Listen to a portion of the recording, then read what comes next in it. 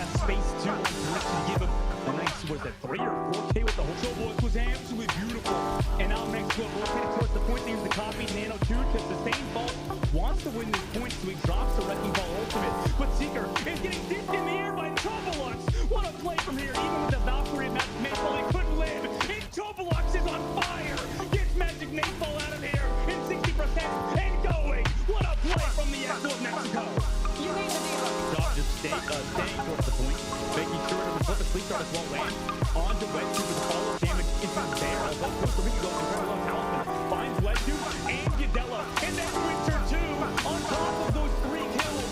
Puerto Rico reclaimed that point. EMP on Zabaru as well. And it takes map number 1. And they really needed that map. They really needed it, but Delphin, it was not a dominant performance. There were A lot of space by going around the corner, and that's exactly what the Amex is for him. It means that the Vita really can't get the work done they need to get done and gets focused out of this. Walter with the double will secure the team fight here, and at just over a minute on the clock, we still yet to see that. As a result, Canada are going to just be able to keep rolling. They have that spam pressure to be able to make sure that Mexico cannot contest until that card is on the checkpoint, or at least until the Anna's respawn. His castle goes incredibly long. Cool! He jumped in like he had Power or Nana boost, but Mobo was still on the fight. That is great from Canada. They get on health. That was a psychotic episode on that note. Just fear of EQO closing in on another EMP. 1-for-1 supports out for both sides here, and we get the annihilation run here from Super Gomez. 2-for-2, poke down, crack it down, out of the mech, out of luck, out of life, back into the respawn queue. Needs to go into something super speedy to get back in this fight, because right now it's down to Ram and to Papo to keep this going. Ram out. But they're down a person in this fight. Baru doesn't have that Primal Rage, desperately relying on WebTube's heals. The aggressive play now from Puerto Rico with the rally, with the copy, results in WebTube dying. They can easily push this cart towards the end now. Talisman will find Carmack with the copy jump onto the car. There's no Torben off this time though. No, there might be. No, they're not running to it. It's a Rhinoff. It's a Rhinoff. You're right. How convenient. It's now Bendit versus Ultraviolet. Fire strike committed by Ultraviolet early. Meanwhile, Armor almost off. A nice charge by Bendit. Ultraviolet not expecting that. But the counter charge. Oh my god. Ultraviolet actually comes out on top. And AFKs as well on top of it, signifying that he is the champion of today. Is for Ecuador. Pabiloon needs to find a lot of value here with the sound barrier.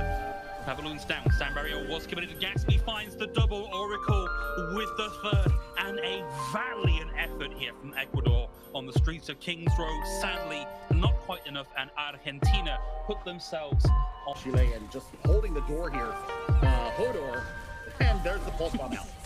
Oh, EMP nullifies the barrier that came in from Frack, but Frack has been able to get the Primal Rage going. Super Gomez is not interested in the slightest in the tank matchup. What they want is to get right up against Spawn Doors and just empty the entire energy clip into the door. EQO finds Papo, and whilst the respawns here are super fast for Chile, it's like so much harder for the jungle queen here. So Super Gomez now needs to play a little bit more carefully.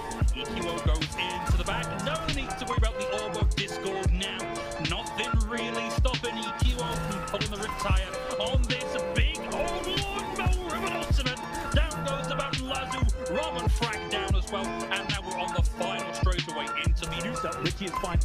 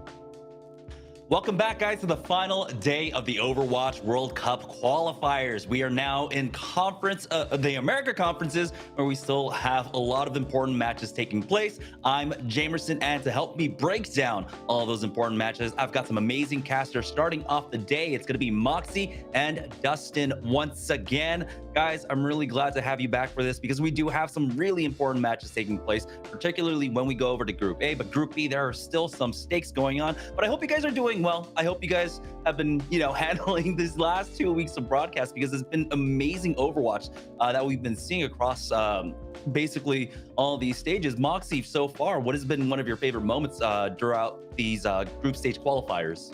I think just getting to see the talent that is still here in this region, because again, like we talk about it so often, a lot of these players, this is the first time that they're properly getting that spotlight in that stage. We're getting to see players like Ram, Diego as well, really standing out, names that haven't really surfaced in the Overwatch esports scene for a while, purely because we haven't got that coverage here in SA. Yeah, in particular, we're, got to take a look at what's happened across these last 2 weeks. And particularly yesterday, we had a very important match. Canada versus Mexico basically set the stage, but Canada took their win, secured their second spot, and now that leaves Mexico kind of hanging there to see if they can secure their spot today, right, Moxie? Yeah, so this is what Puerto Rico needed. Remember, Puerto Rico were able to 2-0 Costa Rica, and they were relying on Canada taking the win against Mexico and it being clean. So now we do have an incredibly important match, and fittingly enough, it's going to be the final match of the day, where Mexico and Puerto Rico go head-to-head to decide who is that third team that makes it out of Group A to BlizzCon. Yeah, super important. 3 spots up for grabs, but it is USA and Canada that were able to secure it. I mean, USA, no problem with the 5-0. Canada, though, with the 3-1 left us a little bit scared, but they did end up getting that victory yesterday. Over on Group B, though, everything is basically set in stone there. It's going to be Brazil and Colombia moving on to the World Cup, but that match still has ramifications, right, Dustin? It does, yeah. I think a lot of that matchup between Brazil and Colombia, I mean, that obviously just dictates who's that #1 seed, right, going forward, and that's kind of a big deal. I feel like we've talked about this a lot behind the scenes in the green room, and then also, I'm sure a lot of the players have been talking about it too, right? Nobody obviously wants to potentially play one of the top teams in the World Cup, even if you qualify, right? Obviously, you want to have a decently easy bracket. Going against the likes of Korea is not exactly something some of these teams want to go against. So realistically, securing that first seed should at least give you that bye early on, or at least and maybe an easier matchup early on in World Cup when you do qualify. So that Brazil-Colombia matchup is going to be huge. Yeah, so let's take a look at the schedule for today. We still have 5 matches left to play. Not all of them have important stakes, but it's still important for the individual players, the teams, the nations themselves, just as a point of pride. We have Peru versus Ecuador, and we've been seeing Peru having some standout moments. They just haven't been able to perform at the level, of course, as some of these extremely strong teams. On the other side, though, Ecuador haven't been able to secure a win for themselves yet. So this is where they can try and get some redemption to make sure they don't get shut out in this group. But our second match of the day, Brazil versus Colombia, that will decide who moves on as the first seed in the group. And I would say even for the third match there, Moxie, Chile versus Argentina. Chile has put on an amazing performance, and they had such a heartbreaking loss yesterday, but you can see the embers and the sparks there, that this is a group, this is a team that, given more time, they might be able to shine even brighter. Yeah, and I think that's what's really important for these teams. Like you said, we do have 2 incredibly important matches, that second and that 5th. But when it comes to all of these other ones, these players still have that spotlight on them. They still have that opportunity to be able to show that maybe they deserve to be picked up by some of these other contender teams and offered things like scholarships into the collegiate scene on NA. I know a lot of these players, especially from Team Chile, do have that mechanical prowess where they are just ready to be picked up and inserted into one of those tier 2 teams. And now it's about showing, hey, this is me, this is who I am, pick me up, I'm going to make your team such a winner. Yeah, that's what I love about Overwatch World Cup, that it is such a huge platform for teams and players to be able to really shine and maybe give scouts something to look at. Have some more tape of their own gameplay at the very least. And our final two maps are going matches are going to be Canada versus Guatemala and Mexico versus Puerto Rico. But let's go ahead and talk about some of the amazing plays that we've seen so far. In particular, one player that we wanted to talk about, especially leading up to that and ever important matchup versus Colombia versus Brazil, it's going to be Hug, the support player for Colombia. Yeah, normally we talk about EQO, but Hug has been doing such a spectacular role. A lot of the time flexing towards the Moira, but his Kiriko is where he truly stands out. Landing the kunai has some really good Susie's, but most importantly, building Kitsuneosh incredibly quickly. And it's something that Colombia are able to use because they're such an aggressive team to be able to find those instant engagements, find a pick, and immediately turn a fight to a numbers advantage. Yeah, it's great to see that, you know, it is, like you said, more than just the EQO show on that Team Colombia, that it is a lot of the other players bringing in some additional firepower at the very least. That Kiriko is absolutely deadly with the kunais.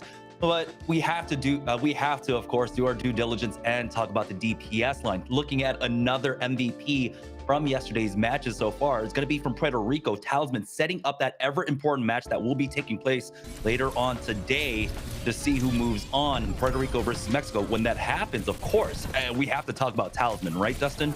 Sure. Talisman has been a standout player. I mean, hit so many pulse bombs that were incredibly clutch. Also, just played the Tracer to an incredibly high level for them. And like you said, that's a big task later on versus Mexico, obviously, when he has to deal with Angel Velada, who really has been a standout player. I mean, even yesterday, I think Noxious pointed it out for Team Canada in the interview. He gave some props to the Mexican Tracer, you know, obviously one of the best so far. And, you know, I think Talisman's up to the task, and the whole team is as well. I know Zolix and the rest of his team really do a great job supporting Talisman. So realistically, he's been that X factor for them, you know, and later on versus Mexico, he's really going to have to show up. Yeah, it's going to be super important, but Talisman has been just lights out. His Echo play was extremely fun to watch as well.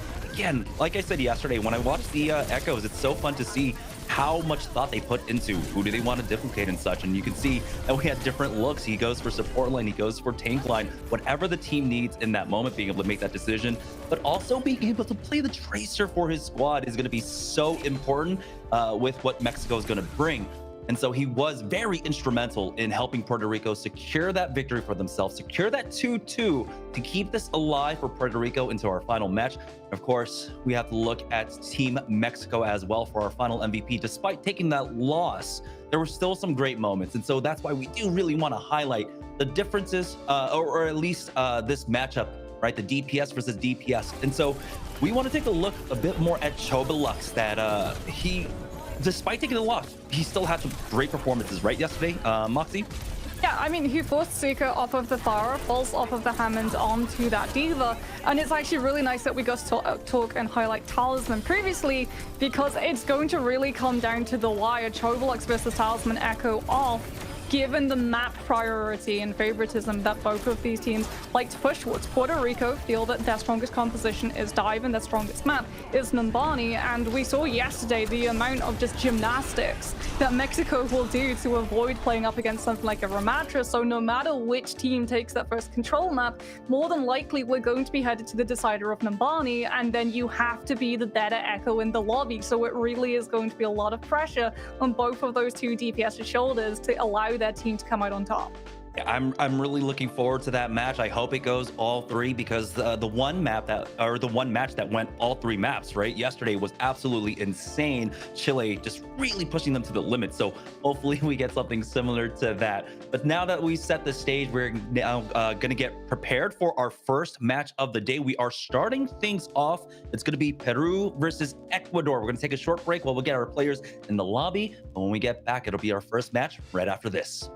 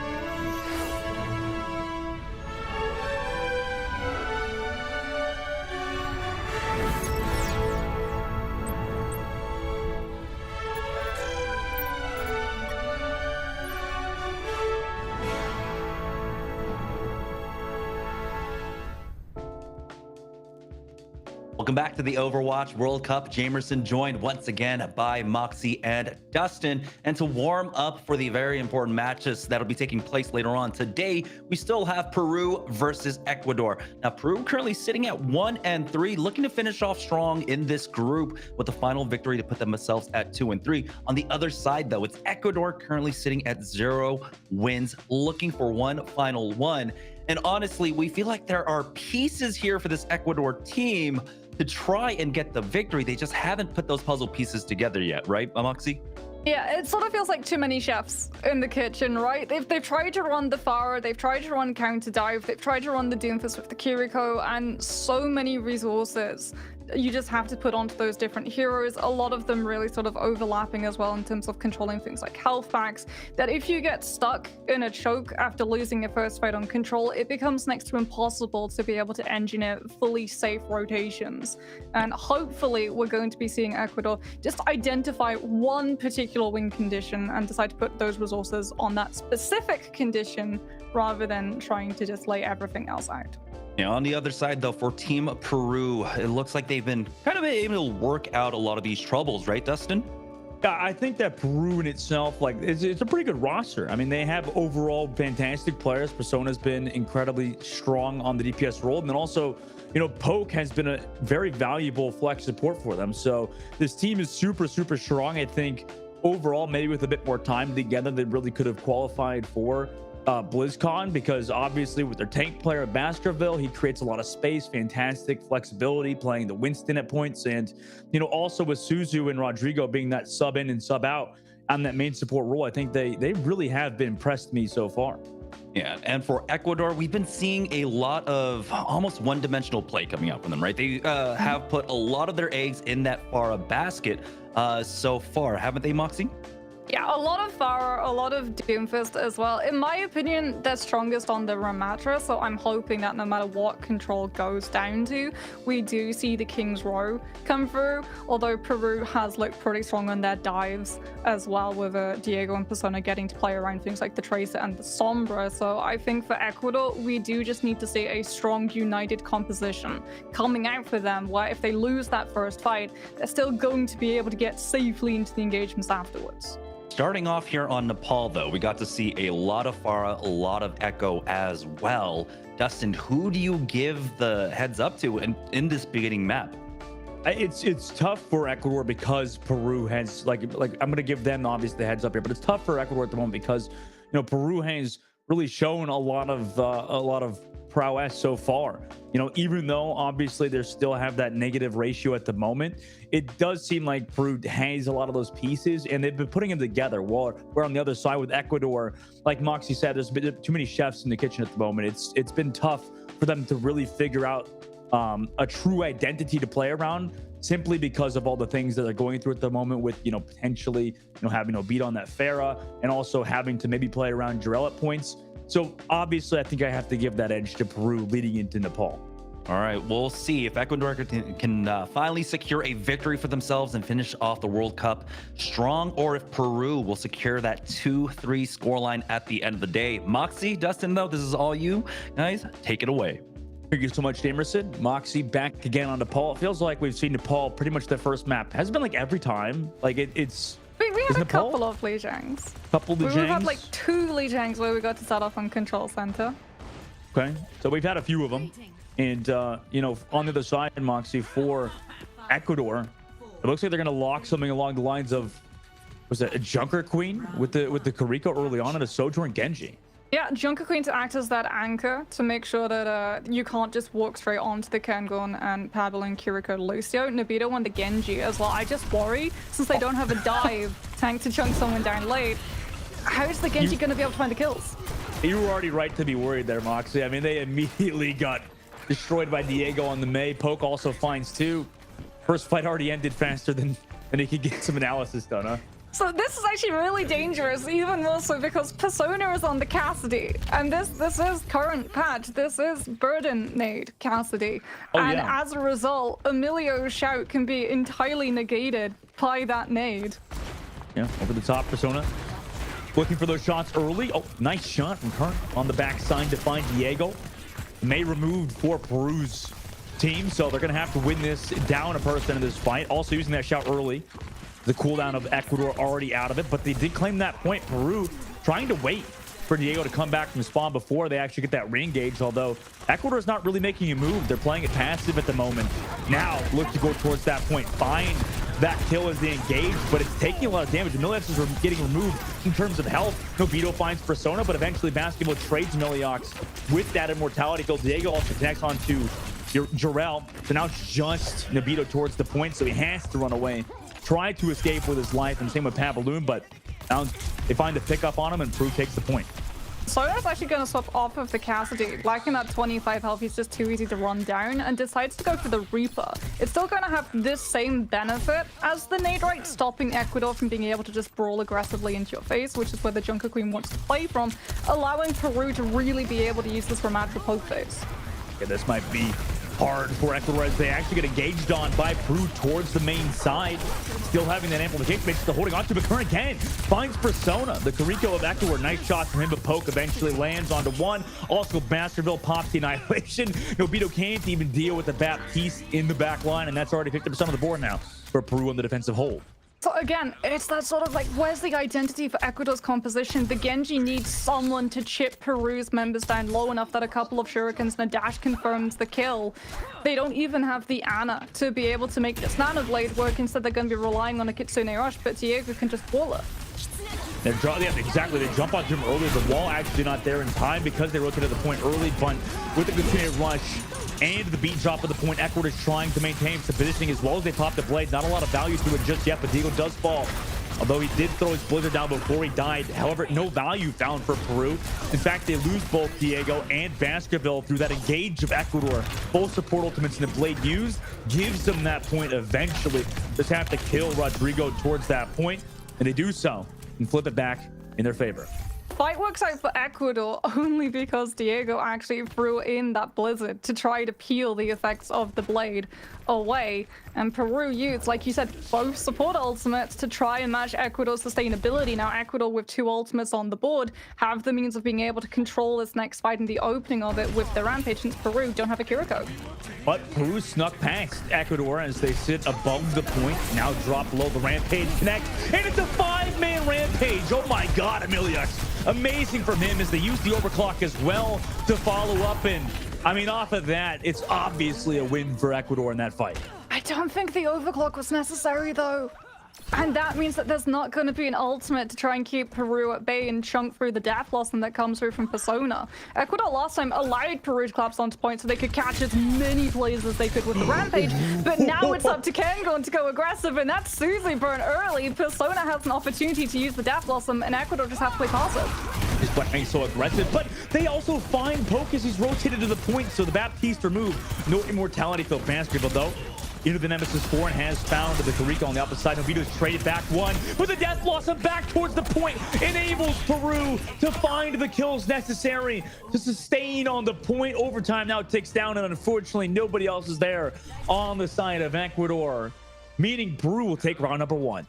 Yeah, not having that Suzu and Kengon in position to be able to make sure everyone on Ecuador's team survived that Death Blossom, unfortunately allowed Peru to be able to control the fight, even though kills were going both ways for both teams. Once again, Peru being able to just rally around one strong identity, as opposed to Ecuador, who have so many different ultimates, but they all work individually with each other, and as a result, the communication, it just feels isn't there. Throwing 3 ultimates into one fight, meaning that you don't really have anything to snowball into the next one, that shows that there's a little bit of miscommunication going on. Yeah, I think that there is a bit of miscommunication. Maybe on this next map, they can figure things out. Ecuador, I mean, they look decent towards the latter half of that matchup, but now they're against Peru with the Ashe in the May, kind of mixing it up. Previously, Ecuador playing a similar comp, Mox. Still Kiriko for Ecuador, however, so the Dynamite is going to be negated quite a lot by that Suzu, as Persona immediately finds Kengon, and that's just going to Peru getting aggressive. Yeah, Nobito has gotten rid of Persona early on. Peru, though, even though they lose one member of the team with Persona, they're able to get the rest of those kills, like you said, and got the fight win before the point even unlocked, and now Peru will control that point on this round. It's such a first tough fight for Ecuador in terms of the composition they're running and the positioning. They wanted to set Jarell up on that point to be there on the off angle, but also contesting Peru and forcing Persona to try to deal with it. But as a result, Ameliox just had to walk straight into the Ramatra, straight into the Vortex that slows you down, and that means that you can pummel away. But off that off angle turn on the backside, Ameliox found Diego there too. May gets removed on the side of Peru early on, so a lot of the slow not there, though. Rodrigo got the kill onto Jarell with the poop, and Ameliox really wanted to dive onto Persona, but was a bit overextended, didn't have his team with him, and now that point is not even under control. Getting staggered one after the other, just a Lucio in that Rico, though. Able to find Persona, the boop off the map that potentially comes through, but he's able to climb back through, swift step away. This backline support of the Rico of Ecuador has been playing so well, however, points still in Peru's control. Baskerville's had some really good vortexes as well, straight onto Ameliox, so he's not able to actually close up the distance and use things like the Carnage to keep this Junker Queen self-sustaining. When he tries to go aggressive against the DPS on Peru's side as they rotate towards the point, it's going to be the backlane that they take, but they still have to walk into the Annihilation, just buying time so that they can come into the sound barrier before they have to walk forward. Yeah, Baskerville, like you said, buying the time. Ameliox takes so much poke coming in. Really tough for Ecuador to keep up in terms of the heals there. Ant Matrix, though, used to counter the engage from Ecuador. Ameliox goes so low, but it's Pavaloon to fall to that Nemesis. And also with the Ant Matrix here, Ecuador surely just wants to die fast and get one more fight. Yeah, especially because Peru threw in both the Amplification Matrix and the Annihilation, the Alliteration, to make sure that both of those ultimates find the value and that Ramatra does not go down early. Ecuador do have the upper hand in terms of this next fight, but Peru have the means of stalling to make sure that they can't even use the ultimate advantage at such point. They're fighting inside the Mega Health Pack as well with the Blizzard. Ameliox is frozen, Navito's down as well. And unfortunately, lose Jarell. And the rest of their team, Ecuador, just falls instantaneously to Peru, who make that round number 2 look easy, getting that map number 1 win. It's the correct play from Peru. It's literally pixel perfect. They play it the best that they possibly can. They know that the ultimate economy, if they let a fight last a little bit longer, is immediately going to slide to Ecuador's side. And as a result, they take that really fast engagement inside health pack room, throwing in the bob to make sure that no one from Ecuador can actually just tap the point. Even if they do, they're running right into a Lucio who's going to be looking to environmentally knock them off of the map. And as a result, that fast moment just allows Peru to walk away with the map. Peru obviously looked pretty good after that one, Moxie. I mean, coming up against Ecuador, I think we probably could have expected something along these lines, but maybe is there anything that to you kind of stands out for Peru so far in their matchup versus Ecuador? Is it a matter of team synergy that's making them kind of get the success today, or is it a matter of individual mechanics? I think it's just the composition they're playing like that. They're so synergized with this composition of the Ramatra, where, like you said, there was so much poke damage coming out onto Ecuador when they had to go for those rotations and wait for things like the Junker Queen Shout and that Lucio Amp to actually be available to put Ecuador in a position where they could try and walk into Peru's side and actually challenge a Ramatra composition already set up. And even when we saw Ameliox trying to just walk past the Ramatra and take on the DPS so that the rest of his team has more time to breathe, specifically his backline, the peel that comes through from Baskerville with those vortexes, which just entirely slow that Junker Queen's push down, was perfect. Is it fair to say for the side of Ecuador, maybe Moxie, that maybe with a bit more team synergy they could get something going? Because like you said earlier, Ameliox running past the backline, Nobito also kind of out of position at points as well. Do you think some of this has to do with just team synergy and overall the mechanics are still there? So again, like what Ecuador were doing in terms of their positioning works for different compositions. This is the problem. They're running a really weird composition with this Genji and the Sojin, where they don't really get to play off of each other's damage. It's not like a Sombra or a Tracer alongside a Genji, where you're going to take on a target, get them low enough in the Genji that can then move in for the kill and get the confirmation. Sojin does enough damage on her own to be able to burst these squishy targets down. So who's the Genji really playing off of? It's not going to be poke coming through from the Junker Queen, because the Junker Queen has to just move forward and take that space aggressively.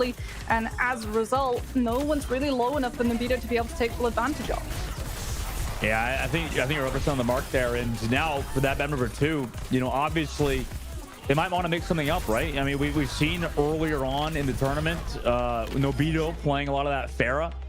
I mean, do you think that they should even lock something like that again on the next couple of maps, or next map, even one map potentially? Do you think that could work in their favor if they maybe have that Nobito carry again with the Pharah? I mean, I think it's going to be tough no matter what way you want to sell it, given the fact that we know that Peru have more than capable hit scan. I think for Ecuador, like we've mentioned previously, they just need to identify one specific player to give these resources to so that they can find the win condition, as opposed to everyone else being in entirely different positions and trying to go for those hero moments and suffocating the team's prowess. Right. I think that it's going to be interesting coming into the next map, which is King's Row. And, you know, we've seen Ecuador play that Pharah comp before. For Peru's side, they've shown a bit more flexibility. What's the biggest, I'm curious your takeaway, Moxie, so far of this World Cup. What's been the biggest reason that a lot of these, you know, maybe lesser known teams have success? Is it that flexibility that a lot of teams have been showing with, you know, playing Junker Queen at points, playing Diva, playing Winston, you know, playing a lot of those heroes that you kind of need to counter certain compositions? Has that been a big reason why some of these maybe lesser teams have succeeded so far? I think a lot of it comes down to communication. Yes, we've seen moments where specific players have been able to hold their own, vastly outnumbered with their mechanical skill on certain players. I'm talking like Ram being able to 1 versus 3, as well as Papa Joe sometimes being able to hold his own as long as he has one of his supports with him. But in terms of overall value that we've seen from all of these teams, the synergy and communication, especially when you're looking at how a Ramatra plays alongside a Mei, getting to see the Mei use those walls pretty proactively to set the Ramatra up the way that you would see a Reinhardt, right? Where the Mei comes up, uses the walls of backboard, so the Rein's charge is as short as possibly can be, so he's as vulnerable for as little time as possible. Very similar plays into how these Ramatras have been using Nemesis form so that they can go for those pummels, very quickly claim the kill, and then immediately drop out of it so that shield is still available. Interesting points bring up Moxie. And now, obviously, maybe we'll see a bit more of a King's Row favorite comp with that Hanzo potentially on the defensive side for Nobita, which it looks like he is. And obviously, the rest of this team looks like they're locking towards that Ramatra composition again. Well, meanwhile, on the attacking side, maybe you think they run this like Reinhardt Mei with the cast again? I mean, we've seen Baskerville on the Reinhardt, but we've also seen him on the Ramatra. I think they're sort of just wanting to scout out what they're going to run up against, especially with Persona currently on the Cassidy and Poke 2 on that Baptiste. They're going for as much hit scan as possible on the off chance that it is the Pharah, given that they're on the attacking team. They do get the ability to be able to spy check what the defense has and change the composition around it. Okay, we'll see if they mix things up. Then Nobita looking for some early shots on the Hanzo. Obviously, nobody peeking just yet, but Basketball the shield. They want to go directly to the point. You rarely see it rotate so fast, and it works out. It catches Drell by surprise. They already find the Mei, and now Basketball is just free to roam around with the hammer over the point as Persona, with a lot of that frontline pressure, is able to find Nobita. And the rest of Ecuador fall as Peru take this point A very quickly. It's such a green light that Peru are able to use. The second that they know that Emiliox's shield is on cooldown, just Persona and Andrando, and even Poke as well, making sure to just push so much damage into Ecuador's sides as they try and disengage, and as a result, they're going to be forced away from being able to hold super close to that choke, where the Ramatra wants to be able to use this Poke phase to slow Peru's push down. Peru now pushing that cart, setting up Rodrigo, obviously not tweeting because of the rate limits, and Ecuador sitting at the back again gets picked off. Oh my god, Peru immediately find the pick off across the map with a Mei player. Now could just press forward through the Ant Matrix, did go with that nade as well, and Baskerville wants more. I mean, charging, forcing Ecuador away. Notice they're far enough back, and now disengage back towards that cart, get 3 on it. This composition that Peru is running is all about punishing disengagements coming through from Ecuador. The nade from Persona, the wall from Andrando, all of it is to make sure that Baskerville and the Reinhardt can chase and look for these straggle picks and push Ecuador further back and further back and further back. Ecuador at this corner looking to get this fight now, but they're going to be against that blizzard of Andrando like you mentioned earlier. Wall already used by Drell. Annihilation is now up for Emiliox to see if they want to use it. They also have that Ant Matrix up too. They go aggressive with that Annihilation. Unfortunately, not finding the kill. Andrando's there with the Blizzard, so they get rid of Emiliox, who's committing the only ultimate for Ecuador. Now the sustain isn't there. No beat drop available. Havalu trying to escape with his life, barely avoids the damage. In fact, it's just Durrell to fall. And now also Nobito through the charge.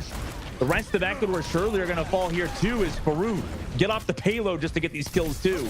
Ecuador just being denied these early positions as well for Nobito on the Hanzo and even Jarrell on the Mei to be able to use any of the damage from the DPS to find these early picks. And again, a lot of it comes down to just the consistent uptime of Baskerville Shield in comparison to Emiliox's. Poke now on the high ground has amplification mage because in Ecuador, they're going to try and contest the payload. They do have ultimates. Dragon Strike comes through the wall to stop the Deadeye, but the wall from Andrando is better. It stops the disengagement yet again, and Peru just keep pushing. 5 minutes now in this third phase. Beautiful head Deadeye, obviously, from Persona. Moxie now. Ecuador, they got to get some semblance of stability here. They have Sound Barrier to try and make it outside of those spawns. The problem is if they use it early, they're not going to have it to try and save themselves from Andrando's Blitz, and it's going to force Jarrell to actually use his Blizzard to try and counter Peru's push.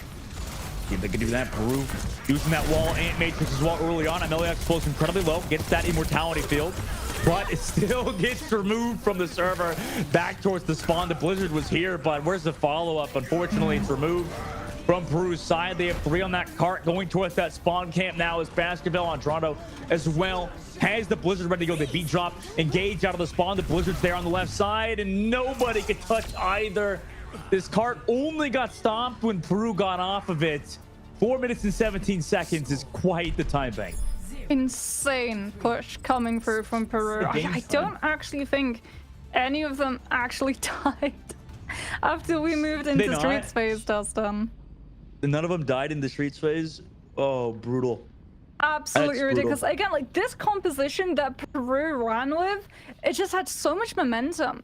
The second that any sort of person from Ecuador's team tried to just play around that poke phase that should slow things down by the Ramatra, he's literally called a tempo tank for a reason, right? He ebbs and flows. You can go incredibly aggressive, but you can also, with your poke phase and shield, and even Vortex, slow things down monumentally. But Persona on the Cassidy just fans the hammer and the shield is gone within moments, as opposed to Baskerville, who just gets to keep walking forward and walking forward and walking forward.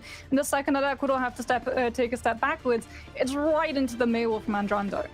Oh my god, it was just rough for Ecuador now on the defensive side, or sorry, on their offensive side. It's looking like they're going to play a classic for them so far, that Farah Mercy. Yeah, it's better to be able to play this far on the offensive as opposed to the defensive, purely because how easy it is to be able to run a Cassidy down on an off angle when he's defending, as opposed to the Hanzo. So Ecuador have correctly assumed that Peru are not going to be running Persona on the cast. They're instead going to go for the Hanzo with the mobility, who has the means of, yes, still having the one-shot potential, but being able to keep himself a lot safer. Unfortunately, it comes at the cost of not having anyone besides Poke to deal with the Farah. Got a spam early on from Persona onto Ecuador, who's trying to set up that dive, maybe set up Jarrell on that flank. Also setting up Karen all the way above too, just going very aggressive on the end. It goes to Anthony onto Poke early. Nice connection, but the sleep on the Baskerville. What a sleep dart from him as well, as Baskerville tried to go aggressive on the top, but unfortunately it cost the Ana their life in that fight. And also Persona hits the shot on Jarrell via the low ground. Persona is ducking, bobbing and weaving from Nobito, but Nobito hits the shots onto that Hanzo and the Lucio. That's a great opening pick. Concussion minus towards the left for some reason, and because he didn't have the mobility, will go down to Basket, but the res can't be found either. That concussive was needed to land Nobito out of reach of Baskerville's Nemesis form. They have at least bought the space for the resurrection to come through though, so Ecuador can rubber band back in. And they are here, back towards that point, have a nice position, but they need to get a bit more. They're building towards that barrage. Maybe that could be the difference maker, but no, their Ana dies again, and Nobito dies in the sky to Persona. It just seems like every time Ecuador are about to set something up, they just get removed and sent back to the spawn before even 25% is on the board for the Ticks. Persona is back on the Cassidy as well. They're going to have Lamp 2 to try and survive through the barrage that comes out from Nobito. Kengom is pretty close to the Nano Boost, and we have seen in the tier 2 regions that Nano Boosted fire is absolutely nothing to scoff at, as long as they're able to actually focus these targets down. Yeah, we'll see if it can get the damage off. No Ana, so Sleep Dart is not in Peru's, utility. Nobito sets up to the right side with the concussion, but he notices Ilios. Why didn't Ilios just go in? He just dived in without a team, maybe expecting a nano. Just dies to Peru, but I guess forced the Ant Matrix. they're still waiting on this nade as well from Persona to actually let Nobito come into play so that the Pharah isn't immediately grinded, but it's right time. Yeah, the nano barrage is there. It only points to the Ramattra, however, as Nobito has to play passively and defensively with full view of Persona from the back of sight. Miliax will be here, bubble off that choke point as well. Peru, though, like you said, had time to regroup now. 33% of the board for Ecuador. Still sitting back with the high noon, though. Peru's ready to go with their engage. Have that set play with the high noon speed boost out, and there's a bubble in the way, but he gets around it, takes down Pavaloon, looks for Nobito next into the sky, trying to find the Pharah, but unfortunately gets booped around. However, his team is able to follow through onto both Jarrell and Nobito. They do find Persona in that fight, but now the staggers come through, and there's a minute left for Ecuador. Yeah, and Ecuador don't have a whole bunch of time to be able to coordinate these next couple of dives, nor do they have a whole lot of ultimate charge. Miliax does not have primal either to be able to sustain, so even if they lose players on this point, they can't play around the fact that they're going to respawn into the fight faster. Peru can literally just set an annihilation and punish Ecuador when they have no choice but to walk straight into it. Yeah, this might be rough now for Ecuador. Walk through, they send Jarrell through the clock tower on that right flank as Nobita tries to go aggressive with the Miliax of the point. They're able to find Andrando. That's a great opening pick, and the nade on the basketball might slow him down with the annihilation. They get the sleep start, but immediately he's woken up by the rest of Ecuador. Also, Persona finds Jarrell, who was setting up that flank, and for Ecuador, everything is collapsing. 20 seconds left. They built up the barrage. The peel is here for Rodrigo, who goes aggressive, but unfortunately nobody's able to hit some shots onto Rodrigo, who escapes with his life. Now 10 seconds left. Nobita's sitting with the barrage, but he's so far away from an aggressive position. Ant Matrix still available for Poke. A nice anti-grenade connect. Poke through the window. Barrage is here, but he's just deleted from Andrando. And then Ant Matrix of the window. He's immediately ranked, but Pavaloon and the Miliox will fall right afterwards. And unfortunately for Ecuador, the nano boost on Jarrell, I don't think it'll be enough. They found Andrando. They do lose Karen, though, on the back line. Jarrell also falls to Baskerville, and unfortunately for Ecuador, they're stopped here. Peru will get that 2-0 victory. Yeah, and, again, Dustin, it's the same storyline for Ecuador, right? The dive just feels incredibly disjointed. Yeah. And that means that the pharmacy doesn't have the space to be able to play up against a setup Cassidy. You may be lacking that extra 25 health, but if you don't have the confidence to be able to go for that initiation with things like the concussive, to immediately be able to jump on top of him and find the 2-tap with the mercy damage boost, you're not going to be doing a whole lot of anything except sitting up, waiting for that spam damage to build barrage, and then hit him with a nano. And that just takes too much time. Well, Jamerson, let's bring you back to kind of cover everything that has happened in that matchup. Welcome back. Yeah, thank you so much. I mean, that was such a good match for Peru. It looked like they just had all their fundamentals down, right? They were just playing good fundamentals. Overwatch, and on the other side, they just really had no answer on the side of Team Ecuador or Baskerville. He was doing such an amazing job. Like you had mentioned, like you had pointed out, Moxie, his Ramattra was doing such a great job of peeling for the back line, but he also had that support to keep him up as well. And then when we had that Ryan just being able to walk forward with that Ryan on King's Row. I mean, every Ryan knows when you've got that support, when you've got that extra shield pressure, because, well, your shield is bigger, you get to swing that hammer a little bit more too. So everything just looks solid for Peru, and I'm glad that they were at least able to finish out this group strong, secure themselves that 2-3 overall score line, and just have really good looks at the end of the day. Now, on the other side for Ecuador, you know, it just looked like you said, Moxie, they just kind of struggled in trying to find their identity. What do you think was the idea around on Ilios in particular to try and run that Genji composition? I mean, we've seen it work in the past. It does still have a place. If the target is chipped down low enough, the Genji has the mobility to immediately be able to apply that pressure and make sure that they're not able to disengage cleanly. You can force a lot of abilities very early on to cooldown as a result. But it just came back to the same problem that Ecuador just kept running into. The composition that they were running did not complement all of those different heroes. If you have a Genji, run something like a Winston, a Diva, maybe that Ana, so you can build up the win condition of the Nano Blade, but every single other hero that they were running into didn't really allow for the Genji's traditional positioning to find value. Yeah, there were moments possibly on when we were on Nepal where in that tank matchup, Emilio had some moments, right? Especially on that Junker Queen. I believe when we were on Village, he hits that 5-man ulti. But here on King's Row, just was not able to get anything going whatsoever. Peru like I said, was just showing off that they had fundamental understanding of Overwatch and were playing that extremely well. This was a great moment here for Sona, just getting into position to hit that Deadeye, take out Pavaloon. There was just almost no answer for what Peru, or what Peru had in store for them. There were moments for Ecuador where Karen was popping off on the Kiriko, but it felt like once we had to swap off onto this Ana for more, single target healing to really keep his teammates up, because they put their baskets into that Pharaoh once again, they just weren't able to do it. On the other side, the support line for Peru, Hope was absolutely popping off and doing some amazing work, getting some really great lamps, off for his team throughout King's Row there. Yeah, Poke was really good, and I like that you mentioned Karen. I mean, obviously was a really good player for Ecuador, probably their best player, I would say, for them. But obviously, Peru was just too much to handle today specifically. Like you mentioned earlier as well, Persona played really well, hit some nice timely shots, and for Ecuador looking forward, maybe to future World Cups, maybe they stick with a similar lineup, maybe trying to look for some younger talent. We'll have to see what they choose. And same for Peru. So I think this was a solid last day, at least for Peru, in terms of the World Cup. I mean, honestly, the Peru lineup still. I would go as far to say that Baskerville is probably one of the best rounds, if not the best round matchup that we have in a Group B. Yeah.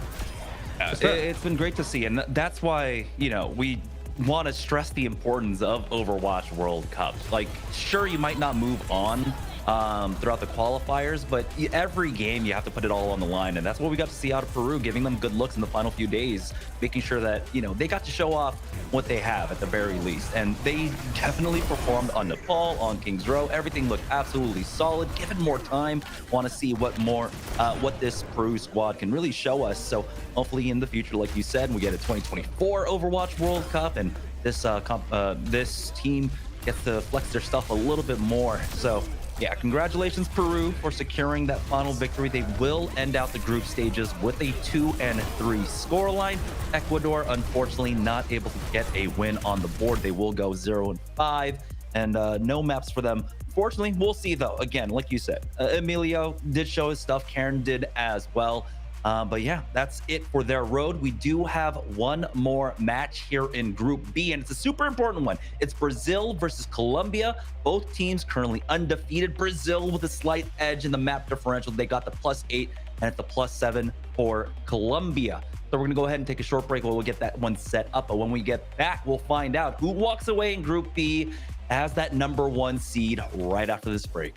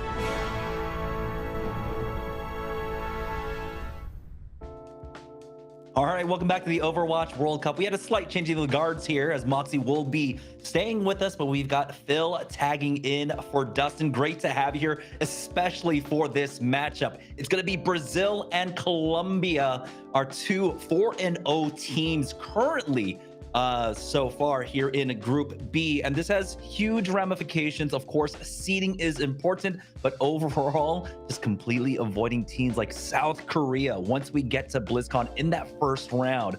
And in this matchup, it's really difficult to tell who's going to actually come out on top, but Brazil currently do have that +8, while Colombia have dropped a map, and we saw that in an amazing matchup up against Chile. Do you think, Moxie, that there were any weaknesses shown there from Colombia that Brazil can take advantage of?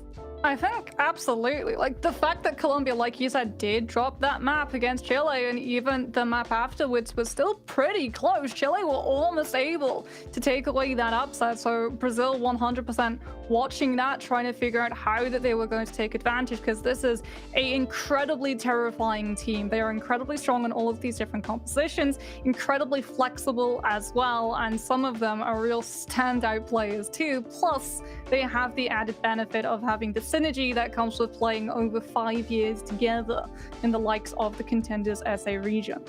On the other side for Colombia, we keep driving this home. I mean, EQO, of course, huge member, but it's been so many other players. Drummer has been having standout performance. It's Eternal as well when he gets subbed on in. But Phil, I've been super impressed by Super Gomez.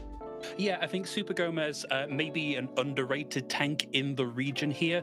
I say that as currently the #2 team in the region, but we spent so long talking about like the impact that Drama, EQO, and Eternal have been having. We've not really given Super Gomez the time in the spotlight that they deserve, right? Because if you look back to the match Colombia played yesterday, it was a 2-1, arguably the best match of the day. Would definitely suggest you go back and rewatch that if you've not already watched that.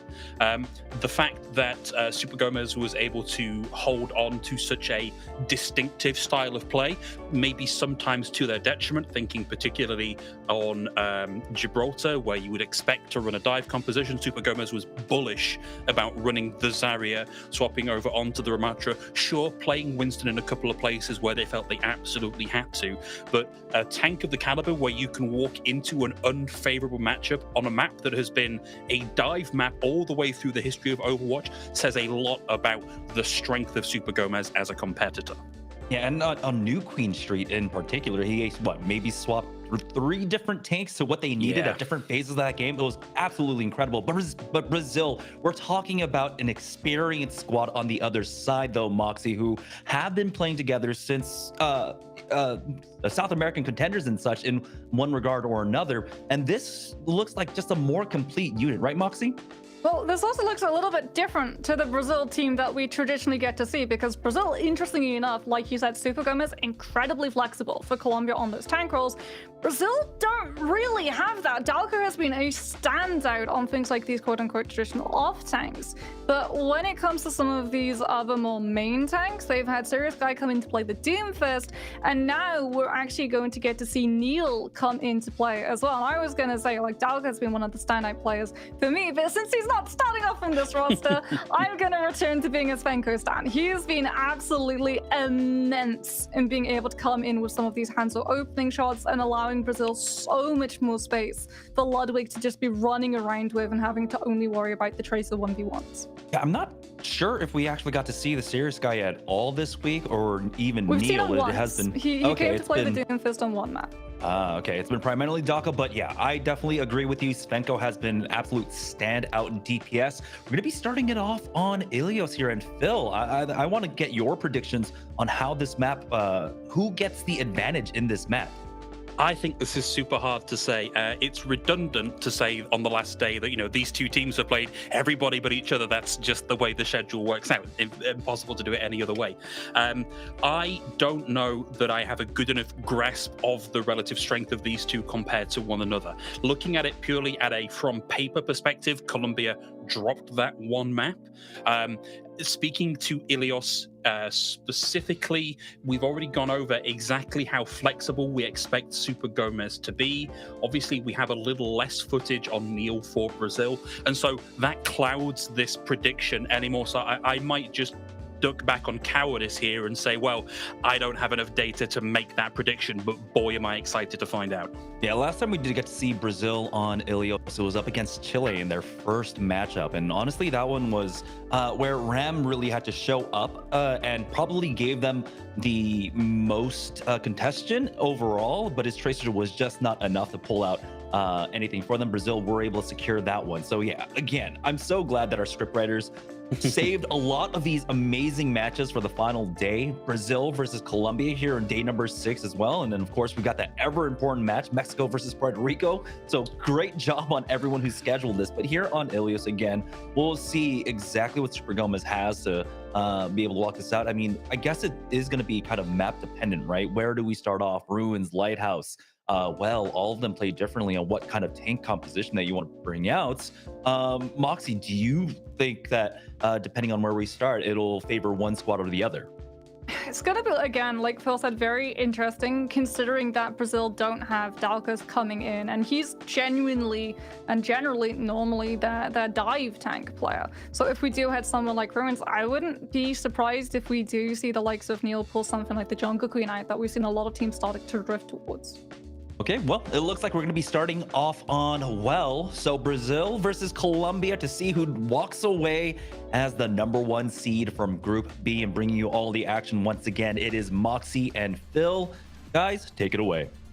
What a day, what a region, what a situation to be in here. The two strongest teams in the group, mano a mano here, loading in on Ilios. This to me feels a lot like, Moxie, what we just saw in the EMEC region. It's a lot like the matchup between the UK and France, right? Like, we've had these two teams at the top of the groups. Now let's see what happens when we actually pit them against each other. Yeah, and we got a little tease just there of what heroes we could potentially get to see. And again, it does feel like both of these teams are trying to feel each other out. Super Gomez was teasing that Junker Queen, but on the other side for Brazil, Neil was actually rocking the Zarya. And Zarya does do relatively decently against the Junker Queen. If she gets close and gets some things like the wounds off and the carnage, you can use the bubble to be able to cleanse not just that, but also the rampage.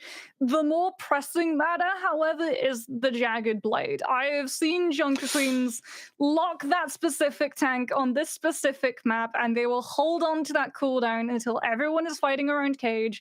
They will grab one player out of position and just drop them straight in that well. Yeah, this is like, what if Roadhog was good on this map, right? Here is an opportunity for something with a slightly harder to hit cooldown to drag somebody into the pit. But boy, if you've not got your head on a swivel, it is an embarrassing way to leave the team fight. Yeah, not just that, but also it's going to be a lot easier to be able to get past either a Zarya bubble or a Winston bubble because it's down a lot more frequently. So Super Gomez on this Junker Queen is going to have a lot of control of how these fights actually play out.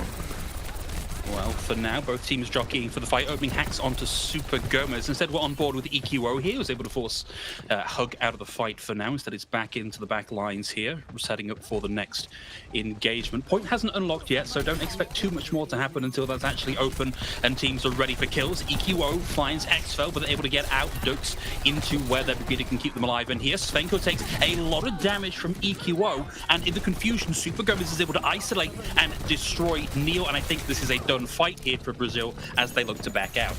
Yeah, not just that, but EQO, before he was able to find Svenko, found the Sombra's translocator. So Svenko had to actually wait, and like you said, wasn't able to actually try to pressure either Super Gomez or Mixby, and that meant far less support to be able to help Neil when the Winston actually committed to that dive as Drama in the offside has actually been building up pulse point incredibly quickly. Yeah, in fact, Drama and Ludwig both very close to having these ultimates ready to go. Ludwig with a little bit of a lead on this one. Not often the most impactful ultimate, but let's see what happens when they're on board.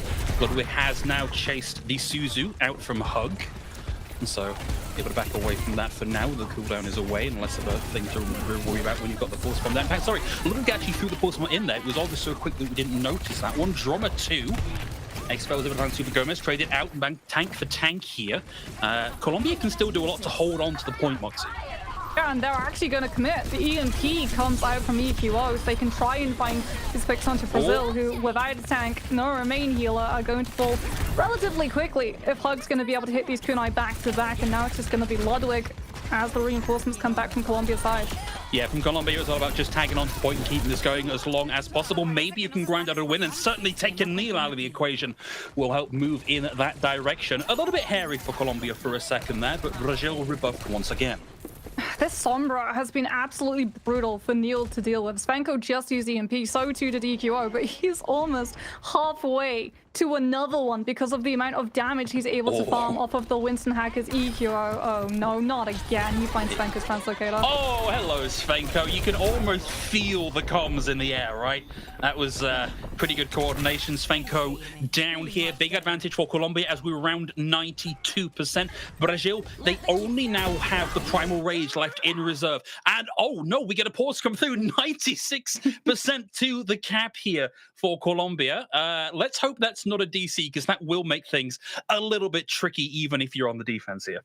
Look, sometimes the Sombra EMP is a little bit too immersive, Phil, but we can definitely discuss the fact that Colombia have actually seemed to be in a lot more of a driving seat when these fights start to break out. And again, a lot of it comes down to Svenko just being placed. The fact that his translocators have now been found out twice, and immediately Colombia have just calmed that the Sombra is vulnerable and just pounced to make sure that Super Gomez on the Junker Queen doesn't have to worry about being hacked out of those abilities and can play as aggressive as he wants, as opposed to poor old Neil on the Winston. It feels we've only really got to see one Primal Rage come out from him because he just hasn't been able to actually put himself into position to use the cleave. There's a lot that can be done to shut down the Winston. Like what Colombia are running here isn't what you would typically think of as like an anti-dive composition, right? But there are still elements that make it very difficult for a Winston to get back in and out successfully. The Jagged Blade, the cleave through with the axe from the Junker Queen, the hack if the Sombra happens to be playing up on the front lines at that point in time. And so you actually need to keep your head on much more of a swivel. You need to be much more open to adapting your Winston style of play here. And maybe if you can't access the targets that you're really looking for here, think about swapping up how it is you are playing that hero if that's what you want to do with this comp. Yeah, but again, it could just be that roster that they fielded, Dalka tends to be the one who is more flexible on this roster. That's why I was incredibly surprised that we weren't seeing Dalka come through to be able to try and go mirror dive against what Colombia were no doubt going to be trying to field Super Gomez towards. But unfortunately, as a result, it means that they can't really go for things like the Diva, who has a little bit more capability of being able to spy check, or even just the Ramatra that can punish the Junker Queen. The Junker Queen wants to move forward and brawl into your face, and Ramatra is all about slowing that push down and taking advantage of the Junker Queen before she's able to actually close the distance and get any of the power flowing through her abilities. This is one of the relative strengths of a smaller roster, right? If you just so happen to find a tank that can play everything that you need them to play for the current meta and for the current map pool, that's great. That is a massive advantage. If you are in a situation where, because of divergent hero pools, you have to field several people to cover the entire hero tank pool, then you lose the ability to play rock, paper, scissors, right? If you've only got rock and paper, it doesn't take long for your opponent to figure out what they need to throw at any given time. Yeah, and we know as well that Colombia do have the means of being able to flex onto things like EQ onto the Reaper if they really felt pressured by the Winston, but they've just been able to keep such a good handle with all of these hacks coming through. And poor Svenko, as a result, just is not getting any room to be able to lock anyone down, since it seems he's always the one being found out. And we just get into this really vicious cycle of that Winston from Neil jumping in, trying to chip a target down low enough, getting hacked, having to immediately eject himself from the fight early, and just no follow-up damage from either the Tracer or the Sombra because they're just not close enough to actually be able to come in with kill potential on Colombia's team. And I wonder if this from EQO is maybe working out a little bit of the frustration from yesterday's game, where on the Gibraltar car wash on their second run through, they just found their translocator taken out of the fight again and again and again. It's like, yeah, I've got to do this to somebody else. The curse needs to be passed along. It does feel like it. It definitely does feel like he has that metal detector out, or has the sniffer dog, and is trying to figure out where these translocators are. And it's also really interesting to see how these two Sombras interact, because a lot of the time for like two Sombras, you have two or rather three different interactions, right? You find that translocator, and immediately the team just looks for the Sombra so they can just absolutely take it down before translocator is back in cooldown and she can escape. You triangle to EMP faster than the other Sombra, or you just try and mark where the Sombra is potentially going to be, and it feels like Ikio really has a read on Spanker's position. It really does here. EQO themselves did receive the hack there, but survives through this one, as we're at 99% here with players back in the lobby and ready to go. Colombia looking to hold on. They've now more or less exhausted their ultimate supply, but for Brazil, they're closing in on having a nano boost here. It's all about, can they keep Expel and Neil alive long enough here to make this work? Neil goes toe-to-toe with Super Gomez, gets healed up, receives the nano. The hack is there onto Super Gomez, and they are desperately trying to wend their way out of this. And at 99-0, Brazil win out the team fight, and that's then with the stay of execution, Moxie. They've got the ultimate economy. They've got the positioning as well to be able to play themselves into separate pockets so EQO's EMP doesn't connect onto all of them. The problem for Brazil now is that they have to coordinate pixel-perfect dive time after time after time, and if any of them is found out early or out of position, or they lose Svenko or Ludwig, Colombia just get to aggressively brawl. For Ludwig here, Ludwig will be closing in on a pulse bomb for themselves here, but EQO is ready and in a position to go in with the EMP here. The rest of Colombia are in the fight and ready to go. They have already forced Brazil to give over a lot of space on the point here. They've taken up what is effectively a defensive posturing. However, Ludwig has found the pick. Mixy caught out by the pulse bomb here, traded out with Ludwig. Ideally, you would prefer to have the Lucio in the fight here for Colombia. They need to transport their Junker Queen around the fight. They are finding frags here. EQO still holds on to the EMP, has sight of Neil, needs to be very careful about the Suzu here. It doesn't matter about the Suzu, the kill was incredibly quick here. Neil and Niall both down. Brazil can do a little bit to hold on to the point here, but they need to buy enough time for Neil to get in, and it's not going to happen. The flip has come through here. It's 99 and counting for Colombia, and they continue to find the frags. Almost certainly going to be the cap here on Ilios. Yeah, Brazil now just left with Neil, but he's hacked out to not be able to use that primal 6% away from the stall that Brazil needed to be able to pull off a regroup. And Colombia is going to be able to take well. Brazil got one good fight win, but again, it just felt like they didn't get that time to be able to properly set the dive up into motion. Neil gets hacked, chased out from that really forward position early, has to jump back to the rest of his team, and then immediately closes up any of the space that either Svenko or Ludwig could have been able to use. I do wonder if we see those particular machinations have an effect on our team's thoughts here, and whether we start to run something different as we move into our next submap, because clearly that Sombra v Sombra was too heavily going the way of EQO, right? I wonder if we now see what exactly else it is that that Neil has in their wheelhouse that can enable the rest of the team to make the swaps that they need to run a more cohesive style that properly counters what Colombia are doing. Yeah, because Colombia had cohesion, an absolute space. You saw that from the EMP that targeted Neil towards the tail end of that map. He is there 1 second, you blink, and he's gone. It's the best magic trick in the world. You've heard about pulling a rabbit out of a hat? Stuffing a Winston back in the hat is probably a lot harder, given that helpful, especially if you have things like Joanna, who they knew the EMP was coming. Exwell is literally positioned around about that pillar to keep himself out of line of sight, so if the Winston gets hit, he still has something like the nade to try and make sure that Neil survives for as long as possible. The problem is that he doesn't get that opportunity. Everyone from Colombia just tag teams into that kill, and he's gone. Yeah, it's unfortunate stuff. The downside of being a big, beefy tank with a lot of HP is that you are also very easy to target focus. And in a fight where you're already down players, it's sometimes like just throwing leaflets into the wind and hoping to get a few to their intended destination, right? Absolutely some great moments here from Brazil, but they definitely need to just like ramp this up a little bit more here. Yeah, it felt as well that they were allowing Colombia that opportunity to find these dives first. We knew that Svenko was coming up to EMP, but EQO is the one who always pulls the ultimate first, and as a result, Brazil were always playing on the back foot and trying to recover, and that's not somewhere you want to be when you're on a dive team. You need to be coordinating these plays and your positions before the fight actually begins, so you don't have to waste cooldowns on a team that has a Lucio who can literally just out-rotate you. Every single time Neil uses the jump pack, we see Colombia immediately move to be able to reposition and meet him wherever he's ended up, and because Jump's still on cooldown, he's such an easy target. One thing that I did want to touch on very briefly that I caught whilst we were watching EQ, I think, get the second or third translocator kill, is just how. This is going to sound like I'm using it euphemistically, but how unique EQO's pathing was to get into those situations.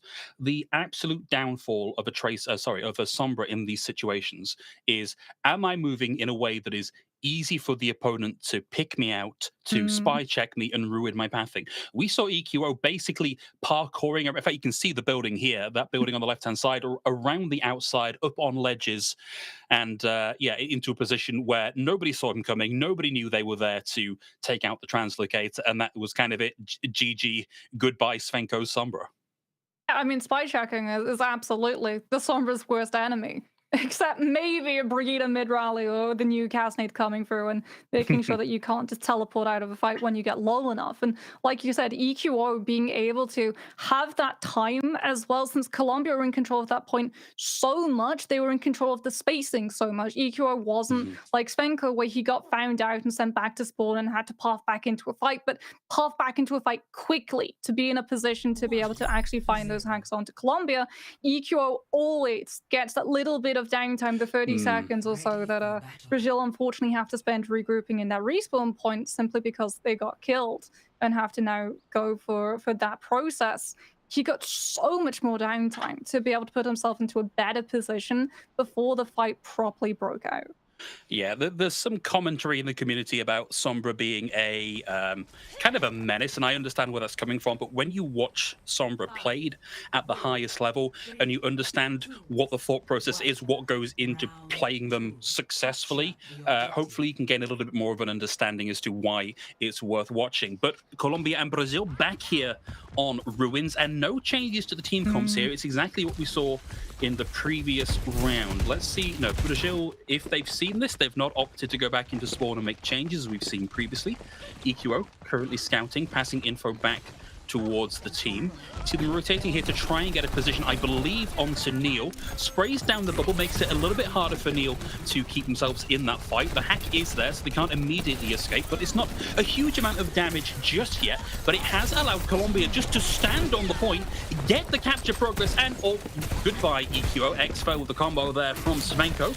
Puts Colombia down a player now. The question is, can they hold on to this long enough for this initial cap to be meaningful? Oh, fat anti and Super Gomez goes down. This has been a much better opening here for Brazil. Yeah, fantastic anti. And this is actually going to be something that Ruins has over a map like Well, where Xpel is going to have much more time and vantage point of Super Gomez on the Junker Queen. Something we didn't get to see on Well because of just the tight corners and the spacing of Colombia taking those fights was the anti-nade affecting the Junker Queen and making sure that she wasn't able to play as aggressively as she wants. Now we're on Ruins, these distances are going to be much more advantaged to Xpel being able to land those nades.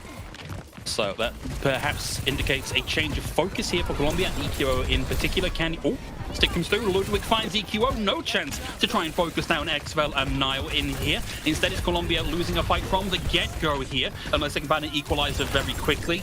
A lot of pressure going the way of Colombia. Watch those health bars as they yo-yo back and forth here. But there's the opener. Drum is able to find Ludwig. A little bit quiet so far this round from Drum, but starting to warm up a little bit. But I just don't think it's been enough here. Neil with a great lead interrupts hope from rejoining Colombia. They eventually get back in, and now Neil has a great opportunity to smash Colombia into that small room, but they think maybe there's too much damage there. They retreat to their team for now, and Colombia, as they push back in here, are going to have ults, but Svenko pulls the pin first, gives their life to give the EMP online, but crucially for Colombia, it didn't immediately hit the support, so they do get those online, and it's not been enough here. Moxie Brazil are able to weather the storm of the Kitsune Rush and the sound barrier and hold on to the point. Yeah, but look at what Colombia have been able to do, and that's absolutely detonate Brazil's ultimate economy. Ludwig has a pulse bomb, and he's going to have to use it the second he sees Colombia walking forward, because Super Gomez is going to have the Rampage, and EQO has the EMP to set it up and make sure that it has all of the fight links. Brazil don't have a nano boost to be able to save the Squishy, who gets set upon by the entirety of Colombia's team following up the Sombra ultimate either. We did a big classical. Oh, that's massive. No Lucio to help get Super Gomez into the fight, but they have now lost Neil. Super Gomez finds Xfel into the back, means that there is only Nile available here, and Ludwig is down without that support to keep them alive. Great stuff here from Colombia as they come back in, because that was 99-24 for Brazil. So much restraint as well. A lot of other teams in that situation would panic and throw in that Rampage on top, but they only commit with that rush, and as a result, they've got the Rampage for this next fight. As I was talking about at the start of the breakout of the last fight, big responsibility here for Nile to nullify as much of the damage from Super Gomez's ultimate as possible. So Colombia will be watching Nile like a hawk, waiting for that Suzu to get out. EQO again just, sprays down Neil. Xfel falls to the ultimate from Super Gomez. It's Super Gomez with the triple. This was a very clean fight win here. It's cost them EQO, but EQO is going to be back super quick, Moxie. Yeah, so one thing that Junker Queen has as well over the Winston in terms of running with a Trace from Sombra is the space monopoly. You have burst damage that the Winston doesn't. The Winston gets to hit multiple people, but so too does the Junker Queen with things like that Carnage. And as a result, Super Gomez gets to push aggressively on all of these different members of Brazil's team, as opposed to Brazil, who have to unionize and go after one as a team. And here was me thinking Space Monopoly was a themed board game. Apparently not. Niles finding hope at the start of the fight here, traded out as Neil gets Super Gomez. EQO still a long way from having that EMP online. Needs to get something here with just the manual hack. Ludwig is there to come back and defend Xfel, and Brazil have secured the flip. I don't know that Colombia can manage a meaningful touch here. Drama is here, receives the anti, and is forced to recall. Super Gomez has made the swap over onto the Winston to allow them to get back onto the point here. Receives a huge amount of damage, is still hacked and visible. The sleep is good, and down goes Super Gomez. 8's off the table entirely here as Neil is down as well. EQO finally generates the EMP, and they may just clutch it out on the back of this one, Moxie. Very, very gutsy stuff from Colombia to bring us to a 2-0 on Ilios.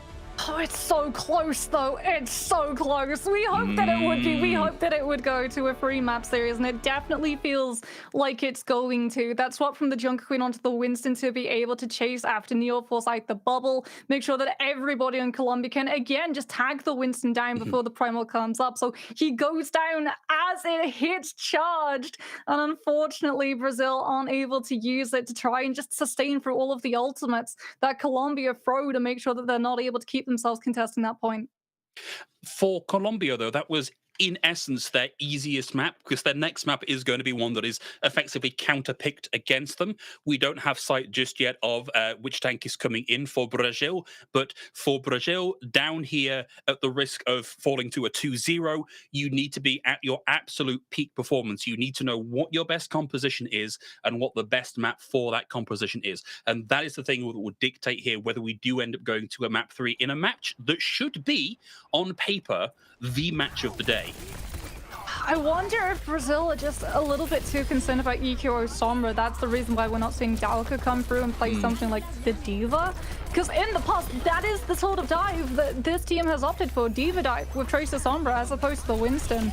And it sort of shows, right? Especially on WoW, where there are a couple of problems with instigating the Winston in to be able to play off and into that Tracer Sombra. And again, it unfortunately had the domino impact of Xfel and Naya, unfortunately not getting that much peel. So they were having to play for their own lives as opposed to making sure that they're in position to line of sight Neil to make sure the Winston lives.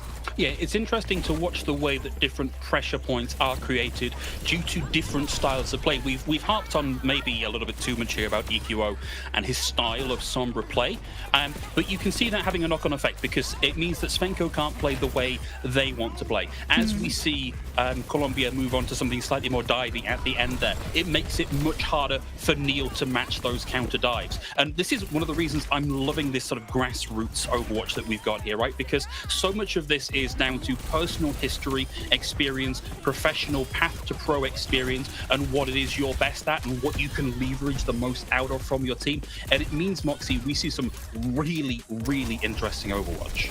Really smart Overwatch too. If you actually take a look at that Junker Queen composition properly, it's really hard to actually identify a good dive target for Brazil to be able to take advantage of. If you go after the Junker Queen, well, the more people that go for a Junker Queen, the better equipped the Junker Queen is to be able to sustain. She's practically frothing at the mouth with anticipation of being able to swing Carnage and actually connect onto free players. And with a Tracer and Sombra, they have the means of mobility, as well as like the Kiriko that they were running to make sure that if you get jumped upon, you're going to be able to either just Suzu iframe through it or just use the Swift Stab. But no surprises, it is going to be Gibraltar. That is going to be that second map that we see that Brazil decides to take us to, and I would absolutely expect Dalka to come through to play for Brazil now. And I wonder if this is on the back of having seen the game yesterday on Gibraltar and just how much of a problem that was for Colombia, and thinking maybe this is your best opportunity. Obviously, it really suits Dalka if we do indeed get Dalka back here. And I wonder if Colombia maybe have observed a little bit of their hubris and decided to remedy that situation and come out with something more map appropriate from the get-go this time. I mean, if Colombia have done their homework, potentially we're going to see the Hanzo off, because this is Brazil's bread and butter, right? They put so much stock into Svenko on the Hanzo that they literally delegate a Brigida to just hold shield in front of him, half of point A, where you have that catwalk opening, and we just see the standoff of those two projectile snipers waiting to find that first weakness in the Brig shield and finally claim a kill. It is a huge amount of pressure for a DPS player, right? And this is a thing that I think ladder players who maybe aren't what you would call DPS mains are used to this pressure, have experienced this pressure previously of, if you are not finding the picks and your comp requires you to find picks, it can sometimes feel like you may as well not even be in the match, because so much of the strategy is around those opening picks, particularly in the Hanzo compositions here. So it requires a certain amount of experience and certainly of mental fortitude to pull out the performance you need at this kind of point in the tournament. Yeah, it's going to be interesting no matter what happens. I think we're going to see EQ go into the Hanzo. I think Drummer is potentially going to just try and play that Tracer in 1v1 Ludwig. But Ludwig in the past has excelled at the Tracer duels and always being able to make sure that that card just remains on the defensive as often as possible, standing still, not even making it through car wash occasionally, so that again Svenko just gets to continue to reign and hold position from that purchase. It's going to actually be Eternal coming into play for Colombia. They're still going to have EQO, but at the moment, he's building towards that Tracer. It's Super Gomez on the Zarya is most likely going to get Sim teleported onto Catwalk to take away that avenue that we're going to see from Brazil holding incredibly aggressively. Yeah, and then on the defense, Dalka here on the Diva. We're still in Spawn. I don't want to talk about the Winston too much just yet. Let's see what happens. But this defensive setup, I think, here with the Diva, particularly with the additional damage that Diva has over a Winston, could absolutely be the key here for Brazil as they set up on their defense. Looks like we are going to be getting Super Gomez on the Winston out the gates. Well, again, we get to see the resources there for Svenko as Colombia try to launch themselves onto Catwalk. It's going to be the CTP that Ludwig anticipates and immediately catches onto. Eternal's gone. Wow, they would have found Mixed V here as well. So Colombia may want to rethink that one. That was clearly far too telegraphed and far too expected. Brazil have done the reading. This is something that you and I actually discussed before broadcast with Puerto Rico. With the same Symmetra TP being used match after match after match, it's just too easy to anticipate. As Super Gomez now is onto the Zarya, but Svenko threads the needle, finds the headshot onto Eternal, and Colombia are going to be missing that burst damage to be able to challenge. This avenue with Svenko just makes it look simple. Okay, Colombia, take a note of where Svenko is and then don't walk anywhere where the guy can see you, right? Because that was 2 in a row and almost a minute burnt off the clock already, and the payloaders hardly even moved. This might start to spell a little bit of trouble here for Colombia. They have taken Dalka out of the mech and they've taken Dalka down here. So whilst this is a fight that still favors Brazil, the respawn timer here for Colombia is so much stronger that they are going to have to give up some space. Yeah, but look at the respect that they have for Svenko hitting these shots. Super Gomez is not going after Dalka's mech. He's using the bubble and pushing into Svenko's space, forcing the Hanzo off of these angles so Colombia's team can move forward. Super Gomez with a reasonable amount of charge on the high ground for now. The payload just about making it to the lowest point of the car wash, so Brazil not in a huge rush to contest just yet. They can make use of the high ground until such time as they need to drop down and contest. And Svenko certainly has a lot of angle of control here, Moxie. Where's that Zarya going? There he is! Svenko spots it though. That's a very early bubble forced out as well.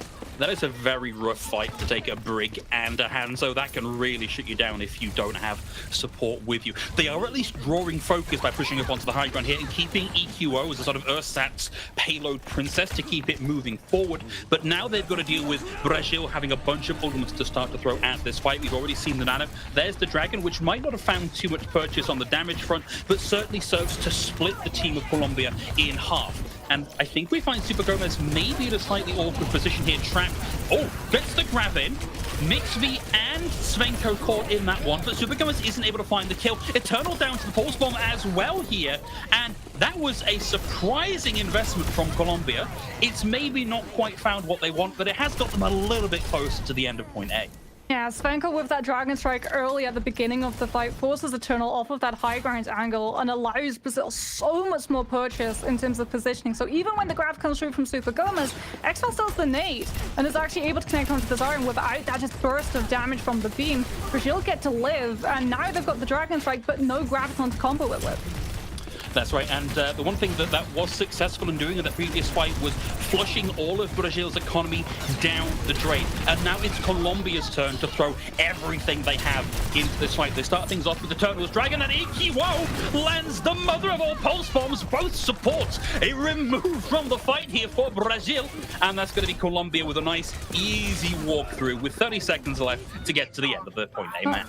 There's that consistent weakness that Brazil's backline has on this map in particular. Xfel and Naya are always positioned so closely together that I think that's actually the third time we've seen both of them go down to a Tracer Pulse Bomb on this map alone, as Eco very quickly has realized that positioning and is taking advantage. Only really gets to use it, however, when the Pulse Bomb's available.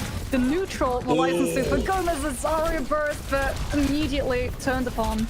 Man, look at the people that contributed to that kill. That was a massive ante from Xfel, and Brazil get to do this with very little expended here. They're using this beautifully to generate ult charge to match what Colombia have left to throw at them.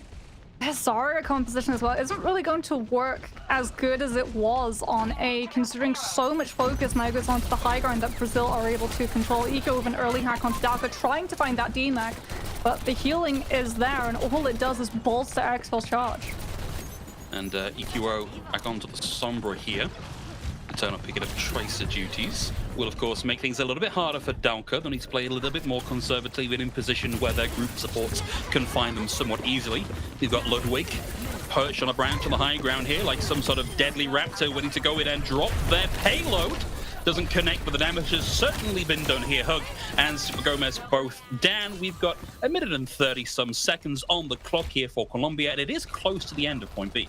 Yeah, dive like a peregrine falcon, 90 miles per hour. Blink and Colombia are gone as Svenko sits on that Dragon Strike. Super Gomez so close to Graviton, does not want to swap off of this. But Svenko is going to know that the Zarya's ultimate is approaching, distances himself, waits for the Dragon Strike as Brazil try and push Colombia into it. I think there was a degree of damage done there with the Dragon Strike, but they really wanted to kill on the back of it. Hug is still receiving a lot of focus. The anti comes through from Xfel, and Mixv is taken out of the fight here. This is now... Oh, okay, EQO again pushing it backwards. We actually saw EQO do this a couple of rounds ago, a couple of matches ago, and one of the benefits of running the Sombra here. Yeah, not just that, but also Super Gomez has been making sure that it's not a tracer off to be able to push that card. He's literally just been bubbling and pushing the payload, and there isn't really anything Brazil can do to contest it, because if Dalka gets close, that beam melts through that mech. They may have changed the geometry of the map here, but high ground control on top of shuttle still makes it very hard for Colombia to successfully navigate this rotation without the kind of mobility that Brazil are currently bringing to bear. Super Gomez holds onto the grab and has been holding onto the grab for a long time now. Has a bunch of really good combos coming up. I think they're just going to use it to delete the supports from the game. They have to cover a bit of additional distance here to deal with Nile, but that is exactly what they wanted to get done here with that combo. The sustainability for Brazil just evaporates here, and Colombia, it's taken them almost into overtime to do it, but they will get to see point C. Two major ultimates, however, taken out from Colombia just to guarantee that they get more time on that clock, and this map for them continues. Brazil see that Colombia are going to heavily invest in that, hold on to their ultimates. They just have to make sure that they don't lose one of their players early to this pulse bomb coming through from Eternal. I think whilst we can look at the numbers of ults online being fairly similar here for Colombia and Brazil, it's a disparate pairing here for Colombia. The pulse bomb and the sound barrier. Speaking of pulse bombs and sound barriers, that's Mixv down to Ludwig as they find the second. Looks for the third here as they go toe-to-toe against Hug. Lands it with a bit of chin music, and down they go. And this is below the 1 minute marker here for Colombia. Brazil have mounted a reasonable defense here.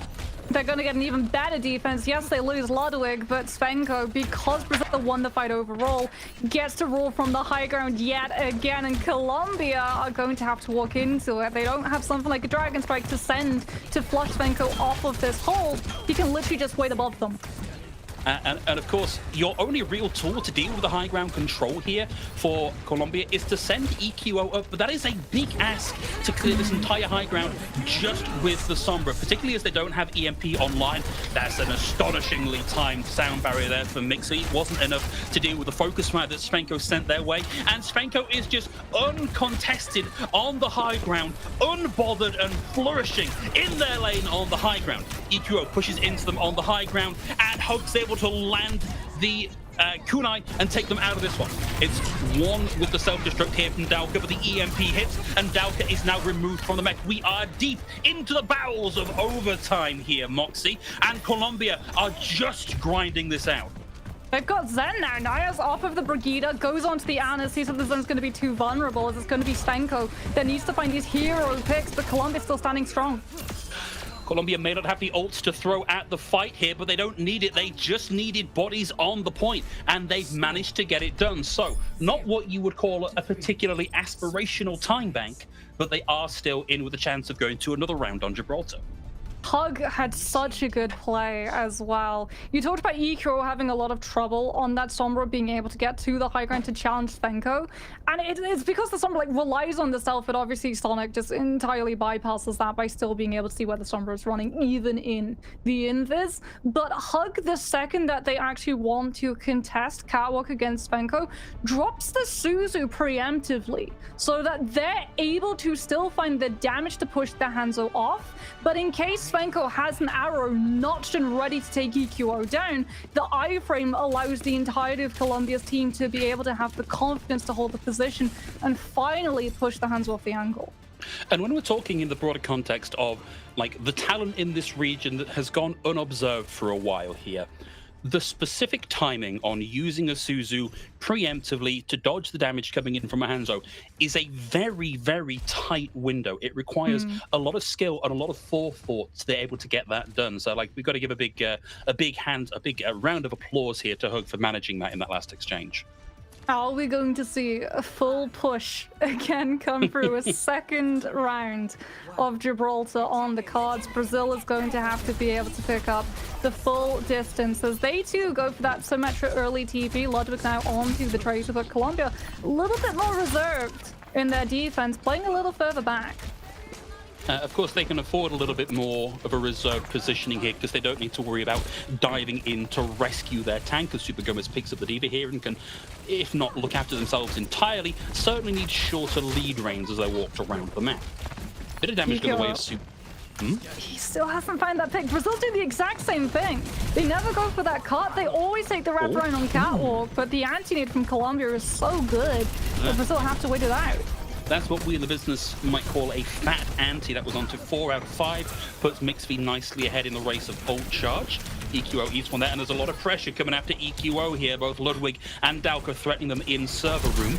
And for now, we're seeing Brazil continue to push the payload. Dalka slept off to the side here. A bit of damage comes their way as they rotate up onto the high ground, but nothing to worry about here so far. This has been a relatively quick push in for Brazil. Let's see if they can close this out, as we're only 20 meters or so from getting to the end of point A. Yeah, Ludwig's definitely winning the 1v1 on the payload, that's for certain. However, Chill's keeping relatively good pace with the pulse, but it really is going to be up to both of these divas to try and mitigate the damage, since the teams are playing so close to each other to make sure that the mech stays intact. And of course, standing up front, taking damage is a great resource because it will allow Mixie, for example, to get that tournament online. But Mixie is receiving a lot of pressure. We saw the pulse bomb connect. There was a hack and there was an anti as well. And now both supports are out of the fight for Colombia. Brazil with a big opportunity here to get themselves a nice, easy cap on the way into point B. Super Gomez has been able to remove Dauka from the fight, and there's a lot that can be done here to slow things down for Colombia and secure some touches towards the back end of the fight. 3 meters. EQO on the high ground throws in the dragon. The contest is there. Nano boost onto Svenko. Svenko's able to find Hug with the additional damage and damage resistance that brings them. EQO looks to mark Xfel, and Xfel momentarily forces EQO back here. It's still just under 3 meters towards the cap on the end of A here, and Brazil start to grind this one out, but Colombia are insistent that they pay the full toll here for access, and they may still slam the barrier on them. Hug with the double. It's still contested, but Hug is down, and we're on into B for Brazil. There's so much snowball potential as well for Brazil. 4 out of 5 ultimates available, EMP included. In Colombia, by running this Tracer on the Sombra, it's the slow burn approach, right? It's not the hands-on one-shot where you're immediately able to find an early pick and force Brazil away. No, you have to rely on these dives being absolutely impeccable. As we round this next fight here, we're going to be looking for big investments of ultimates from Brazil. Starting things off here with the EMP from Svenko, Hug, and Mixfy eliminated first. First again, Brazil know exactly what side their bread is buttered on, and it's the side that's got the pictures of the enemy DPS on them, and the kills secure another team fight win. Well, the good news for Colombia is that Eternal did win the Tracer 1v1, so when that EMP dive was occurring for Brazil, the payload wasn't actually moving, so Colombia are going to be able to regroup and try and challenge this high ground yet again with ultimate time to try and match their opponent. Again, just watching the health bars there, the anti goes directly onto Mixfy and to Hug. They played over here on the top left-hand side, and they made themselves known, and they made themselves vulnerable. Now no support on the table for Colombia. Ludwig lands the stick, and it's D-Mech onto Super Gomez, and they don't even get the chance to get back into the mech, self-destruct or no. We are looking at quite the time bank for Brazil to get through point C with. They are absolutely storming through, but Colombia now do have faster respawns, high ground immediately available to them, and Super Gomez now gets to actually focus on the low ground fight, so he gets time to swap over onto the Zarya to try to deal with Dalka's mech. Certainly seems like the comfort pick here for Super Gomez, and you can't argue that they have been getting work done here. Very quick charges on the Graviton surges here for the Zarya. But for now, Dauka up onto the high ground has spotted out Eternal. Eternal can spend a bit of time dueling that one without worrying too much. In fact, returns to the fight to find Ludwig. Super Gomez out of bubbles and very low on HP here. It's down to Mixfy and Hug to make sure they can keep themselves in this one, as EQO pulls the pin on the EMP, finds their opposite number in Svenko, and Colombia looks like they might start to solidify here. Dauka with the self-destruct. Colombia make themselves scarce. Eternal falls at the back end of the fight here, but Colombia do put their foot on the brake. Yeah, they're able to take Dalka out as well, throws out the self-destruct, but not able to get back into the mech once it's ended. Super Gomez entirely untouchable at the moment on the Zarya. Every single time they get him low, he just bubbles and returns to his team. He's got the Lucio to be able to amp out, the Suzu as well from Hug to be able to eye frame and keep his charge of Dalka off of the Diva onto the Winston. Well, it's a classic engage. It's an engage as old as time. Dauka with the nano boost into the back line. Oh, massive sleep. EQO gets found out, and it's an easy 4K here for Team Brazil, and this is going to put Colombia well and truly on the back foot as we approach final fight. Where's Ludwig? Where's the Tracer with the pulse bomb? EQO is going to show his face for a little bit of time as Eternal now sees the Winston pick, decides to go into the Reaper to try and punish the up close and personal. Super Gomez so close to the Graviton that can turn things around. So close, another 18% to work with. Mixby may need to use the sound barrier just to keep Super Gomez alive and ensure that that fight-winning ultimate comes online. There's no longer a Diva to worry about here to eat that ultimate, so expect that to come out super fast as and when it does. There's the sound barrier. Crucially, hasn't hit EQO, but the rest of the team are kept alive by that. And it's Mixby with the double. Ludwig goes on the chase, and yes, they will find vengeance for their fallen comrades. But Mixby with the hero play keeps Colombia in the fights. Brazil don't have any ultimates outside of this Primal Rage that is building, but Super Gomez has that Graviton Surge. Brazil not running that Baptiste aren't really going to be able to have a way of answering it either. Svenko now onto the Hanzo just to try and put even more pressure onto Colombia so they can't look for these picks and force Brazil to wait out 30 seconds to respawn when there's so little time left. For Colombia, the least of what you need to do here is get this time bank down below 1 minute so that they actually have another decent go round through this one with a respectable time bank. It's at 116. Expect the fight to slow down significantly. Trades, Eternal and Nile down, and Expel falls. This is crucial stuff. Time and time again in this matchup, we've seen that taking supports out from under your opponent is the key. Look at what they did too. They split Colombia's forces. The Graviton came through from Super Gomez, but everyone was so busy dealing with Svenko and Ludwig, there was no unionized force against Brazil. Oh. Now well down below the 1 minute mark, and it's 2 kills to round out that team fight for Brazil. This is starting to be last fight at the OK Corral kind of stuff here. They need to regroup, come in as a unit, and find some real value in these ults. Super Gomez onto the Junker Queen, already getting one Jagged Blade to connect onto Dalko. The Winston able to make it back to the rest of his team, but Colombia sitting on the EMP, Death Blossom, and Kitsune Rush coming up. Svenko needs to find an opening pick for Brazil to move forward. Let's see exactly what the first engage tool is going to be here. Expel is about to get that ultimate online, and Eternal is down here. EQO pulls the pin on the EMP yet again, and Dalka is down. And Eternal's going to have such a quick respawn here that this really sets Brazil back a number here. Dalka down. Nano boost onto Ludwig. Has the pulse bomb. Needs even more than that. Needs a miracle hit to keep themselves in it as Super Gomez removes them from the fight. Svenko is able to find Eternal, sends the dragon across the payload. In flies Dalkov with the Primal Rage, and it's Exfel with the anti-in from the back ropes that finds Super Gomez. It's overtime. It's deep into overtime, and Brazil are grinding and grinding against this final golden box of a stay in the series. Mixby and Eternal both down here. Brazil have the numbers, and yes, it's an OT cap, but that puts us on level pegging as we go to extra innings. Brazil, it feels like, have the immediate advantage, right? That control on point A, that pacing with Svenko being able to just make sure that Colombia are entirely neutralized and being able to take advantage of that first catwalk.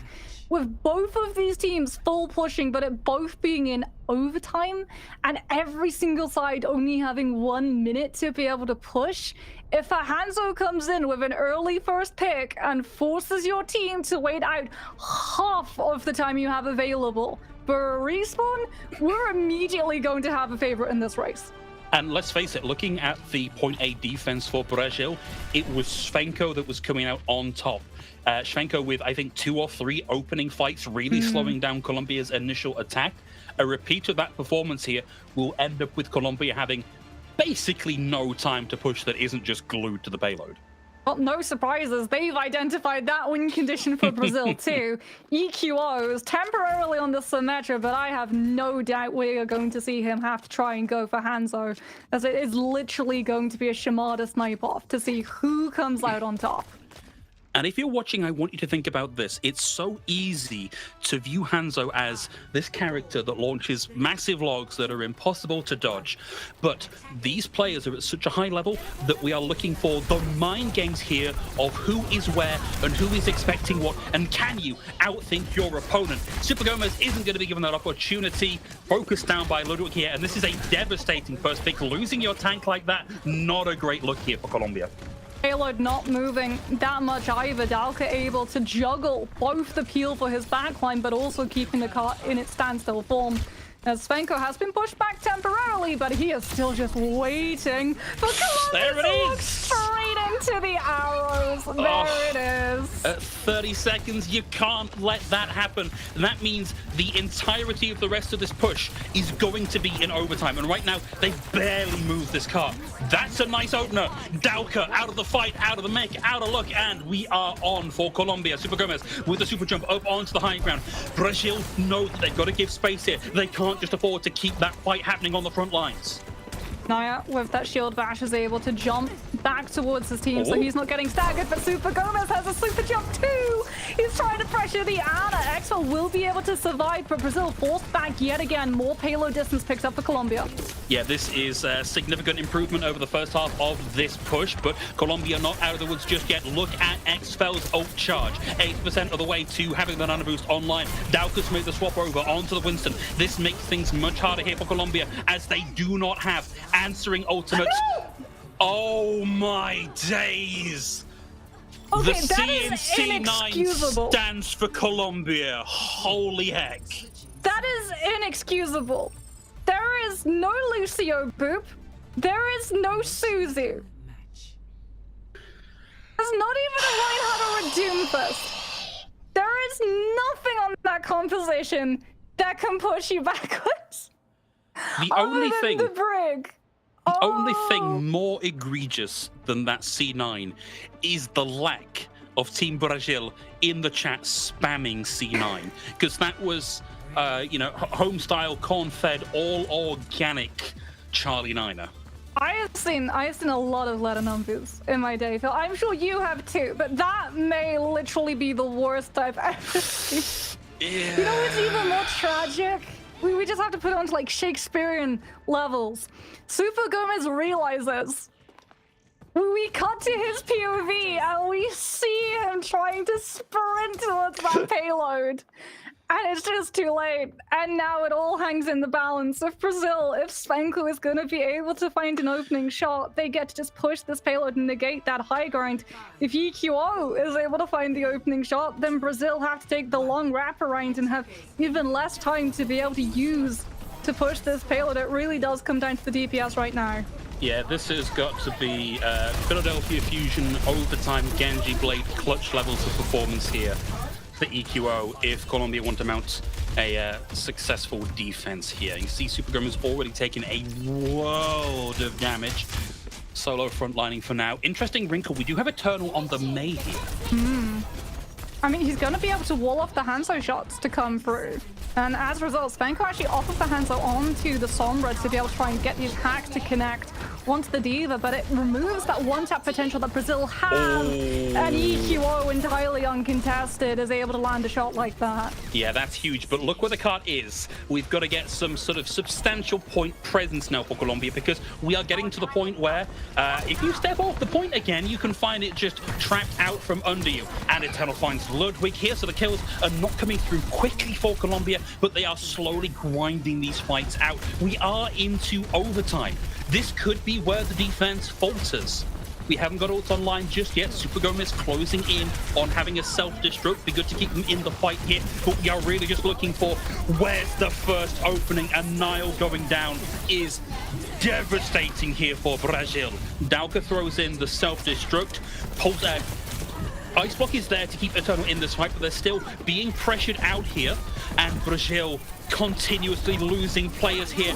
Wall goes up, makes it so hard to get in a recontest. The EMP was there for Svenko. It just was too little too late. The staying power here for Colombia is truly phenomenal. And Hail Mary banana boost out from Xfel. Nick's feed down here. Do Brazil get an extra stay at life? No, that's out of the mech, out of life, out of the fight, out of first place. And Colombia secure first seed in this group. May is such a pain to deal with in overtime pushes. The wall to block line of sight from your Ana, the block as well. So even if you connect an Antonate onto her, you're still not able to pick up the kill. And we talked about it. Svenko, not on the Hanzo, on the Sombra. EQ immediately taking full advantage. The second that clock hits overtime, everyone from Brazil has to focus on the payload. And that means entirely uncontested Shimada on the sideline, who's really going to start dealing out the damage. All of which is to say we've now got a good handle on exactly who is the best in this region. And to help us maybe break that down a little bit further, I've seen him typing sheesh in the chat. It's Jet Set Jameson. Bring us back in. That was an absolutely crazy series. It was so close to going to a game number 5, especially after that big old Charlie Niner. And you mentioned it, Moxie, watching Gomez have that moment of clarity and realization where he needs to turn around and go back onto the cart. But you have to really give it up in that moment to Brazil's pressure. You saw it, the jump in from Dalka on that Winston, separating him from his forces. So he gave him that moment of panic where, oh, I don't have my heals anymore. I'm at 250 HP. I can easily die. But then again, it kind of got away from them. But good adjustment coming out from Colombia there. Eternal rocking that Mei at the end. It started off cold, but again, once you start hitting those icicles, those right clicks, getting that one shot onto a lot of those opponents, oh my goodness, it definitely heated up. And it was the right call to make, right? Because of that Charlie 9, where it took place right in front of server room. You really want to contest down in that car wash and have that extra wall to try and split up the forces. He didn't really need to use it at the end because ultimately his right clicks just proved so valuable for them. But this was such an amazing match. Yeah, I mean, not just the things like the walls, the ice block that we already mentioned, but also the primary too. Not actually a projectile, so it goes through Diva Defense Matrix, and that's slow. When you couple it with all of those players being in such a close vicinity, just allowed all of the Colombian players to be able to farm Brazil's forces as they threw themselves onto the car.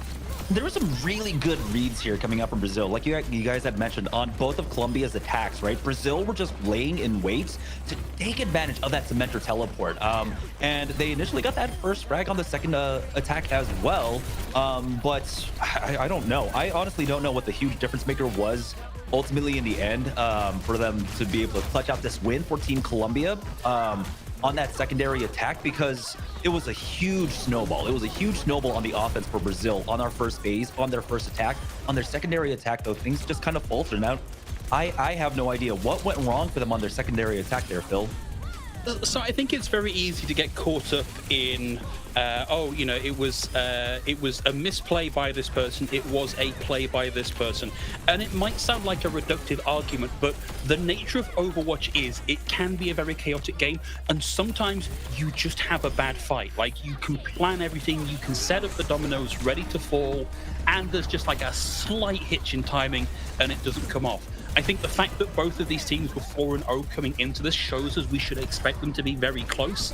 And it's just small mistakes, issues with timing that are not even systemic. It's just a thing that happens in a confusing game and a confusing fight.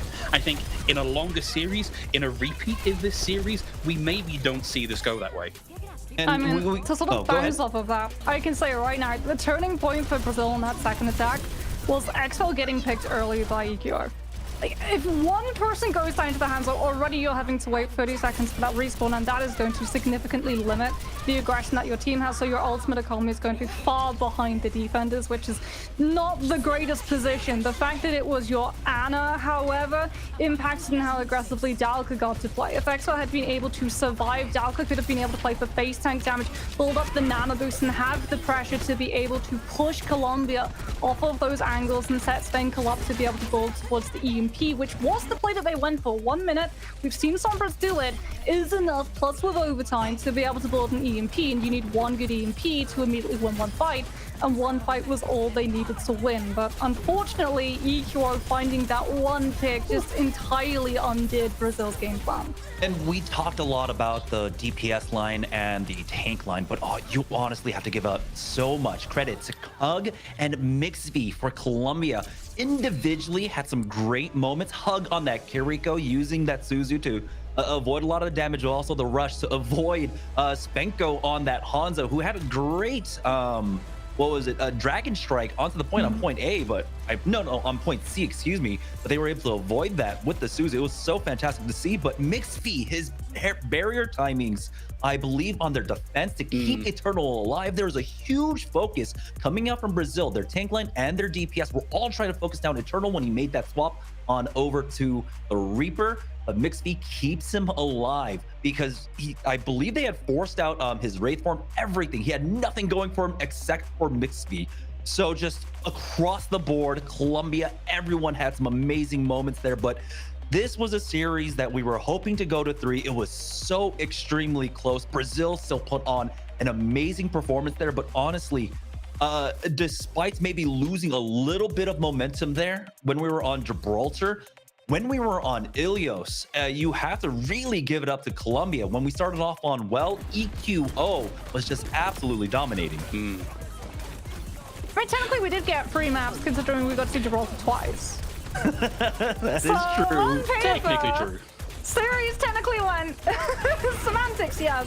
But on paper, it did actually go to those 3 maps. But no, honestly, EQO Sombra play on Ilios. We talked about just the pathing, the rotations, the EMP usages as well. The fact that Colombia, their comms must have been impeccable for everyone to be able to react so quickly to those EMP timings. Because a lot of the time, we see players get just dumpster down in EMPs, but it's a DPS or a tank, a squishy target who literally, like 2 people coordinating very quickly when they don't have abilities to be able to save themselves, just disappear. It was the Winston. Winston has so much health, and you've got an Ana trying to pocket that Winston too. So coordination from Colombia, absolutely impeccable. Yeah, so that does mean Colombia go 5-0 in Group B. They will be the first seed walking out of the group stages here. Brazil have been knocked down to the 2nd seed, and so now they're barreling down of going up against the first seeds from any other region here, and that is a scary, scary prospect. But Colombia definitely secured that spot for themselves. That was a hard-fought battle. So congratulations to them. We're gonna go ahead and take a short break. When we get back, we'll have our final match here in Group B. It's going to be Chile versus Argentina right after the break for the Overwatch World Cup. Don't go anywhere, guys. We'll be right back.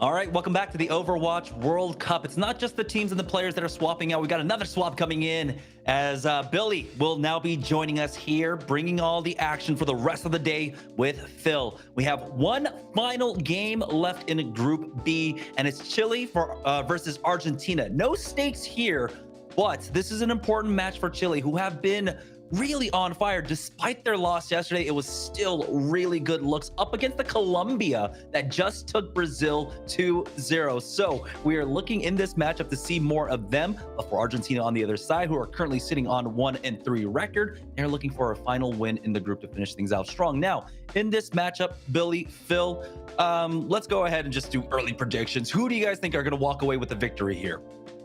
I got to say, looking just at map record and match record here, on paper, this looks like it's, if not an easy win for Chile, at the very least, a win that they've not got to go quite 110% on to secure.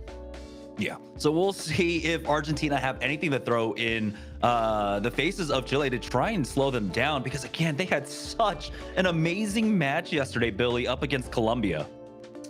I mean, I took to Twitter because my heart broke for Chile yesterday. They were so close, and Ram took it on the chin and said that he didn't perform to the best of his ability. I completely disagree with that. I thought they performed about as well as they could have, and they just ran into a Colombia team that just is just a notch above. But I mean, they made it so memorable.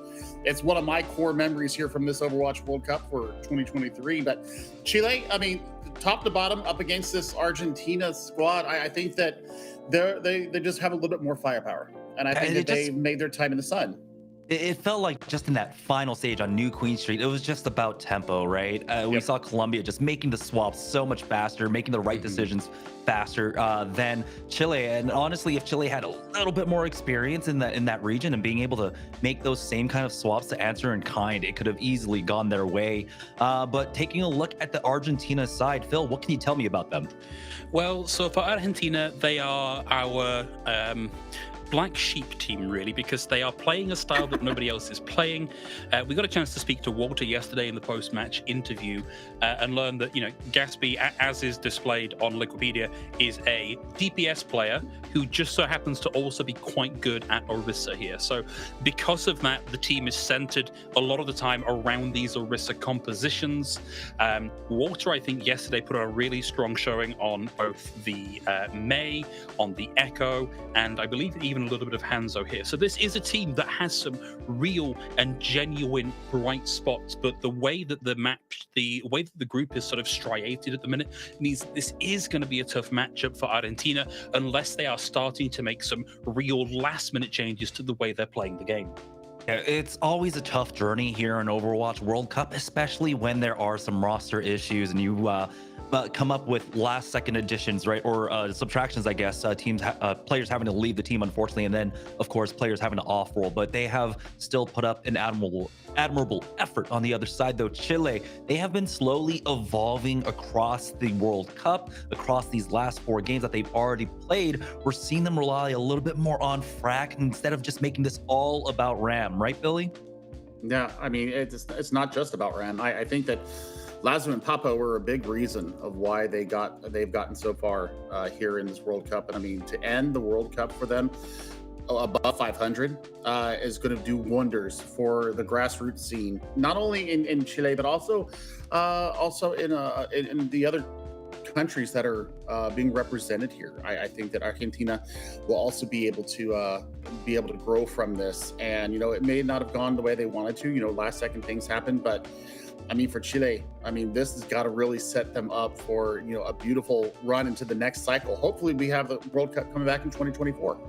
Yeah, of course, it would be amazing to see that, especially with how much talent is still developing out there. That's what I love about the Overwatch World Cup. It's such a huge platform to be able to discover some new players for especially our audience who might not be familiar with other regions, right? It's such a huge way to be introduced to some new players. So far, Chile has been standout. There have been great moments for Argentina as well, but we're going to be starting it off here on Lijiang Tower. Now, Argentina have tried other things, right? Gatsby is more than serviceable, I would say, on other roles for that Orisa. But does Orisa fit here in Lijiang Tower? So we end up talking about Lijiang Tower as a great bellwether for like what kind of styles a team can play, and there are, if not like dead set in stone compositions for each of these 3 points, there are compositions that work best. I would say that the Orisa style of play here probably works best in Control Center, where you can play like the Orisa Brawl style, where you can sort of death ball forward and use your CC to run over the other team. Elsewhere, it gets a little bit harder. It can get outpaced by things like rush compositions and by dive compositions. So it's a bit of a toss-up here, and I guess we'll see what else Gatsby has in their wheelhouse. Okay, well, here we are on Lijiang. So, Phil, Billy, go ahead and take it away. Thank you, as always, Jameson. I'm not going to fall into the trap here of talking about the Gatsby Roadhog just yet. We've still got 7 seconds left to go, but what we are seeing from the other side does make a certain amount of sense here, Billy. I mean, we saw Ram get a lot of work done on Lijiang Tower yesterday. I mean, they got a 2K barrage on Control Center up against some pretty stiff competition in Colombia. So I think for Argentina right now, they've got to have their sight lines ready to go. I don't know if they're going to expect it, but I mean, you do have Oracle on the Cassidy, so you do have that instantaneous counter to the Farah. And well, Ram went down super low there. Yeah, that was very... Oh, in fact, all the way down. Papo down as well. Walter with a couple of tasty right clicks there. Takes the airborne duo out of the sky. And I think for Chile, you've maybe got to realize that this is on a hide into nothing on this fight. Get what you can and get out again. That was very quick for Argentina. I mean, where was the positioning from Ram there? Ram, come on, don't make me come over there and give you a couple of shakes. Don't make me fly to Chile. Don't make me fly to Chile and Santiago and take care of business. But you know, they're going to try and run this together. They're going to try and get the rotations around, go all the way around them. I like this. Well, they're coming into the center here, but Oracle, I mean, we didn't see a lot of the hit scan from them, but really has lit it up with the Cassidy so far. Yeah, and I think Chile are going to find this very difficult to make happen. Like, look where Argentina are playing. It's very hard for anybody other than Gatsby to land under the crosshair of Ram right now, and they've been so slow about generating that ultimate that you've got to wonder about the overall value of the Farah here. Walter with the first pick yet again. Huge amount of pressure out from Oracle. Oh, what a connect with the nade. What a fun and balanced ability here as Papo goes down. We'll see Walter pick up the sleep, but Lazu caught out on their own here. So we stagger out Lazu, and we're about to stagger out Frack. Oh no, this is just brutal. Get hindered. It's just brutal! And I mean, with that landing of the grenade, puts you 5% off of having the Deadeye. So, I mean, Chile, they just look completely outmaneuvered, outpositioned, outplayed right now. And Frack, where here comes the switch. They're going to go over to the Ramantra. So now they're going to get up in the face, and Ram over to the May. This is going to be a definite early counter for Chile. Unfortunately, they have to make this happen in the neutral into Argentina being very close to a full bevy of ultimates. Oracle's out first, and that's a Deadeye through an AMP matrix. I lack the mental faculty to do the maths, but I think we can agree that's a buttload of damage. So Argentina have slowed this down to 95%, and they drop the Blizzard, they drop the Terror Surge, and Argentina just played this beautifully, Billy. I mean, que movido, Argentina, vamos. What? I mean, there was just a complete lack of recognition from Chile. The composition that they ran into, they did not do their homework because Gatsby was just able to hold court on the point and just allowed Oracle and Walter to control the pathing lanes coming in, and there was really no way for Chile to get onto the point. And by the time they swap at 71%, it's too late. You're going into ultimate fiesta, and you're trying to do everything in the neutral. So here for Chile, they've got to be a lot more cognizant of what's coming in to them. You know, hard loss yesterday, I get it, but you still could go positive here in the World Cup qualifiers, and that's what you really need to be focusing on if you're Chile. Yeah, this is national pride on the line, if nothing else here.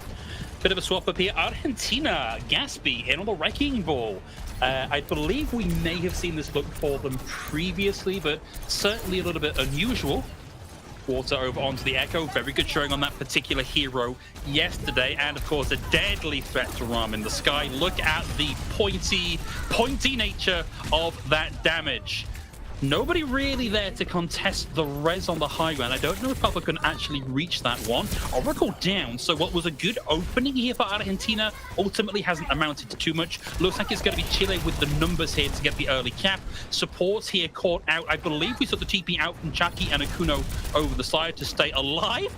Gatsby back in, no point flip just yet. Argentina really don't want to let this one go. I mean, the fact that we saw Frank go back and switch into the Diva, which is one of their signature tanks, to counter this aerial threat of Walter, immediate value. Yeah.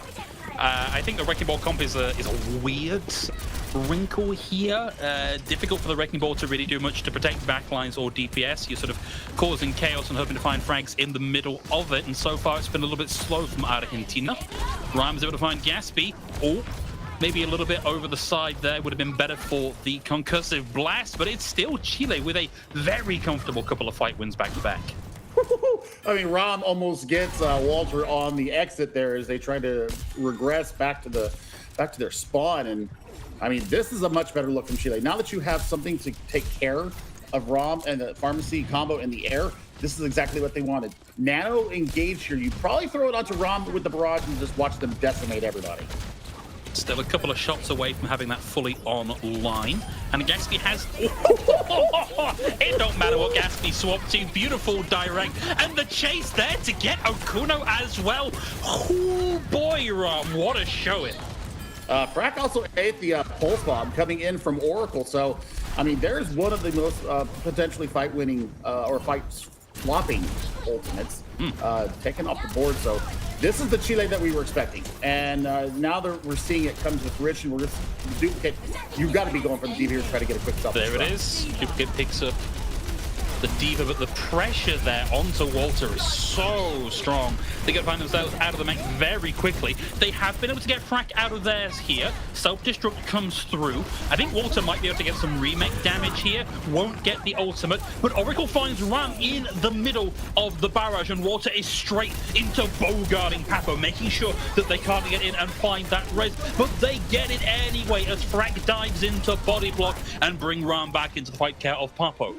And there's just no touch. We were so focused on the fight happening away from the point that is it, 100-0 on Night Guard. That is beautiful. That's a beautiful flip, and this is exactly what you want to see. This is the turnaround that you see coming from Chile. They let the first map go. They start making earlier swaps, and now we'll have a map 3, and it's going to be Night Market. So, you know, we did not see the Symmetra strategies coming out from Team Chile here on Night Market. I believe that we did not see it from Argentina as well. So, I mean, it's going to be about point presence, who can get there first. Debaut might be showing us the Symmetra here in the beginning. And yeah, Junker Queen. Frack has a pretty good Junker Queen, too, that we have seen before. Okay, actually, the Junker Queen just for the early speed boost for the rest of the team. It's not going to be enough to stop Argentina getting to the point first. And once they are ensconced, it does get a little bit harder here for Ram to find value. So they rotate over to the side here and certainly get some splash damage into the somewhat more slow and steady composition that Argentina have brought out here. Don't expect too much here until the point unlocks, a few seconds away just yet. And looking at that top bar, Frack has made a swap over onto the Wrecking Ball here, Billy. I mean, you're going to try and displace. That's what the Wrecking Balls do. You displace, and you just completely discombobulate Argentina on the point. But I mean, they've already got control of the point. Now it's about getting the frags and getting it done quickly. And what a shot from Walter again! Okay, do still have the res available from Papo. It's whether or not anybody is guarding that body. Okay, Frack. Can we get back out of that one? Yeah, a bit of time spent on the grapple. But no, Walter's there to guard the edge, and Frack is down. No chance of recovery there. Great play from Argentina. I mean, the Javelin spin sends them off. It completely screws up their timing on the grapple. So now, I mean, Chile, I mean, you're going to have a pulse bomb coming up, but the immortality barrier should be able to take care of that without it causing too much problems. What an anti-in from Lazu. Hits 2. Okuno only just gets out of that one with their life. They will now have ultimates to throw at this one. It's time for ultra wide. That's going to be going up, but no one's left to fire through it. Okuno kind of going for the Hail Mary with the ultimate. It did not amount to too much so for Argentina. It's how long can we hold on? What charge can we get before the flip? And now Chile are able to go outside of the point and kind of gatekeep, which we saw them do yesterday. Well, they'll watch all these aggresses and entrances onto the point. Every pathway will be scouted out here. Rom is basically your spy eye in the sky, and we'll see how they go on through this. Wow. Did think for a second there we were going to see Ram taken out entirely. Does manage to secure a trade by taking out the immortality field here. Chucky with the sound barrier keeps the rest of Argentina alive. They need an additional kill here. They need to find a way to even out this before they can start to push into the point. And there's a lot of survivability on the cards here for Chile. Gaspy's able to find Lazu here with the ultimate. Oracle gets devout. And now there is a slight opening here for Argentina, particularly as Ram has been removed from the equation. But how do you dislodge a pocketed Wrecking Ball who can keep this point alive for a ridiculous amount of time? Adaptive shields burnt down, 14 HP, and Okuno takes them out of the fight. 51% gained as the last tag comes in here for Chile. I mean, you're going to have a nano engage plus a pulse bomb, but I mean, both support or both DPS ultimates available to Argentina, and you're going to be coming up very close on another amplification matrix. So, I mean, for Walter, you let them have a false sense of security, and then drop the blizzard on top of them, and then Oracle can clean up whatever survives out of that, and you're just going to have a wonderful time here. Good dodge there on the hindering nade from Frack, and at 82%, Walter's fine. Devout had the pulse bomb ready to go, and that was going to be a big way they could open up this fight, and now they don't have it. And Chile are now going to have to wait or find a frag just by happenstance here, and it's at 93%. Frack getting ready to come in with the touch. Nobody really in a position to... Ooh, Oracle finds Ram. Deadeye out. Blizzard out. They want to make this as inhospitable as possible. Let's throw up the Amp Matrix for good measure. Oracle finds Lazu. Ram down again, but about to find Oracle here. You still have Frack in the back. There's no mega health pack. Needs to get a big pickup from the adaptive shields here. Doesn't really get it, and every other crosshair in the lobby goes the way of Frack on the hamster. The wall goes up, the map ends, and Argentina put a point on the board. Well, I mean, this is improbable based on what we've seen so far from Chile. I mean, this is completely not what I had on my card. Argentina, I mean, they're playing way above their class right now, and we haven't seen an answer really coming out from Chile. I mean, this has got to be a bit of an alarm bell for Chile, because other than that, you know, they could be going 2-3 here. It's an interesting factoid with a particularly low sample size here, that when we see Argentina run the Orisa, success. When we see Argentina run the not Orisa, no success. It's obviously a little bit more complicated than that, but everything just looks a little bit more combobulated. It looks more together when they're running that style. Like, it looks like what they are used to and comfortable playing. I mean, the diva wasn't bad. Oh, not at all. But I just think that Frack has a better diva than Gatsby. I think that the real heroes here, obviously, the DPS get a lot of the love, and Oracle really showed some good stones here, bringing out the Cassidy and dealing with Rom in the air. Rom had to be spy checking all the time, did not see where the Cassidy was. And they got owned. I mean, there's no other way to put it. They got owned.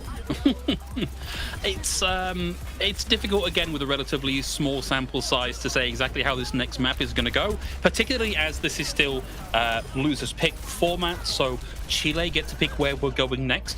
But I think Argentina have kind of shown that they do now have the stones. They've got the experience to play into what is counterpicked against them map-wise. Like, we're not just expecting, or we're not just seeing them stuck on playing the Orisa. So this might not be as easy for Chile to round out a second map and take us to a third as we would have expected at the start of the broadcast. I mean, if they go to where they had one of their signature wins, map wins, taking us to Blizzard World, because Gatsby does like to play the Orisa, and you can dominate high ground control with Frack on the Diva. I think that would be a much better place for them to go and, you know, to try to secure us into that map 3. Because, I mean, if they go someplace like a King's Row, if they go someplace where, you know, it's more brawl centric, they're not going to win that. No. I'll tell you that right now. They will not win a brawl matchup against Gatsby right now. Argentina are playing above their weight class, and they're having a good time at it too. Yeah, I think one of the stakes that we kind of set for this is national pride on the line. Neither of these two teams can now qualify for BlizzCon. It's Chile at 2-2. It's Argentina at 1-3. What that does is give Argentina a chance to pull level with Peru, and for Chile to kind of stay where they are in third place. But the map has been selected. We are off for another time here to Gibraltar.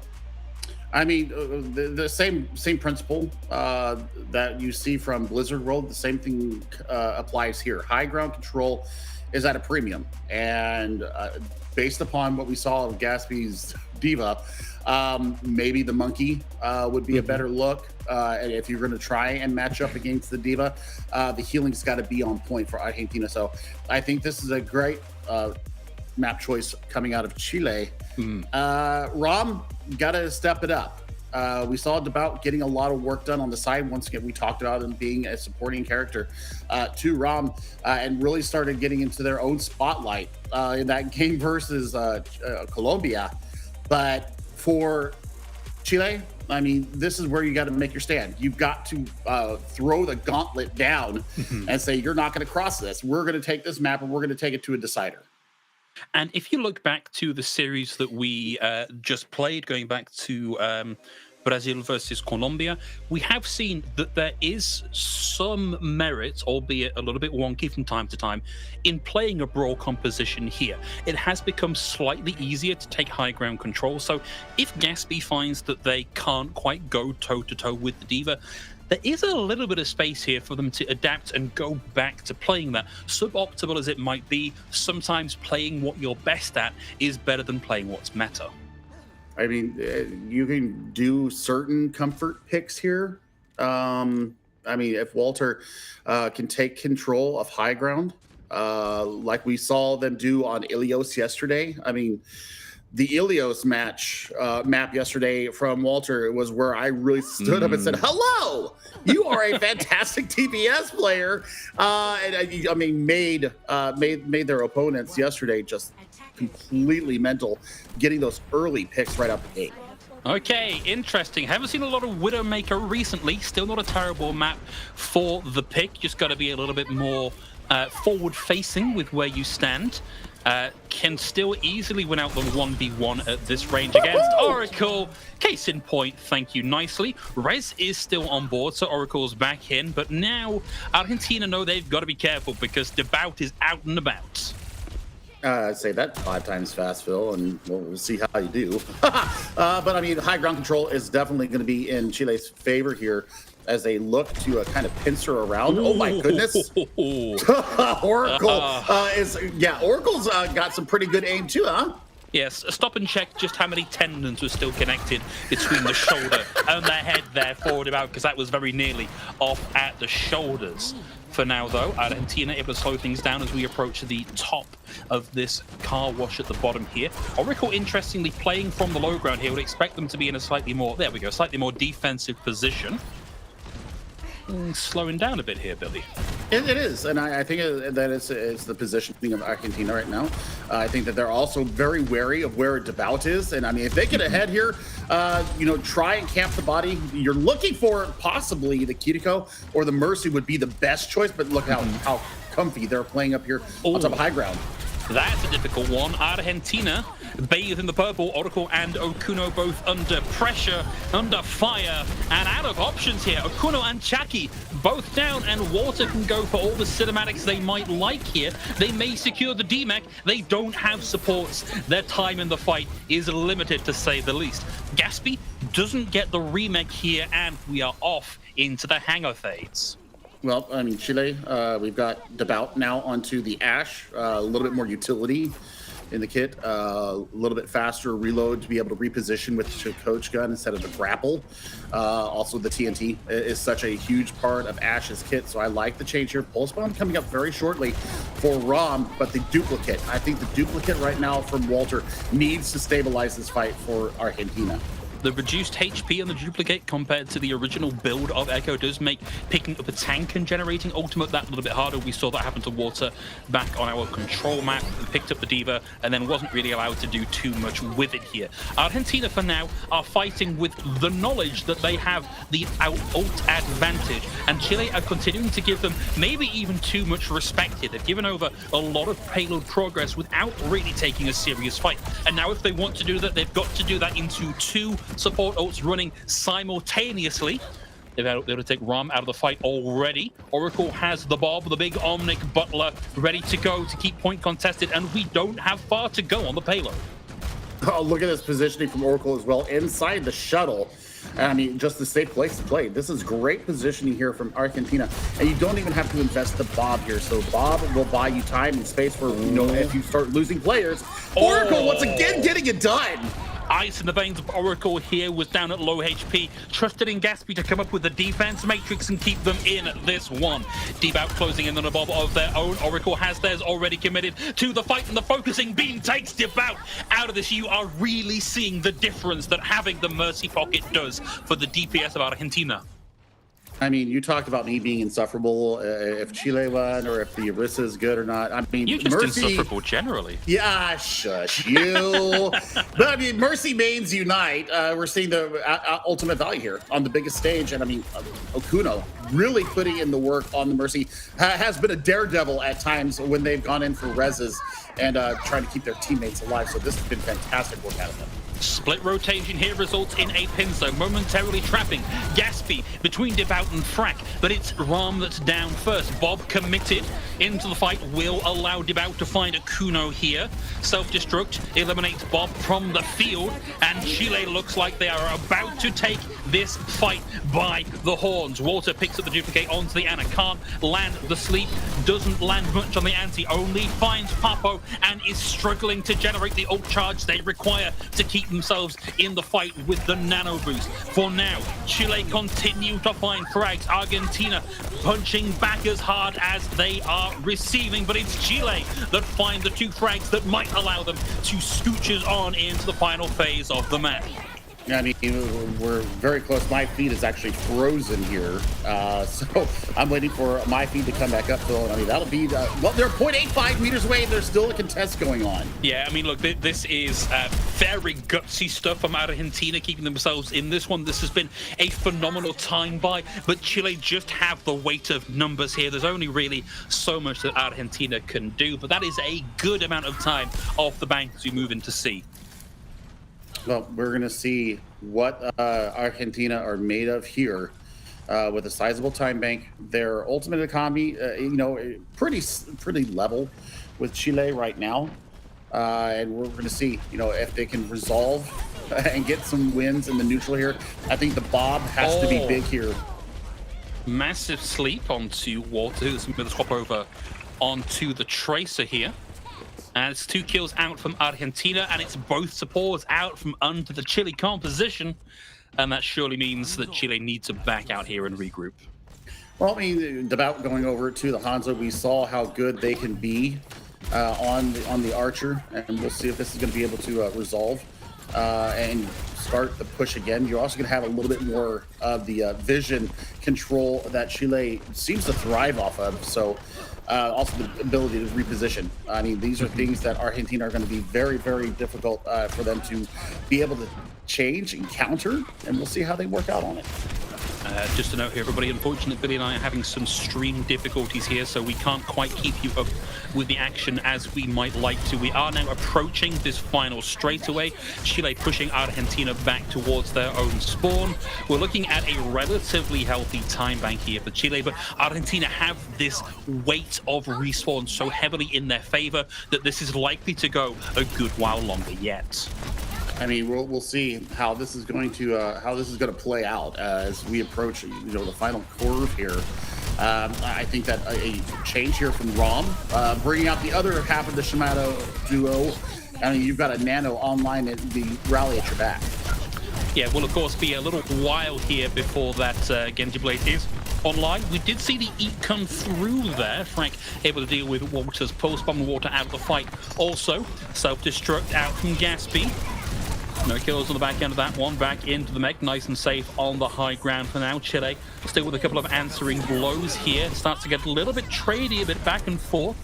DPS out for support here, and Argentina continue, regardless of the overall progress of the fight, to eke out this time bank here. But Chile are now getting a wealth of kills in their favor, and at this point, it's only really a few seconds, and now no seconds available left for the recontest for Argentina.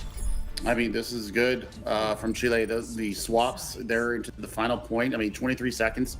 You know, not a huge time bank, but the fact that they completed all the way definitely throws the pressure back onto Argentina to be able to deal with this. So I'm looking for, you know, early high ground control from Chile as Argentina comes out.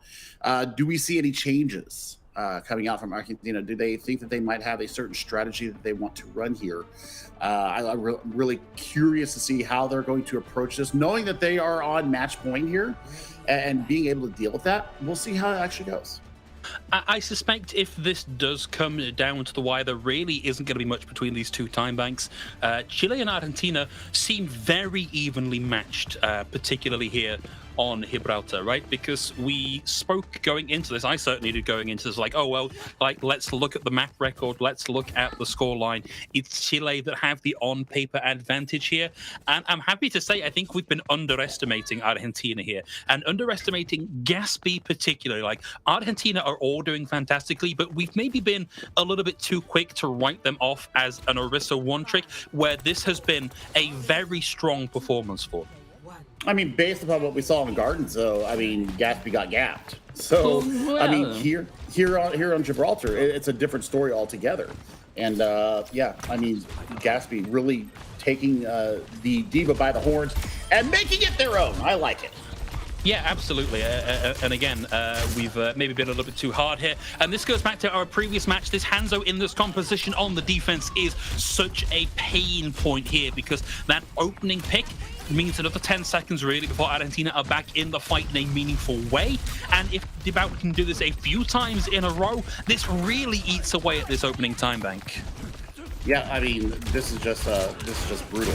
And Devout has shown time and time again that they are very, very clear, being able to hit the shots across the entirety of these World Cup qualifiers. So this is going to turn into Oracle v Devout, and Devout almost loses their life for their troubles.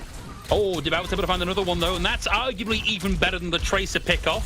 Massive anti. That's going to hit 3, and Argentina once more in a world of pain here on this offensive push. Well, we're going to see how this gets turned around here, because Chile has high ground control. The lines of sight are completely under their control. And I mean, Gatsby hasn't been able to maneuver enough with the DMs to be able to save the members of their team. So this is really going to turn difficult here for Argentina if they are not able to dislodge Devout, especially. Pushing into this kind of composition can be very frustrating, specifically because of Devout's ability to find those opening frags and how tight and coordinated you've got to be to not give them that space. They have now made a significantly more successful rotation. They're about to move into the underpass, and they've taken Chile's DPS out of the fight. Argentina have a bevy of ultimates. Chile too here. If Argentina can close out the rest of this map without spending too heavily here, this sets them up for a phenomenal snowball. This is going to be difficult. This is going to be difficult for Chile to be able to stand tall on. Yeah, that's a biggie. That's a big pick as well onto Rom. So now maybe the floodgates start to open for Argentina. And that's 2 committed so far from Argentina. The nano boost onto Gatsby. Dragon Strike out from Debut. Dragon Strike out from Oracle as well. This is a big investment across the board here. I was hoping for something a little more calm and measured from Argentina. Chile have spent just as heavily, and they've mounted the defense. Argentina spending their war chest. Well, we'll see how this is going to play out, because we are at what, 1:15 on the clock, and I mean, we're no closer to getting it done than we were about a minute ago. So I mean, great stand from Chile. They're going to have something coming up soon. They had to expend so much just to keep us through. Yeah, that was very, very close-knit stuff there. The Suzu only just keeping Gatsby alive long enough to keep this team fully functional. 23 seconds on the clock here for Argentina. They've got support ults, and that is about it unless someone really starts to turn things around here. Out comes the Kitsune Rush for Chile. They're not super interested in going down and fighting on the point when they can continue to surround and control the high ground here. So that Kitsune Rush just buys Argentina a small amount of space here. Will have at least allowed Water to get that bit closer to the duplicate about to come online here as Chucky is forced to divert their attention across the map here to try and keep as much of the team alive as possible. Self-destruct deals with about Ram down here as well at the 10-second mark. Argentina get a chance to move us into the hangar phase. It's 0.9, it's 0, it's on into the hangar. Fantastic turn there from Argentina. I mean, you know, 2:30 on the clock now for them. About over to the Cassidy. And I mean, you're coming up on ultimates here for Chile. Most notably, that Nano has been so crucial to the success of Chile throughout these qualifiers. But Oracle, I think with the vision and being able to get that one pick potential, yeah, they actually have the shot to Ram. Disgusting. Could not have known that Ram was there until it happened, and then gets one with the Dragon Strike. They call him Oracle because he's looking into the future. He's seeing the plays. He's downloading Chile, and he's cracking this open for Argentina. Well, I mean, Oracle just putting the team on the back and having a wonderful time doing it. But, you know, we've got some recontestability here from Chile. You're going to have the self-destruct. That's going to buy you not only space, but also a chance to get yourself back and fight if you take too much damage. Gatsby has one of their own. Oh, that's really unfortunate. Walter's down here, and they were so close to having an ultimate. We were so close to getting this across the line for Argentina. But with a couple of players down and Chucky looking at low HP, I think it's time to back out and make what you can of your time bank. 2.94 meters is all that separates Argentina between them and then getting to the third point. They need to do it, and they're going to be sub 1 minute when they finally recontest the point. And you're running into a Deadeye, and I think that Devout waits for the D-Mech onto Gatsby, and the sleep came through as well. I mean, Lazu is putting in a hell of a performance here, Phil. You kind of hate to see it. Like, that was a really disgusting stagger, and now they can push on a 5v4 because they know that Gatsby's not there just yet. They can generate ult charge, they can generate kills, and Chile have just picked apart Argentina here. They've taken down to the final half minute. I mean, the anti that just came in from Lazu completely denied any kind of support there for Oracle. Now, you do have the duplicate ready for Walter, and you've got the Kitsune Rush, so that buys you some space, it buys you a little extra time. You've got the self-destruct ready as well. Oh, I love the focus there from Devout. Okuno just able to dodge out of the way by activating the Valkyrie and getting that additional control over the space. Gatsby in trouble being chased, but the remake is there, and Frak is out of luck and out of mech. It's going to be an overtime push here. There's a slim chance of a recontest here from Chile, and we might just see this move into the final phase of Gibraltar. What a threading of the needle on that self-destruct. My days, Walter. Oh, Walter can do it all, and I mean, such a gem. I loved the interview yesterday with Walter. He was just so happy to play, and I mean, the team just having a wonderful time here in their debut here. Yes, the most wonderful time of the year. Overwatch World Cup. It is. But I mean, Frak held on to self-destruct. I mean, they could have, you know, popped the ultimate there and bought themselves some space. What a shot from Oracle once again. Wow. You cannot underestimate this Navi player. And this is so important as well because that ult was about to be online. Nano Boost would have been so helpful here for Chile. And Argentina don't have any ults in this fight. Winning out neutrals like this and getting free push because you've taken out a key member at a key time is phenomenal stuff here from Argentina as the payload rounds that final corner. Argentina surge forward. They've taken Ram out of the fight. They do now have to deal with Devout, who's making the classic last-ditch Widowmaker swap. And Oracle falls at below the 30-second mark here. Okuno might have the chance of a res, but we've seen Gatsby removed from the mech. Argentina get one last scrappy fight here on C. We don't talk about the grab. No way! No way! Oh, Oracle with the counter swap. Devout down. Okuno does have the res, has the Valkyrie. Do they have the space to secure the res? They do. It's cost them Oracle, but they've now got what they need to get onto the point and keep it contested. Ram went for a last-second attempt at stopping that remake coming through. Unfortunately, the pulse was just a little bit too slow here. Gatsby's back out of mech as well. It's down to Walter to pick up a duplicate of their own onto the Diva, but the kills are coming in thick and fast here for Chile on their map pick. It's overtime, and there's only so much that Oracle can do on the Widowmaker. Oh my days. that was a hell of a last fight there from both sides. The picks coming fast and furious. The two changes onto the Widowmakers respectively for Devout and Oracle. Goodness gracious, you don't normally see that level of precision. It came out in spades there, but it was the fact that there was a nano available to keep Frack up and it really started pumping through the damage. And then you saw Rom in the back line just completely annihilating people left and right. That is what we wanted to see from Chile. Last second stand, and they get it done. I think I'm going to have to rethink my dinner choices for today because I'm going to have to eat both crow and humble pie here, because I was looking at this matchup as kind of a, yeah, okay, it doesn't really matter. It might not even be that close, but this has been super entertaining. This has been a really fun match to watch, even with the stakes effectively removed from the competition, right? These two teams seem very, very evenly matched. I mean, I believe they're neighbors, Argentina and Chile, in the south of South America. So I barely know where America is. Yeah, they're very competitive. I mean, this means a lot to them. And, well, Devout really put on a show here, but I think that Oracle takes the MVP for this map in particular. Just wonderful stuff from all sides. I mean, the supports were fantastic. Okuno has a bloody good Mercy, Daredevil at times, suicidal even, I would say, but I had, backed it up with some superior gameplay. So this is the match that I'm loving it. I'm loving the entirety of this match. Yeah, a lot of fun so far. Of course, one more map coming our way here. Of course, it's losers pick format. So now it's Argentina's turn to show us what it is they think they've got here. This is effectively the curse of the reverse sweep, is that you have to make a reverse sweep into your opponent, picking the maps that work best for them. So slightly onto the back foot here for Argentina. Well, we'll see how this actually goes down. Is it going to be push? I think it is push. That comes up next.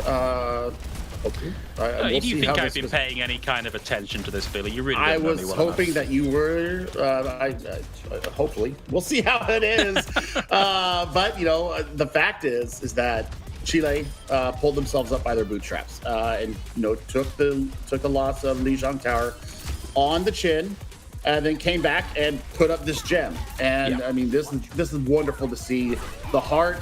I've been talking about it, especially with the Central and South American teams. Passion and heart mean so much in this game. Sometimes you can turn it around just with that, and you see it on full display here.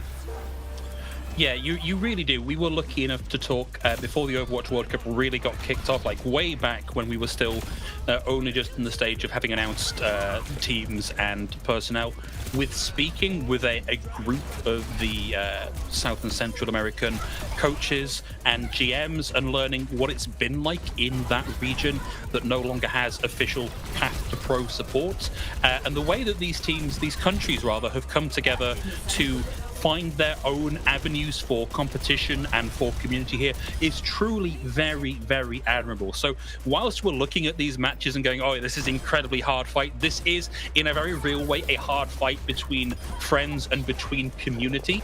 And so maybe it's a little bit cheesy to say here, but in the end, it's a win regardless, because we've been able to give this region such a good showing here over the last 2 weeks. I mean, it's been incredible. It's been incredible. I mean, I was not part of the contenders casting scene back in 2020, the last time, or back in 2019 when we last saw Contender South America. So I mean, this is a beacon call right now to how important not only Central America but South America is to our ecosystem. And I mean, Valorant is very well received in Brazil, and I think that Overwatch still has a good foothold down there. I mean, I watched some of their streams. They still have leagues going on down there. But I think we need to have Contender South America back. It certainly would be nice. And whilst we might not have that, we do have our next map lined up. This is, of course, Argentina's choice. We're on our way to Coliseum, which I think could very well play nicely as an Orisa map. It could. It could also play into maybe Frack bringing out the Ramatra. Or, you know, you can play the Diva into an Orisa. Not as easy. But it's going to. I think it's going to come down to Devout and Oracle. Honestly, with what we just saw, sniper-wise, one-shot potential-wise, we could really turn this on its head and be able to, you know, turn it into an old-fashioned showdown here in the Coliseum of Rome. In a lot of ways, finishing out on push feels a lot like finishing out on control. The sort of way that the fights tend to break out and the brawly nature of this particular map style. So I do think that the and Coliseum in particular as a push map is arguably amongst the most brawly. High ground doesn't really come into it until you get right close to the point A cap. It's very flat through the rest of the map. So we have a lot of potential here to see some interesting lineups. Do you know what, Frack? I would love it. I would love for this to be a decider on Orisas, just for the sheer ridiculousness of it. I'm gonna wait. And see. Yeah. Oh, you had to tease us, didn't you, Frank? Oh. I mean, we'll see. We'll see how this actually turns out. But I mean, Oracle and Walter are going to have a load of fun here, being able to chunk down Frack. You've got the shield. Rhombus answering with their own May here, so I like this. You're going to have a little bit more utility with the Bout, and we saw how good they were on the Widowmaker and on the Ashe. So this could actually be, you know, quite the standoff here. Both teams do need to kind of get into brawling range, maybe more so here for Argentina. But a stray right click, a stray javelin from Gatsby can easily put the Bout back in their place. And whilst we have got the bot unlocked here, Argentina doing a good job of sort of turtling up here and not allowing Chile too much forward positioning here. We're just kind of looking for who can find, even if by accident, this first pick. I mean, Grenade's going to do a little bit of damage. I think that you're just waiting for cooldowns. You're trying to rush down targets. Papo is on the Zenyatta, so we have not seen a lot of Zenyatta here throughout our Overwatch qualifiers. And I mean, this is brutal on Frack. There you go. There's the first bang. There you go. 1 minute and 10 seconds into the map, something finally happens on the Coliseum. The old San Francisco shock special. We don't want to play the map until you want to play the map, and that's going to allow Chile to move forward with the grace of a powerful gazelle and find frag after frag. Debaut with the second, and given where they pushed you, this could be a lot of movement on the bot. I mean, you've also got, you know, repositioning that you can take care of. These dynamites are coming through disgusting from about 70% towards Bob. Now, Walter versus Rom, you know, 20% difference in the Blizzard generation. I think Papo needs to land a couple of volleys here to be able to counteract this Blizzard that's very rapidly upcoming. Yes, we do certainly have some tools coming online. First of which is going to be the amplification matrix. Gatsby moves forward in front of it to avoid some of that incoming damage. And whilst the bot has been moving this entire time, it's a brace of O's in the kill feed. Oriko and Okuno getting in on the action, securing the team fight win here. In fact, Okuno doing the lion's share of the lifting. I mean, what a great answer to the Amp Matrix by throwing out one of your own. And now you're going to be able to push in with, you know, a Blizzard. It's going to buy you a lot of time. Papa still does not have this Transcendence online, but you do have both your support ultimates, or both your DPS ultimates, and the Annihilation here. So I think that this could be a, you know, a stale fight here. It's just who's going to blink first. This is such a difficult fight to read. Oh, okay, that's interesting. So Oracle was able to find Devout. Devout did get the Bob off here. There is a Transcendence available for Papo. And so unless we see maybe a couple more picks come through. Okay, no, this is good. That's going to be the Terror Surge out and the Transcendence out at the same time as the Blizzard for Walter, and that heavily favors Chile here. It allows them to, pardon the pun, weather the storm and find key picks in this fight. So whilst Akuno may have taken Frack out, it is support left trying to make this fight happen with not a huge amount of progress gained on the bot for Argentina. Well, there you see the value of having the Zenyatta. I mean, showing up on the assist left and right. The good thing is that Chucky did not let loose with their Consumer Rush, so they have options here to try and get a last-second contest before the butt scratch happens. Well, we raise some doubts as to Timothy Smythe's ability to wipe here, as it is butt scratch time, but they don't quite get it into position. At the last second, Argentina swoop in and prevent that full cap onto A. No forward respawns gained for Chile just yet, but they can reset easily and continue to make this hard for Argentina. 0.4 of a meter is what separates them from getting that reset moment there before TS1 gets on the way. So, I mean, Amp Matrix available to both sides. The big kicker is going to be this Consumer Rush that Shocky still has not let loose with. No, well, maturing like a fine wine here is Chucky's ultimate. Waiting for Chile to push back in here, use it maybe to surge forward past the Amp Matrix. No, Amp Matrix is up, but that is mostly being used defensively here. And the Consumer Rush is now committed by Chucky. Answering Amplification Matrix from Okuno, and Chile already kind of caught out in that little chokeways. They're going to have to give over some space to get out of the way of the additional damage that comes through that. Nice use there. The Javelin interrupts the Nemesis form. Both Immortality Fields used here, and it's Ram that's down first. Argentina slowly starting to claw this fight back under their control, and with ultimates to continue to throw at this, there is the Terror Surge. A nice big meaty one does a chunk of damage. Walter throws in the Blizzard over the top, and it's answered beautifully by Papo with the Transcendence. Bot still inching its way forward as the bout finds Oracle. For now, Argentina just want to clamor and grasp onto the bot, but it slips through their greasy mitts, and Chile are back in control and still in the lead. Papo and Lazu getting the work done. I mean, the healing that came through the amplification matrix out of Lazu. Perfect positioning. They had natural cover up there, and really only losing Rom during that fight it allowed them to stabilize so well. They do give up quite a bit more progress here with the bot, but now you're going into Annihilation plus a Blizzard. Nothing online for Argentina other than the Immortality Barrier to save them. It's at times like this you need Oracle and Walter to be landing those key headshots. Instead, Chucky has to move in just to keep Gatsby alive here. Chile now have 4. They've committed to the Amp Matrix and the Dragon go through. Argentina make themselves scarce. They come out of this with an Amplification Matrix of their own, but Ram jams them back into the freezer, right back into the frozen goods aisle. And now Chile can really push and start to take this first checkpoint. 3 ultimate fight, though, so expensive for Chile, and they're running into an Amp Matrix. What a shot! Oh, that'll do it. That'll do it. Whoa! And there is the cap forward spawns now activated for Chile. The best thing here for Argentina is that Chile did spend everything they had to get that accomplished. I mean, now it's all a matter of how far can you get it in the neutral, and then, you know, defend what you've got, because we're approaching the 3-minute mark, and this is going to start to be a little bit of a panic time here for Argentina. They already put out the Immortality Barrier. Yeah, very clever stuff here from Argentina. They pushed forward and allowed a little bit more capture on the bot. Ultimately, Argentina had the weight of the respawns and the weight of their abilities to move them forward here. Gatsby momentarily caught in the room here with Debouts. That's going to be the reset here. Argentina might miss out on some of these forward spawns, Billy.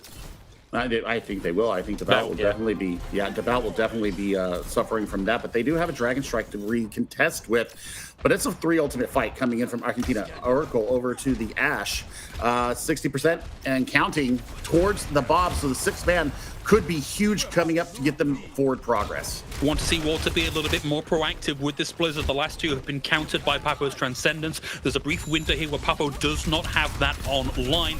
Walter, if they want to win this fight, needs to drag this out in a position where Chile cannot counteract it. Debouts found Oracle. Walter's Blizzard has to be the difference maker here.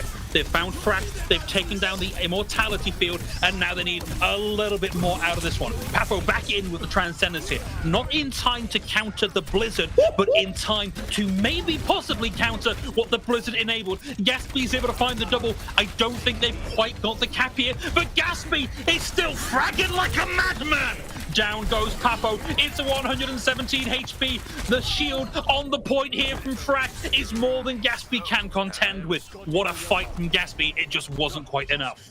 And they end up about, I'm going to do my quick maths here, 60.67 meters from capturing and getting the forward spawns there. So that's an important fight win. And Gaspy did everything they could to get it that last extra little bit, but no joy for them. Now you're running into Annihilation and a Dragon Strike. And Annihilation without any real meaningful tools to deal with the damage that can do, no key ultimates to isolate that or to prevent the damage coming through, is a very rough position here for Argentina. Once more, we are looking for DPS to find openers here for Argentina. The big thing right now is Bob's going to come out, and right now Chile can just take fights when they want to. They've got the meters that they need. They think that they can win with this with just the 83.54 meters. Argentina forced to burn defensive utility here in the form of the immortality field and the wall from Walter. That's down now. Argentina back in a position of having no ultimates. Chucky just does get that Kitsune Rush, puts it in. And now they've got to somehow deal with a lot of the value of the Kitsune Rush being robbed by Frack being out of... Wait, did Frack cancel that early? Was that an accidental or cancel from Frack? It may not have mattered here, but that seemed to go on way shorter than it really should have done, and may turn the tide for things here for Argentina. Having lost Gaspy and Oracle, maybe a little bit too much to ask for, but it's 16 seconds left on the clock for Chile. They can leave the bot here. They can make it impossible for Argentina to get back and recontest this, because we're less than 10 seconds away. That is the mobility cooldowns used here from Gaspy. The bot is static. Argentina are not, but it's just not quite enough. Chile with a 2-1 lead move up over Argentina.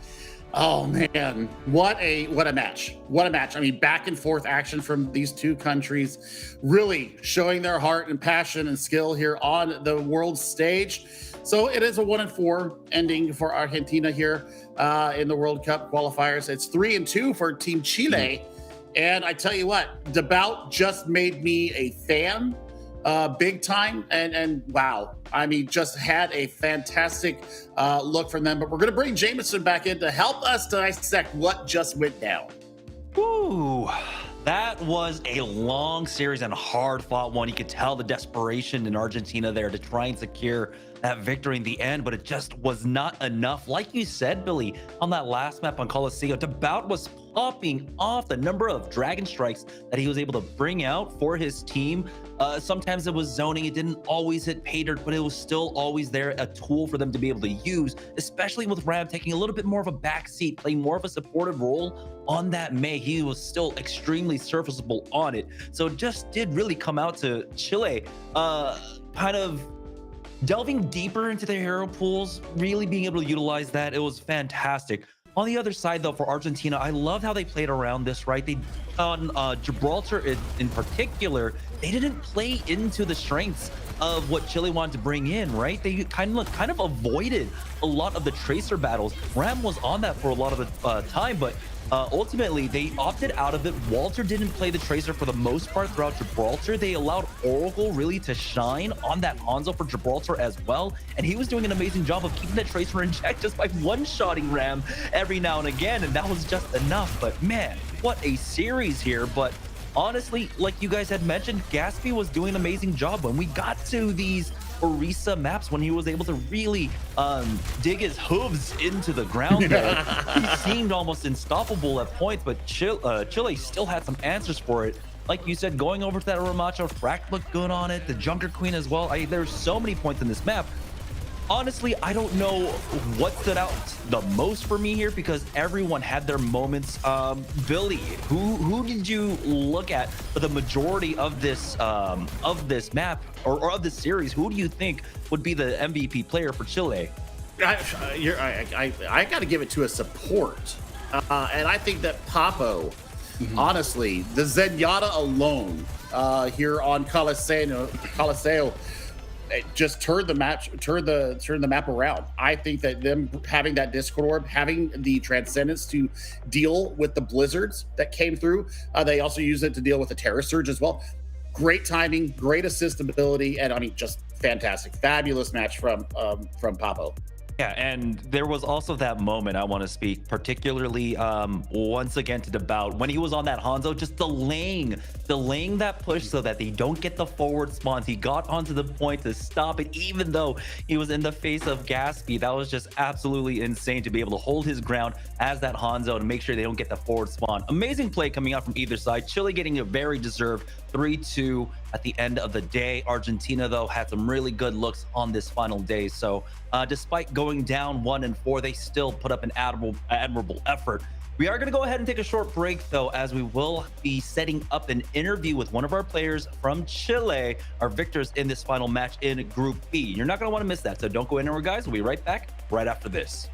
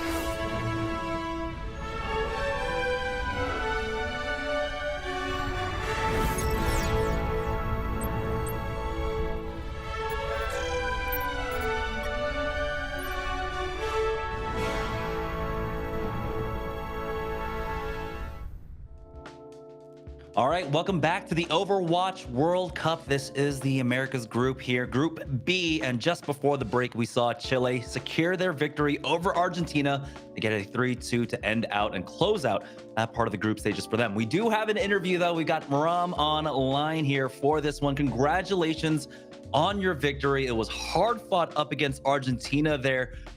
It looked extremely difficult, I'm not gonna lie, because Oracle was hitting some amazing shots. What do you guys what were you guys able to do at the tail end there to really finish out and take that victory up against Argentina, Ram? We just tried to counter their comp, to be honest, like just play spam into their comp. We know they play a lot of Orisa, and we just tried to counter. That's all. Like, yeah, I mean, we got to see you on a lot of heroes throughout the last 2 weeks. You've pulled out the Mei there in the end. We've seen your Genji, we've seen your Pharah, but we have to talk about your Tracer. It has been looking absolutely stupendous. You were striking fear in the hearts of so many different players, and in particular, when we got to see you up against Colombia yesterday, that matchup looked so much fun. You were doing an amazing job on that Tracer. Let me know what it's like actually playing these Tracer duels here in the Overwatch World Cup. Like, what is your thought process? What's going on when you're taking these Tracer duels? yeah, most of the time I'm trying to waste time of the Tracer, like make them chase me and push card as much as I can. Like, if they ignore me, I can push card, you know, like on Gibraltar. Like, we tried that strat many times and it worked like just fine. And I practice a lot Tracer, like a lot of 1v1s, so I think I'm decent at it. I think I'm at the level of the other South American DPS, so I love Tracer. Decent at it is a definite understatement. Who would you say was like your most fun kind of Tracer duel to take throughout the qualifiers here? Duel, I'd say maybe Ludwig. I think like he's one of the best at Tracer. I know him from Contender South America, so yeah, I think him. Yeah, I mean, that matchup up against them was fantastic as well. I feel like there were so many points where you guys could definitely take in maps or even the series off of Brazil, but it was still so much fun to watch. And speaking of, you know, being able to play in contenders, it's been a while, right? What are your thoughts? Like, what do you want to see coming out from the South American scene and the support for the South American scene?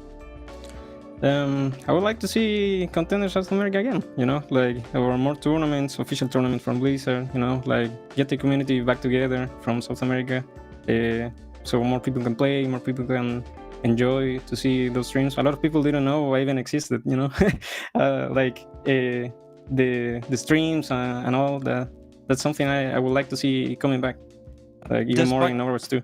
Oh yeah, despite, you know, not being able to secure a spot into BlizzCon, I think you definitely have a major name known, especially the entire Chile squad. I think all of you guys definitely impressed us today, got the 3-2, had finished off with a positive record there. So I would love to see you guys more on the world stage as well. Before I let you go, though, of course, I want you to have this time. You guys got that victory. You guys got the 3-2. Do you have any special messages for your friends at home? I would like to give a shout out to Ryzen. He taught me a lot of things. Ryzen 7 from Andese, from Contender South America. Hurt, my best friend. He taught me a lot. And my mom, I had a lot of support from her. I'm sorry to disappoint you, but I did what I could. And that's it. That's all. All right, thank you so much, Ram. And once again, congratulations on this final victory. And I really hope you do hold up your head high, because we were all definitely impressed with your performance and the overall performance of Chile throughout the group stages. There were some very difficult teams to take on, so I hope you don't take that too much to heart, because we all, I think, support you. So congratulations once again. I'm gonna let you go, though. All right, guys, that does mean we will be moving on now. That was Group B done and dusted. We have Brazil and Colombia moving on. Colombia walking away with the first seed, Brazil with the second seed, and we're gonna be swapping on over to Group A, where we have a very important matchup taking place. We're gonna go ahead and take a short break while we make that swap, though. So don't go anywhere, guys. We'll be back with more Overwatch World Cup right after this.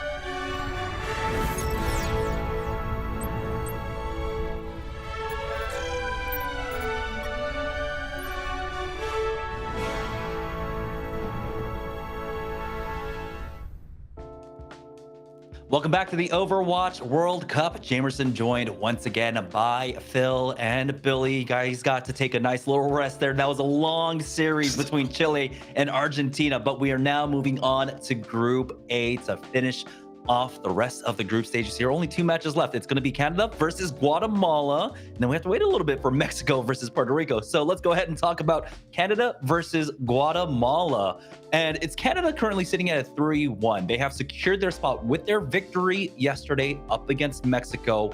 Everything is set in stone for them. They no longer have to worry. But I think, Billy, that this is still I think, formative match for Canada to really try and, shake loose anything that could be going wrong with them, to really form up before BlizzCon.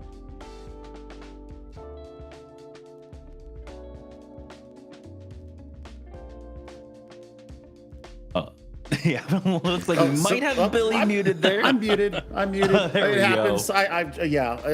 Canada winning on Canada Day was absolutely awesome to see. It did solidify them going to the group stages coming up. Now it's about getting together and making sure that you play and finish out nicely on 4-1. That would be a great record for them because it gives them a little bit of wiggle room when they go into those placements. So, I mean, for them, Guatemala is probably the best ending match that they probably could have been looking at. And just to try and finish things out strong. But for Guatemala on the other side, they are currently 0-4. But we got to see some great things. Oh my goodness, I'm sorry. Arenas was hitting some absolutely stellar shots as well. They got to take the fun Torbjorn matchup, I guess, right, on Kings Row when we saw them up against USA. I'm glad that they're still able to take these in stride, and I feel like this should still be a fun match between these two teams, right, Phil? Yeah, it really should. I think it's very easy to look at this lineup, look at the fact that Guatemala are 0-4 and go, GG, better luck next year. It's far more charitable to look at this in terms of what can Guatemala get out of this experience. We have some questions about who exactly is going forward in this group. We just know it's not Costa Rica or Guatemala here, and this is your last chance to show the world what it is you've got. You might not have the Overwatch League talent, you might not have the contenders and collegiate players, but you guys have been working together as a team over the last few months to be here on this stage. As long as you are giving it your absolute best here from Guatemala, I couldn't be happier.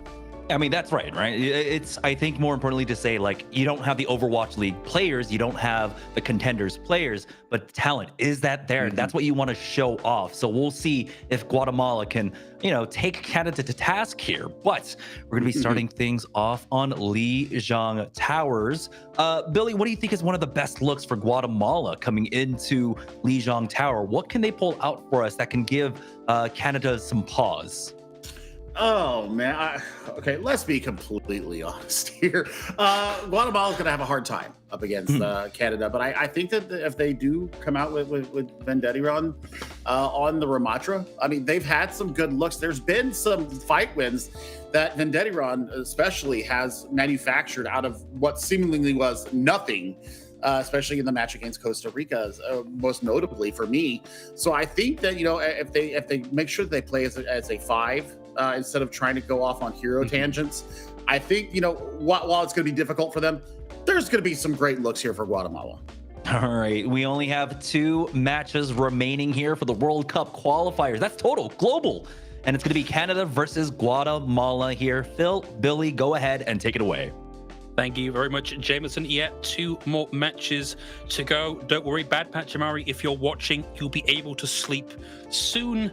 And I assume sleep for a week solid at that point. There has been so much Overwatch World Cup to watch that, frankly, I'm going to be lost next week without it, Billy. I mean, I was up watching Japan versus South Korea. South Korea being able to play in front of their fans there at the WDG arena. So I mean, that was fantastic. Saw a lot of good stuff out of South Korea, but I mean, yeah, it's the last day. I'm gonna miss it too. My Twitter's been going crazy because of all the retweets that I do. People hate me for that, but you know what? Guatemala's gonna come out with the Reinhardt composition, and we'll see. Astronex in for Canada. Should have been expecting the main tank matchup here. Astronex, very accomplished, very aggressive, very methodical tank here. So for Guatemala, they really need to keep their head on a swivel. For now, Canada have rotated down towards the actual base of the point here, still 5 seconds away from unlock, and Guatemala happy to hide back and wait for the point to unlock, generate ult charge, try and flush out some cooldowns. One thing they haven't flushed out is Seeker's turret form. Then Dediron taking a huge amount of damage. Down they go, and boy, once the Bastion's set up, you are set right the way back down again. Arenas, not long for the fight, and it's Canada with a win and 8% and climbing, Billy. I mean, Seeker and Astronex getting a lot of the kill feed done by Cal, making sure that everybody stays nice and sturdy. That's the other side of the coin, is that, you know, even if you take care of the tank and then DPS, you still got Cal and Magic Nepal, two of my favorite supports from north of the border, and they're just absolutely holding court here. That is, oh my days, Magic Meatball forward with the double boop. The ult out from the Bastion as well, I think you could argue was maybe unnecessary, and pretty convincing here from Canada. I mean, you got the artillery strike in one fight. I think that for them, they're just going to have fun with this, and I mean, they can just hold the point here, look for any kind of fight, and there's the sound barrier out. Oh, amplification matrix, and Seeker slamming bullets through it. Boop doesn't quite connect, but Seeker will find themselves punished. Cal as well. But what is left of Canada looks like they don't care. Wallen at the spawn, back up, and the team will be back together soon. Noxious has really impressed me. Noxious has really impressed me throughout these qualifiers, and I mean, they're going to be a force to be reckoned with when it comes to the group stages. Great wall, Blizzard in on the back end of it. That'll come down, split the team nicely in two. Then Dediron caught out by Astronex, and whilst Noctis Pain may have thrown in the additional pain of the amplification matrix, there was just no viable target. Astronex gets Richie. You do not want to be anywhere near that hammer or anywhere near Arenas unless you've got the damage to delete them from the game. I mean, Canada is taking this very seriously, and I love to see it. And I mean, there's the pinch out, and well, we've got somebody on the point here. I mean, Astronex, don't do him dirty. Don't you dare do him dirty. That's great from Marleo. Got to the point, got overtime ticking, allowed Vendediron to come back. See Shatter v Shatter here as Vendediron's about to get theirs online. Astronex still holding on, is ready to go. Astronex drops theirs, has it blocked by Vendediron. That needs to come out ASAP. Vendediron, that's a winner here, but it's straight into the waiting shield of Astronex, 100-0 for Canada. I mean, good first round for Canada, and like I said, they're taking this completely seriously so far. And I mean, I love that they're respecting their opponent enough that they will bring out their true composition. And I mean, you may think the Bastia is a bad pick. Well, no, it's just to burn the shield down of Vendediron, and they just go on the back of it and get a lot of value out of it. And Magic Maypal with the 2K boop. Yeah, they were feeling their oats. And I mean, on paper, they are the better team. So, I mean, there's no shame in them going out there and just taking it to Guatemala and just making this, you know, as painless or as long as painless as it can for Guatemala. Well, Canada out on a somewhat different composition, entirely different, some might say, as Astronex picking up the Wrecking Ball, another hero well within their hero pool. Vendediron back in on the Winston here. Arenas with a good read does make Seeker's life that a little bit harder. You see the stickies connect there, but Arenas gets focused down by Cal here, and that's a massive opening. That's a big chunk of your damage off the table for Guatemala, and now it's kind of down to clear up. Seeker breaks through the barrier, now has Maleo in their sights. Richie down to the direct, the Duke to the danger, and it's just going to be Vendediron left alive. Opening cap should go the way of Canada. I mean, good stuff there from Canada. Nice pursuit once again from Seeker, getting the work done on the edges. And I mean, they just completely erased Arenas from the conversation here on Gardens. And now it's going to be about how do Guatemala engage. And I think it's going to come down to Vendediron getting themselves into a position where they can actually work onto the point and focus down these supports of Canada. Going to see a lot of this is about where Cal is positioned and whether or not Vendediron can get into the back. Maleo may have made the swap over onto the Mercy, but no mercy was shown to them. Seeker descended from the heavens and sent them back down to hell. Another team fight win here for Canada at 34%. Double DPS ultimates ready to go for Canada. Vendettiron is getting close with the Primal Rage. So that will at least cause some displacements, and maybe Arenas can go on the back of it and land a sticky bomb, maybe a focusing beam. But now when Cal's landing shots like that, holy crap. Okay, luckily Maleo is there to bring Arenas back, and Vendettiron is about to get this ultimate a little bit more damage, and they're able to get in, but the barrage is there, and you cannot primal when you are waiting to respawn. Long range barrage there, picks up people on the bridge, and Astrodex did put the mines out, so I mean they've got a lot to do here. Cal maybe looking for maybe a nano engagement here with Seeker being able to take them out of the fight. Astronex goes in, it's the nano onto Seeker, finds Maleo almost casually, Noctis Pain splattered against the wall. Then Dediron goes in to try and touch point, but it's one more team kill and one more fight here for Guatemala. At the top of the ceiling here for them, and they get the job done. I mean, the nano engage was perfect, that's all they needed, and that's a good pick from Richie. Someone's got to go touch here from Guatemala. It's going to be Arenas. The sleep is there onto Vendettiron. Cow popping in over the right-hand side, but finds himself juggled into the abyss. Care of Vendettiron. It's 2 up here for Guatemala as they make a resurgence in the final few minutes of the fight. They start to get some percentage. I mean, this is great coming from them. This is exactly what we need to see from them. And I mean, looking at this little kind of wonky dive that we're getting in here, Richie's is going to have the Bob to be able to contest the point and deal with this aerial threat that Seeker is providing. Should at least slow things down a little bit. The question is, has anybody noticed Astronex? Looks like they have not. A lot of focus going the way of Maleo there. They weren't quite... Okay, yes, they were quite able to get the barrage in over the top. There's 3. They're down to the Bob. Cow traded out as well here. The minefield locks up the point nicely. Seeker back in the fight. Pulse Bomb connects, does not find too much here, and then look both ways before crossing the point. You never know when there's a wrecking ball there to destroy your day. Okay, Canada. I see you. I acknowledge you. I'm present with you here. Good Lord, that was a map of Overwatch for sure. I mean, Guatemala, they did their best, right? They did their best. They actually win a team fight in the neutral, I say in the neutral. We did put the Primal Rage out there, but I mean the follow-up behind that Primal Rage was actually very clean. So, I mean, this is what we were talking about. You know, moments to shine, and Richie coming out with the Ash really did put paid to Seeker being able to just fly around and just get nano engages left and right. It's very easy when you are in a matchup that you know is lopsided. I think Guatemala are under no illusions exactly their power level relative to Canada here. It's very easy to get disheartened and to maybe just try and get this done ASAP. And we are absolutely not seeing that here from Guatemala. They are very clearly in this to do whatever damage they can do to Canada. And they need to be applauded for keeping themselves in this in the face of overwhelming damage in some cases. Yeah, I mean, there's fight wins that they took. I mean, they got the work done when they could. I mean, you know, you're going up a technically superior team, and I think that's the big problem for them right now. Is that, you know, it's just the difference of being able to work up against what is a massive underdog story. I can English. I can really English. Really, I can. But you know, it is what it is, and I think that Seeker landing these directs and just making life hell from the skies was dirty.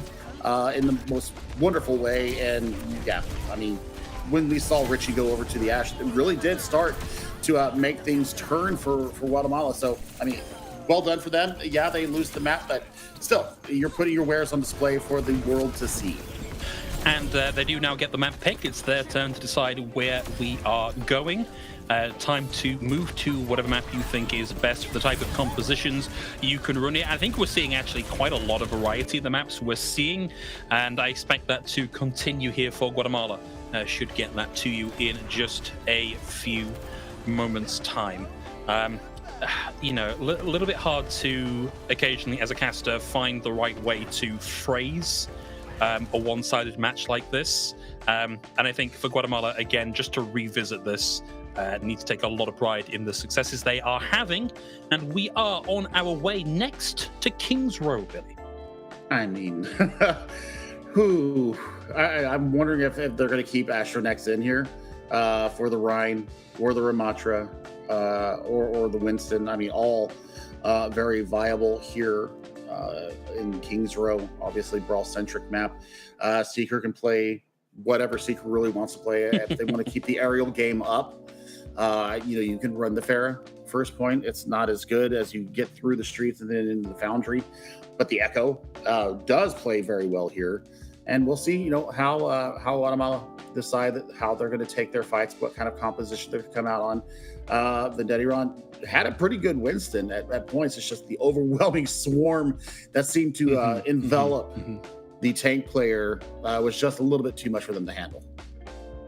It is, and we can now fall back to talk about the age-old stand-ins for filling whilst on Kings Row, this is a map that really suits a brawl play style, even in Overwatch 2 with the changes there. So wouldn't surprise me to see that coming out here for both sides. We're going to be starting with Guatemala on the defense. Richie currently on the Bastion, then Dediron on the Reinhardt. You can kind of see the game plan here, can't you, Billy? Yeah, I mean, they're going to try and burst down. They're going to try and cordon off Astronex. And I mean, running into a Bastion comp, if you're going to go with this dive-centric look here, Astronex might not be long for this world. You'll see the immediate swaps come through.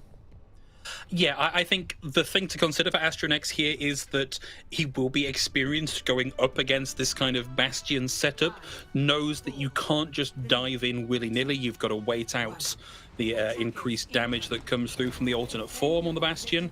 And what's the game plan here, Cal? This is not the normal high ground approach. You're just going to go right on the low ground, Widow, play it roughly the range. Oh, okay, I see. Play it roughly the range of a Cassidy here and just hope to find ahead. For now, Guatemala have backpedaled significantly from the points and given Cal a lot of space over here to make this rotation. In fact, the entire team up on the high ground. Maybe a bit of a feint here as Cal pops back in onto the low ground. Looks for someone coming through there, but down to 25 HP. They find that they can't quite keep themselves in that one. Luckily, oh, we didn't spot this at first, Billy. Seeker's playing support here. Yeah. Well, whatever. I mean, shades of the USA. I was just thinking that, I guess in these situations, it's a thing that happens as Cal finds Noctis Pain. Seeker punished for their hubris here. Immortality field down. Noxious now on the Genji, getting in amongst the pigeons, but maybe a little bit too close and personal with that particular Frosty Pigeon as Arrhenius on the mate takes them out here. So nothing gained here a minute into the fight from Canada. Well, we'll see if there's some swaps coming through here for Canada because they want to get their job done. And getting the job done means getting the point. And right now, they have not been able to crack the Guatemalan code. Pig, anti, and sleep from Magic Maple. Maple not having any of that sass.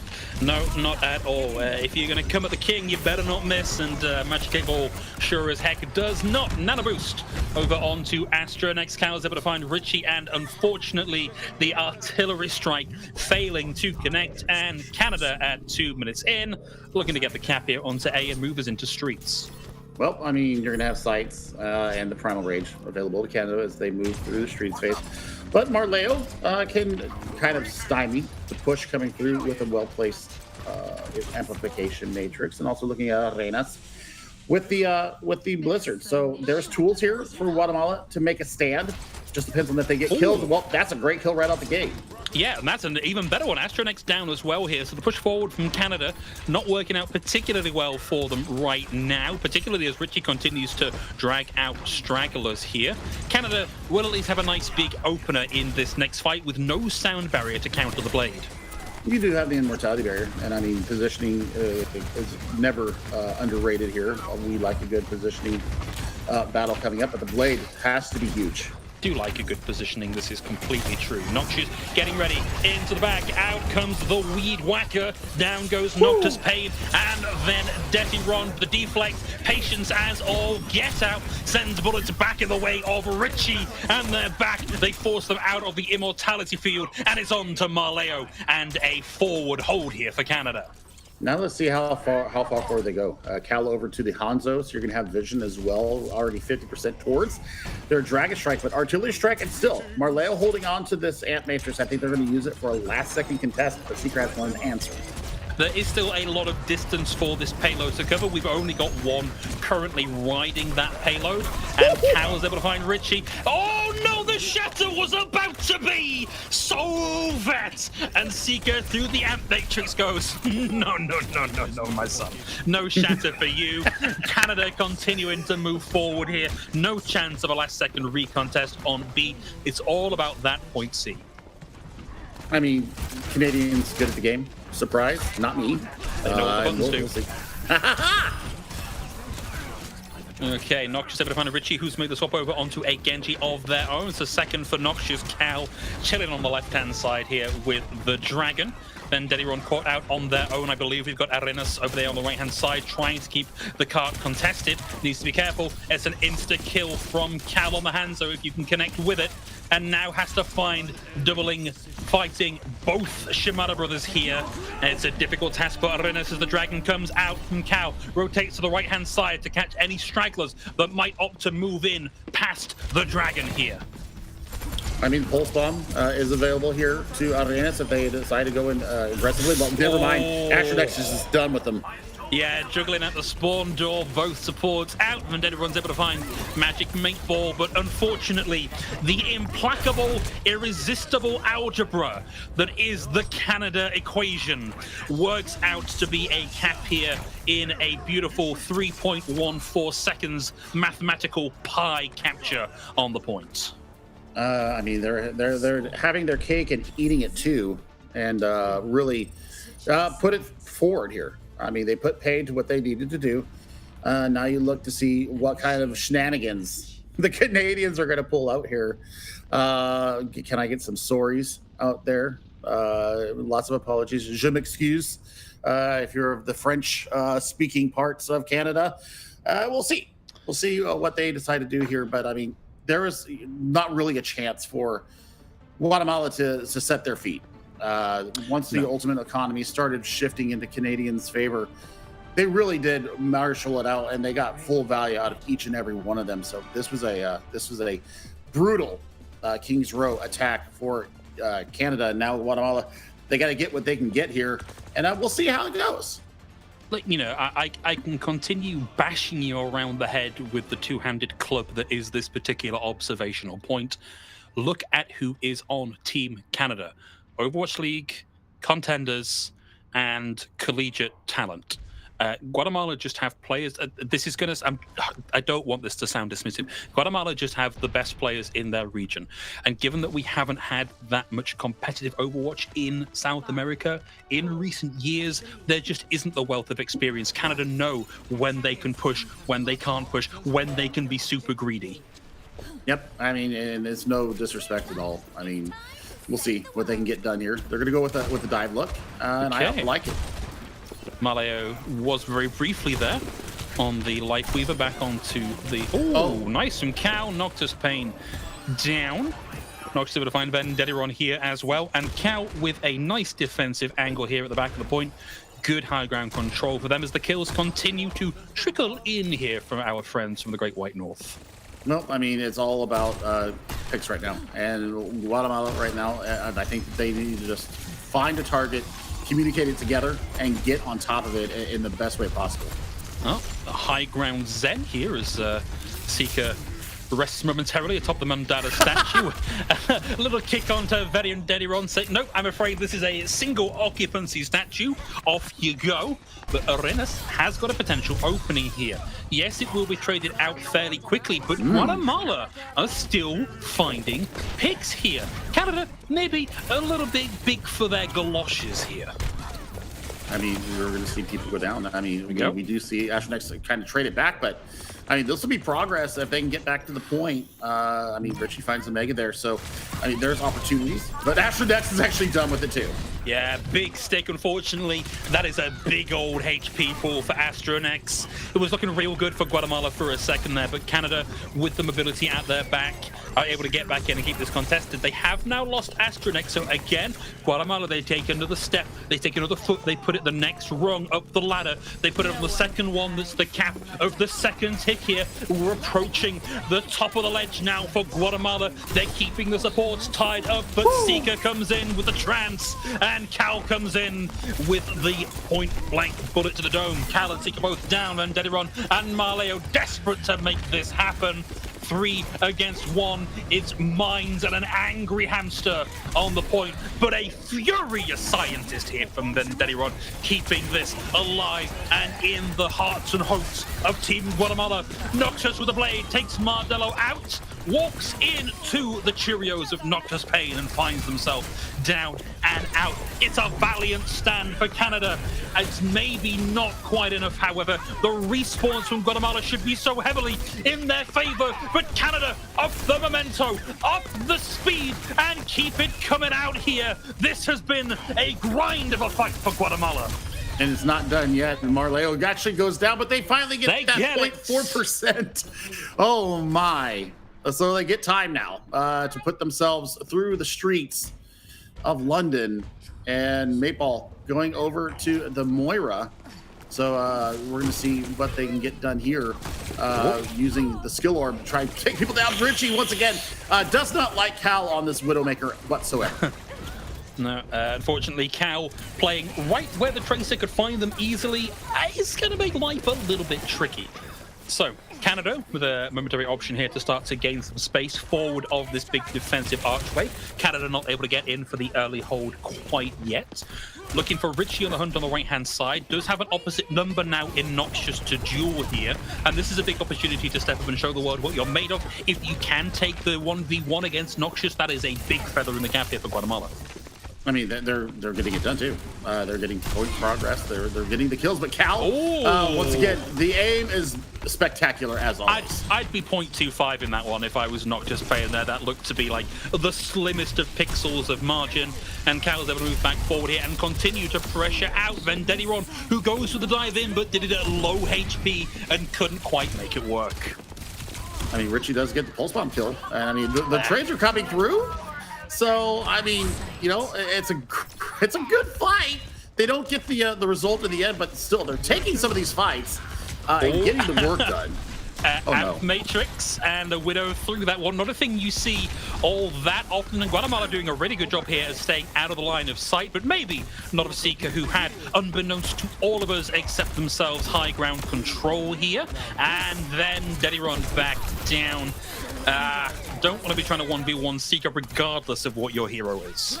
No, and we're sub 2 minutes. They got both their support ultimates to go for this next fight for Guatemala. So you've got some tools. You got some staying power. And I think that you're going to need it because Noxious has a pulse bomb. So we'll look to see the Suzu usage here from Marleo as they approach this next fight.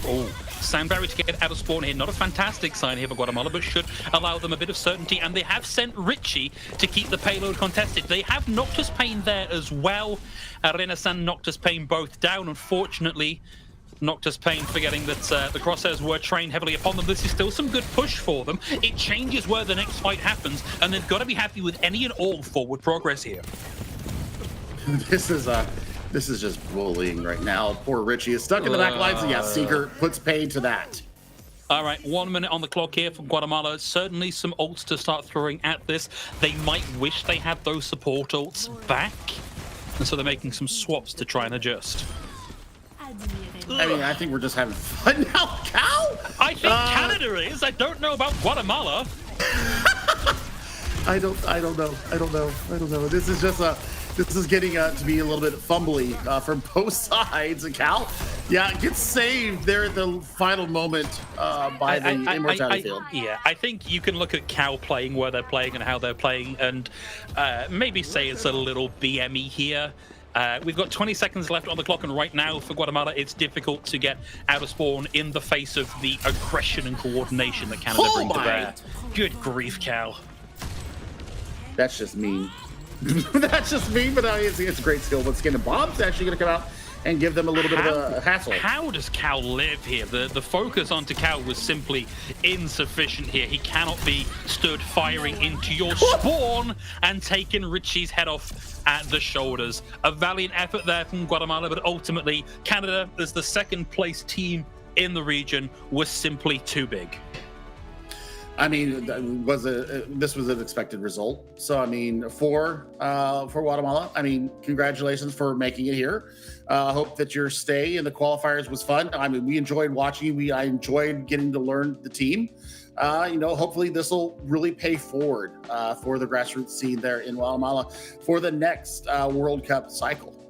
Well, in an attempt to find some things we've not already said about this matchup, we're going to bring Jameson back into the booth to talk about the match that just was. Jameson, welcome back.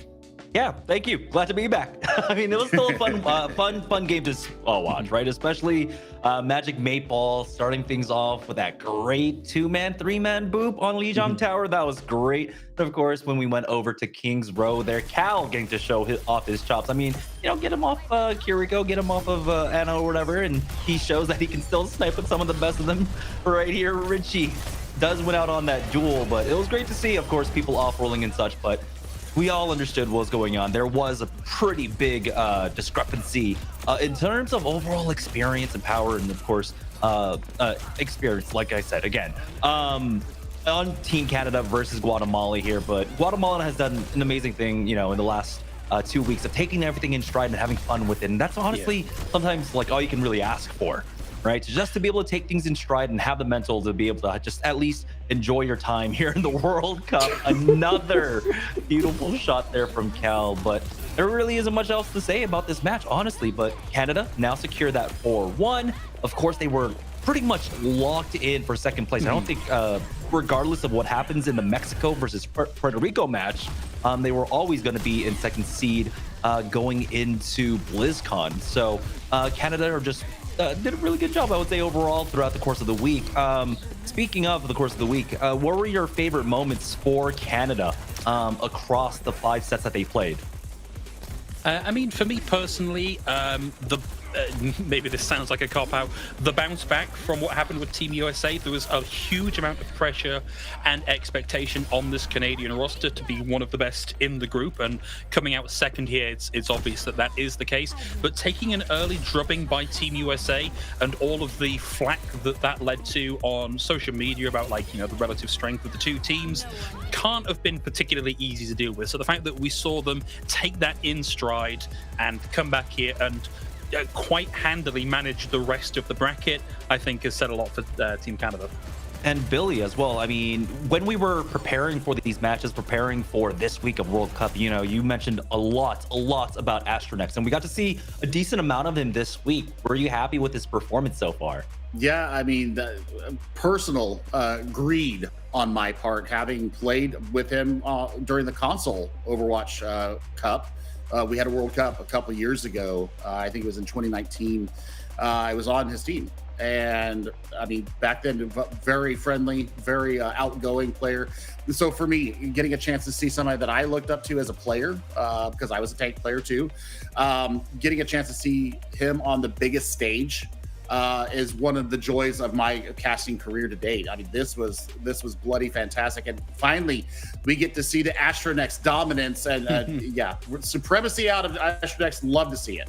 All right, yeah, congratulations. Canada secure that 4-1. They are second seed here in Group A, moving on to BlizzCon. Now we have one final match here in the World Cup qualifiers, and it's going to be Mexico versus Puerto Rico. Both teams currently sitting at 2-2. The winner of this match will be moving on, so you don't want to miss that. We're going to take a short break. When we get back, we'll have the conclusion of the Overwatch World Cup right.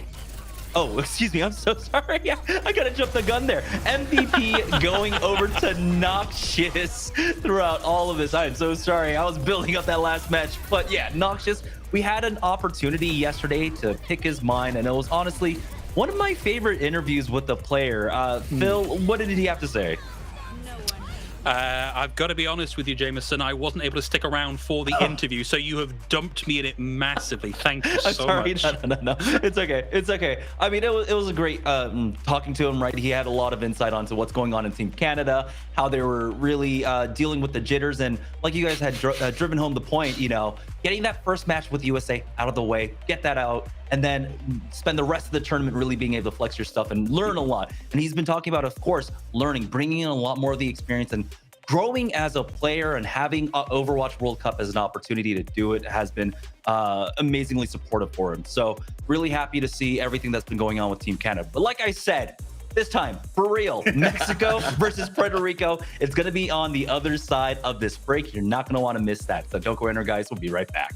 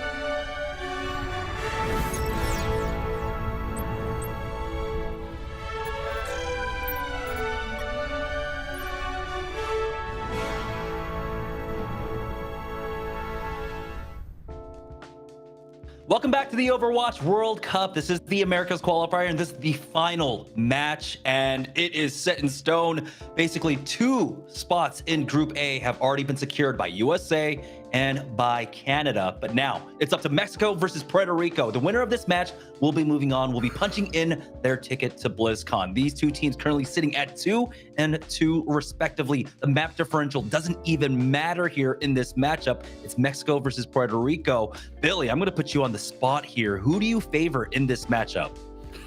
Oh boy.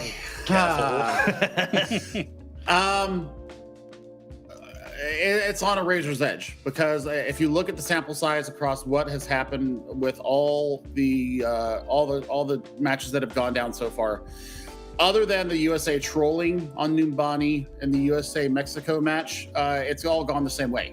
So I think that both sides have their merits. I think that Puerto Rico might have a little bit of the edge in the tank department with Papa Joe, because Papa Joe has shown a great amount of flexibility.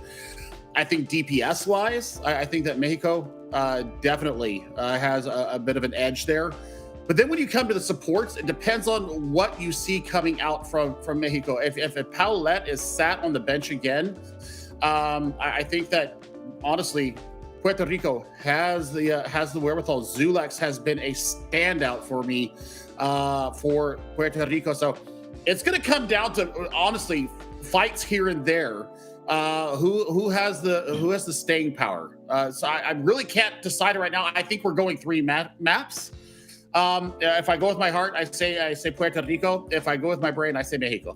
We've got some great looks coming out from Puerto Rico yesterday. Talisman and Anderp on the Sombra was fantastic, but they are going up against Mexico here, who Angel Velado has been, of course, on the tongues of many of our casters throughout the last 2 weeks, and rightly so. But Phil, I've really got to give it up to Chobalux. As that other DPS, he has still been helping out immensely for this Mexico squad. Yeah, and it's a role that DPS generally is a very high pressure role, and at this stage in the game, at this point in the scripts, it's even more high pressure than before. Whereas the Tracer player typically, in what we're seeing in the meta at the minute, tends to be on the Tracer throughout. For the other DPS, there is a lot of adaptation that needs doing. There is a lot of reading the composition and deciding what is best, where the right targets are. We saw this earlier in the game with EQO, like how important the non-Tracer role is in setting up and providing utility for the rest of the team. So we are absolutely right here to look at Chobalux and say, do you have the chops? Can you bring it out here? Can you provide that utility to put you over the edge and take you to BlizzCon? Yeah, is it going to be individual performance, or will it be teams coming together as one whole squad, one cohesive unit to take this victory? We'll find out in just hopefully maybe 3 short maps here. We're going to be starting it off though on Ilios for this series. We've been seeing Mexico swap out between Castled and Hysteria when it comes to their main tank role. Billy, who do you think will be coming in for Mexico on the starting roster for this first map here on Ilios? Will it be Castled or will it be Hysteria?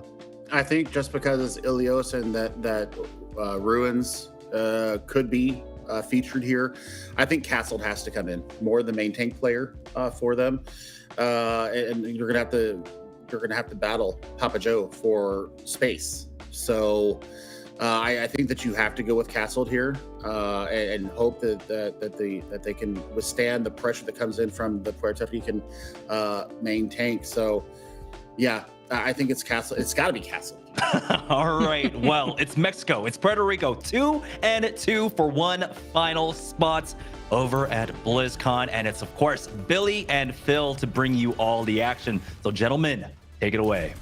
Jameson, thank you very much. What an absolute delight to be here on the last day of games in the group stages of the Overwatch World Cup 2023. And Overwatch World Cup script writers, can I take just a minute to say, I want to kiss you on your mouths because you could not have given us a better final match. There is everything on the line for these two teams. We know from experience the level of passion there is in this scene, in these countries. Let's see how it shakes out. Ender P is going to have something to say in this situation. I mean, look at how low Chobilux is already down. Yeah, has to stymie the aggression coming in. Dive comes in from Castle. Maybe gets a little bit too close and personal here with Ander. Need to remember exactly what the damage output of this particular hero is, and the pressure is really on Castle here. They don't seem to be given a second to get out of the line of fire. Huge amount of damage going their way, just able to rejoin their team. It's Puerto Rico for now, momentarily taking a slightly backward step here, and it's Mexico on the point with the opening cap. Puerto Rico seem far more interested in dives onto the high ground to secure kills and the team fight win. 2 for 1 so far. Mexico need to answer back with another kill, but they don't have the support to enable this. So for now, for Mexico, it's how long can we stall? How much damage can we do? Because without the support, we ain't winning it. I mean, that's a great pursuit from Puerto Rico. I told you. Now, Palette is one of these tier 3 players that I've had a good sample size from. And the fact that I hadn't seen Paulette enough during this qualifiers, yeah, I'm loving what I'm seeing them coming out right now. That's huge! Good from Ender P! Yeah, and with a massive connect to the stickies and the follow-up there with the finishing beam. And Castled in a lot of trouble here, just able to get into the line of their supports. But it is Monkey Mayhem on the left-hand side there, with the Nano going the way of Castle. Knocks Papa Joe out of the picture entirely, so it's up to Ander to pick up the reins of the Manic Monkey Scientist here, up onto the high ground, and to interfere with the supports. The whip shot knocks Ander back, and they're not able to capitalize on that ultimate. Chobilux able to find the double here, one on the D-Mech, and will find the kill. It goes both ways. Chobilux and Ander take each other out here, and it's looking good for Mexico to win out this fight. Puerto Rico look to grind out what they can here, and boy, they want to invest, because in goes the Nano Boost, and out goes Papa Joe. Castled, slept, both supports close the gap, and it's time to do some tank bullying, but Castled will not take this sitting down. Pulls out the flying fists of fury and goes absolutely ham in the back line. But Puerto Rico have weathered the storm nicely. They're still in control of the point, Billy. Oh, pulse pop straight out, and there we go. Chobilux being taken down, and man, what nano engages came from Puerto Rico right there, keeping the members up, and now it's 81% counting. We're rapidly approaching last fight territory, and Lightwolf is holding on to their rally. Puerto Rico are making this a slow fight win. They know that they benefit from not letting Mexico touch the point as a coherent 5. It's going to be down to Chobilux with the heroics on the duplicate here to make something happen. Angel Volado needs to get in and get the overtime going, and there's the dupe. It's Chobilux picking up the Winston and able to get up out of the way the incoming damage from that. Chobilux slept, stunned, abused, struggling to generate this primal rage, and Lightwolf pops the rally, making it even more difficult. Out of the duplicate, back into Echo form. Nano boost on to Castle, but it's Puerto Rico with the kills. Momo trades one out, but it is 99-17 here, and Mexico need significantly more than that if they want to win out the round. Objective secured for Puerto Rico. Man, oh man, the first extended fight where you saw Puerto Rico say, you know what, the point's not important, making sure that we get the opening frags matters more. And you saw Papa Joe lead the charge there and being able to peel back for Zulix and Lightwolf. When you saw Castle go in on top of the support staff of Puerto Rico, that is exactly what I was talking about. The maturity of this tank player starting to really liven up. And I mean, Ender P versus Chobilux and the Echo duels, Ender P really getting it done. As we move on to Ilios well here, potentially a little bit of a different setup. And up out early on the Sombra, and Angel Volado goes over onto the Tracer. So it's going to be down to Ander to try and interfere with Mexico's dives as they come in, or to isolate backline targets. Yeah, looks like we got a pause here. Sure does. Not exactly sure what's going on with that. Looks like we got a disconnect. Well, look, if you've got a disconnect at any point, disconnecting when you're not losing ult charge is the time to do it. Yeah, I mean, it'll just be a little bit of a struggle bus to get back to the point. So I mean, there'll be a momentary 5v4 as the two teams will get together, and you're not going to have if Palette's coming out on the Brigitte again, you're not going to have that up close and personal CC ability, being able to reposition the opposition with the flail and the shield bash. So, it might be just a momentary advantage to Team Puerto Rico. We'll see how this actually goes down. I think the other thing to consider here is if you look at how Lighthouse was played, it's actually a very slow engage at the start, with Puerto Rico wanting to stage and launch a counter dive, whilst we saw Mexico go to the point and contest. So even if you do have Paulette coming on something relatively slow, that doesn't have to be as big an issue at this point in the game. Later on, when there's ult charge and you're in the middle of the team fight, yeah, absolutely, that's a big issue. But this shouldn't really be a game breaker. It shouldn't, but I just pointed out just so people know there's going to be some ult gained. There's going to be some ult gapping just a little bit in the beginning of the fight. Just a smidge, yeah. Yeah.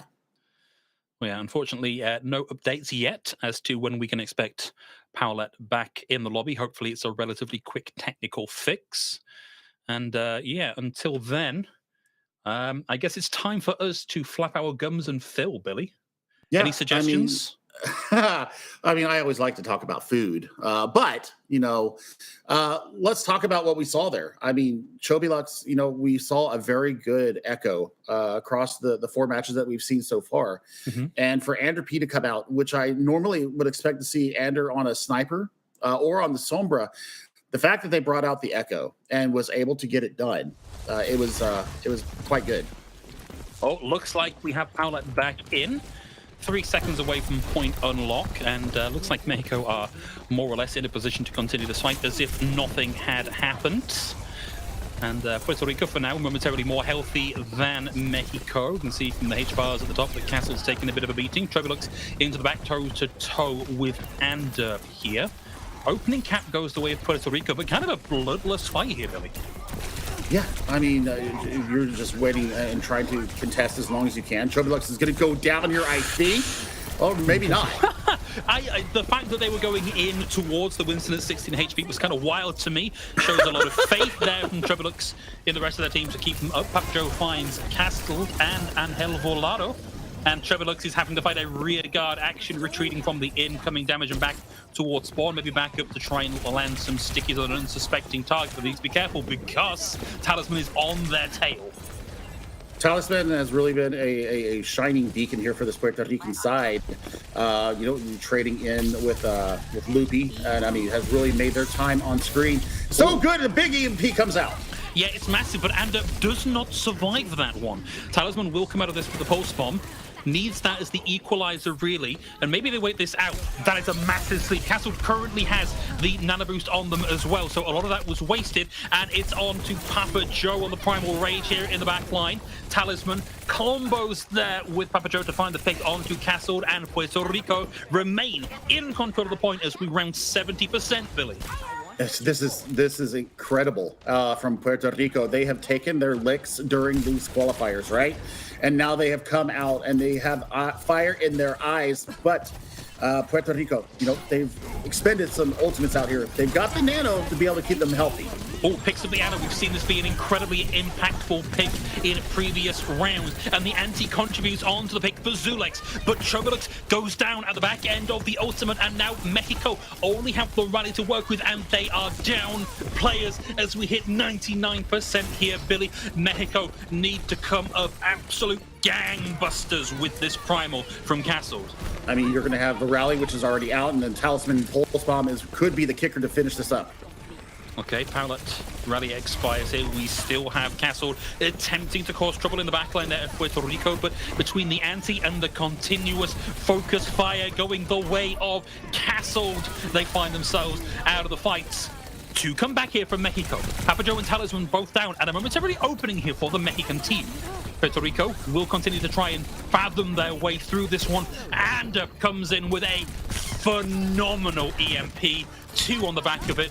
Supports down. Tank barely making it back into the fight here from Castle. And it just seems like a matter of time until Puerto Rico knock Mexico out of the fight. There it is.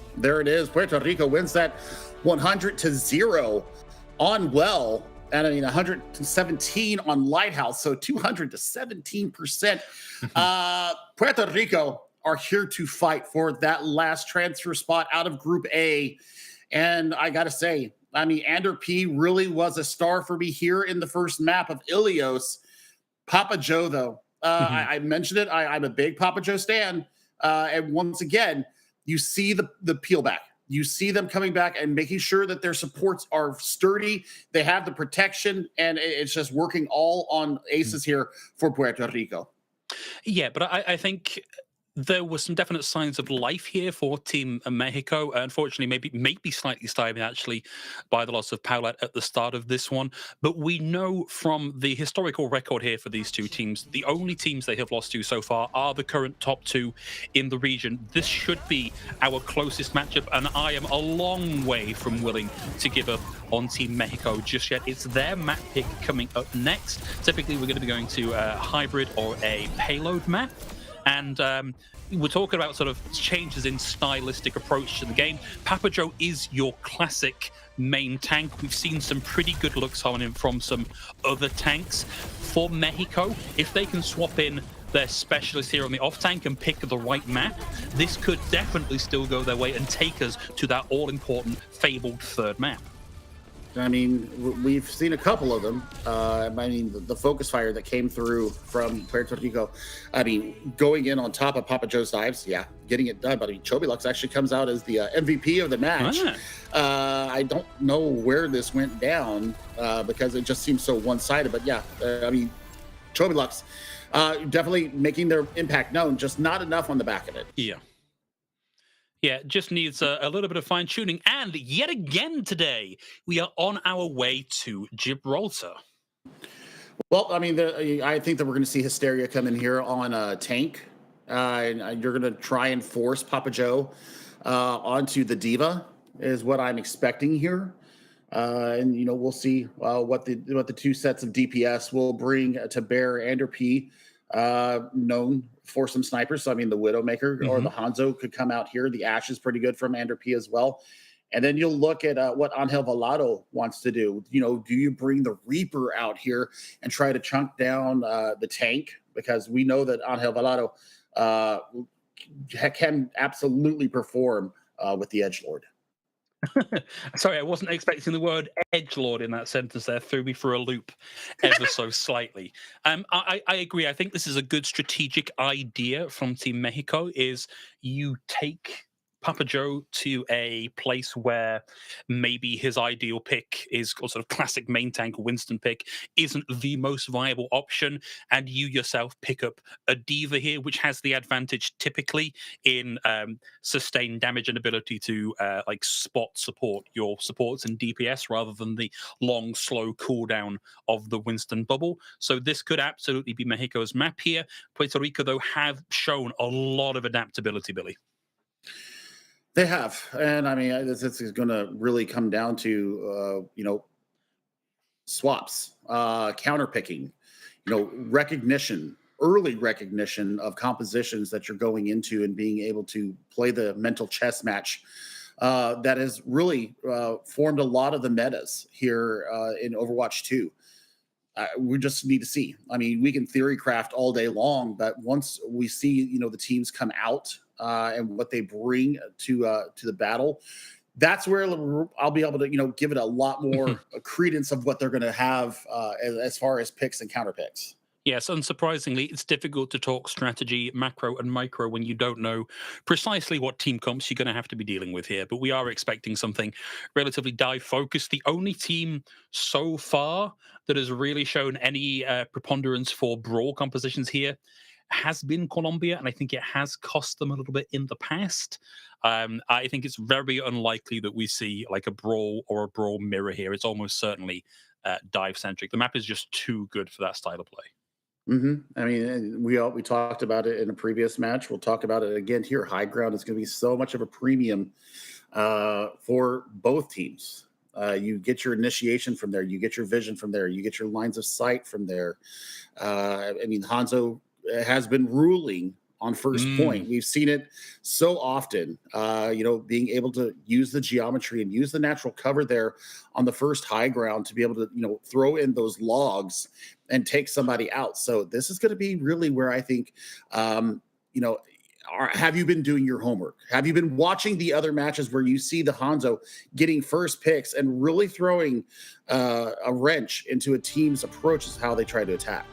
Yeah, I think spare a moment's thought here for our players. If you've been watching every game, as certain community members have, and you're tired, bear in mind that the players not only have to watch all of those games, or certainly a lot of relevant games, they've got to play in them, and they've got to scrim in the meantime. So we are now at potentially the last map in the series. It's almost time for our combatants to hang up their swords and take a well-earned rest. There remains at least one more bout up the jousting piste. Mexico versus Puerto Rico, and on the defense, start Puerto Rico. I mean, L3 here are going to come out on the attack, and we're going to see a quick teleporter, and we're going to see Castled on the main tank, and Papa Joe actually bringing out the Diva here, so mitigation is the name of the game. And we certainly have seen this from Papa Joe fairly recently as well. We know that he's no slouch on the Diva. Let's see how Mexico's gamble pays off for them here. Watch out for these Hanzo exchanges. Notice we've got vision here for Ander. Not quite so lucky here for Angel Velado. The defensive Hanzo very heavily favored in this particular matchup. Oh, Ander takes a dink. Has to eat a cookie from the friendly neighborhood Swede. But Puerto Rico is still happy and ensconced on the high ground. Not a huge amount of progress gained for the cart so far. No, but I mean, Vision is just being set up. This is all setup stage right now for when you start getting ultimates online. You're looking for an early pick. You're looking for early pressure, and that's exactly what Castle was trying to do on top of Papa Joe. Yeah, I mean, it was amazing there that Andep survived being hit by that anti-nade as well, down to what looked like single-digit HP here. Chobolux pressuring the cart, and Talisman, another big exchange you've got to watch for is who is winning these Tracer 1v1s. We're going to call that a draw, as Talisman and Chobolux both back away for now to take a breath before re-engaging the enemy. Chobolux considering dashing up the left-hand stairs there, but knows they have the health disadvantage. Castle gets on top of Zulex here, and this is a big opening for Mexico. Puerto Rico needs to find an opener if they want to keep the defense going. Right, I mean, Nano engages for both sides, and it's going to take, just a little bit for Zulex to get back, so this is free cart push. In the interim, now, do you look for Angel Velado to go aggressive with this Dragon Strike, because Anderproof is still 20% off. Dragon Strike out, has great vision, knows where the team is. It's the double for Angel Velado. Both supports down. Did see the Nano just come in here from Zulex on to Papa Joe, but Mexico have this well in hand. I mean, just great patience, great vision. I mean, that's a beautiful Dragon Strike out of Angel Velado, putting L3 back on their backs, as we've seen them do so often throughout this Overwatch World Cup. And what a shot from Angel Velado again! With the Sonic arrow as well, the disrespect is palpable, Billy. What a sleep bubble! Hello? Oh my days! Mexico just dismantling Puerto Rico here. Oh boy, we got a series here. We got a series here, because Puerto Rico right now are getting rickrolled. Wow, Angel Velado with another hit. No DPS available now for Puerto Rico. Can't really take this fight toe-to-toe as Paula takes their opposite number out. Papa Joe has the option of a recontest here. I probably wouldn't take it, bud. I wouldn't take it. I would just set my sights on burning 5 minutes and 10 seconds off the clock here on point 3. Yeah, maybe if you had the primal there, you could have gone in and burnt some time, but this is just not looking great for Puerto Rico. Mexico really have picked their map with aplomb here. I mean, you've got tools, though. You've got a rally, you've got a Dragon Strike to at least buy you some time. But, I mean, the difference between the aggression that we saw on Ilios and now here on Gibraltar, I mean, they've turned it up. They got ticked off. Okay, and has a good idea what the team may be, but Mexico, nice and mobile, mosey their way out of the line of fire of the Dragon, so only a momentary reprieve gained here for Puerto Rico. It's going to be matching rallies, nearly matching Nanos, but it's Momo with theirs on board first. It's on to Castle, and Castle on into the backline. Receives the anti, has to come back out here, having done less work than they may have liked to, and Talisman securing the chase. They do get the rally out, though. They do get the rally out, though. So I mean, the Nano engage was the start, and you get the full the full pleasure out of that. So now Palette can answer with their own, get that over armor going. But now the nano engage is going to be available to Puerto Rico. That's a nice anti. Papajo needs to wait that one out, but it's into the back line. It's receipt of the nano, and it's straight on to the supports as Sulex takes a moment out of this. It is a little bit tricky here for Papajo to deal with Paulette with Rally running, and particularly with Angel Volado taking supports offline here from Puerto Rico. Papajo goes to the jungle, and it's Paulette bounced against the wall, and Chobilex bounces Papajo off the floor and back into the spawn. 3 minutes, 20 seconds on the clock, and Mexico start to move up again. They're going to have 3 ultimates into this fight for Mexico. You can use the Dragon Strike to cordon off the point. The Pulse Bomb comes out and takes Light Wolf out. Classic stuff here. 2 minutes burnt off the clock now by Puerto Rico on the defense, but the defense is beginning to crumble here. Light Wolf and Zulex are currently waiting their turn, and Helovalado's down, but Castle more than makes up for that as Andup is down to the Primal Rage. And it's going to be down to Papajo to make something happen here with the bubble, but with the anti coming through, it got a lot harder for Papajo. Down they go, down goes Light Wolf. It's not enough here for Puerto Rico, and that is a sizable time bank for Mexico. 2:44, and I think that I think that Puerto Rico were expecting Diva to come out, and they never got their feet set. Once that first kill onto Zulex holding Nano on point A, I mean, the hangar bay was just a blink of an eye and it was done. Angel Volado coming online and putting his team on his back. And that's what you wanted to see. You wanted to see the fight back. We've seen it happen so many times during this online qualifiers for the World Cup. A team loses the map, and then you see the immediate turnaround. Mexico putting up 2:44 on the clock and says, there's your match. See if you can meet it, Puerto Rico. I mean, Gibraltar is not even a map that you can always expect to finish.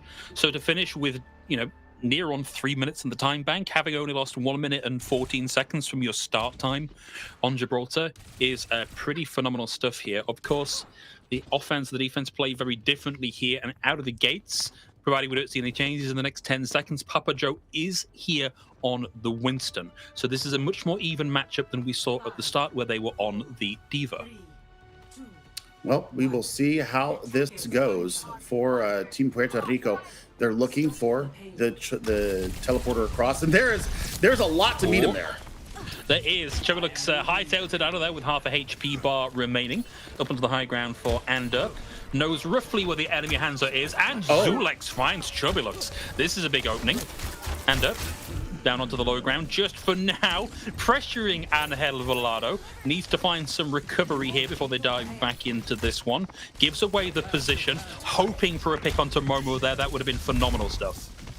Absolutely. And I mean, what we need to see right now is Puerto Rico get a little bit aggressive here. They need to put a sliver of doubt here into the Mexican squad, because Team Mexico, they're looking for it. Chobilex is getting absolutely bullied right now. Oh, and Castle is antied. If Talisman can secure that chase, that is the tank out of the fight entirely. Instead, it's Chobilex that's down at a momentary dink in the armor for Puerto Rico. Well, I mean, you're looking at it right now. Chobilex going over to the Reaper here. So immediate swap. Going to take Papajo into task now. And Volado nearly falls to Andup here, but he's playing up. Oh, with the Ana. No, he ain't playing up with the Ana no more. The Ana is dead and done. And that is actually probably the worst pick you could have lost here if you are Mexico. Chobilex receives the sleep, and then the eternal sleep that comes with death. Talisman takes Chobilex out of the fight and is surging forward here for Puerto Rico as the cap comes through. I mean, this is brutal. I mean, this is Puerto Rico saying, you know what? I'm going to meet you at your own game. I'm going in. Yeah, having seen how quickly Mexico finished that map, you cannot afford to go anywhere near whatever breaks you have on this card for Puerto Rico. Nope. I mean, this is going to be free card push, and especially with Papajo with a Primal Rage coming up and a Nano to boot. This should be a really systematic for Puerto Rico. They just have to, really marshal and make sure that they don't overcommit these ultimates going in. And has a nice line through spots where the team are coming in, and the Dragon might not find the kills, but it splits the team. There's 3 picks on the board here for Puerto Rico. That's the 4th. They only lose Light Wolf here, and I don't think there's any chance of a recontest here. What a fast push. I mean, you're going to look at Chobilux here. Yeah, they're going to have to recall because this is going to be the point. Oh, they get there at the last second. 0.8 meters. Castle is in, has the primal rage and saw this out a while longer. Receives the pulse bomb and didn't have the HP of the wherewithal to pop the primal rage. That's 2 down. Puerto Rico with a 2-man advantage. The rally rolling from Paulette as they themselves get rolled out. 5 minutes and 7 seconds remain here on the cap. C1 push through.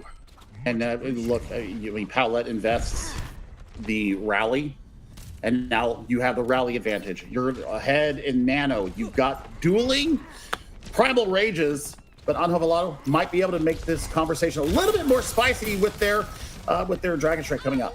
And Helavalado unable to take early high ground control here due to Papa Joe being up in the high ground. But that is a nice opener for Mexico, currently staring down a phenomenal time bank, taking Light Wolf out of this. Whilst the rally was going, is a pretty great start.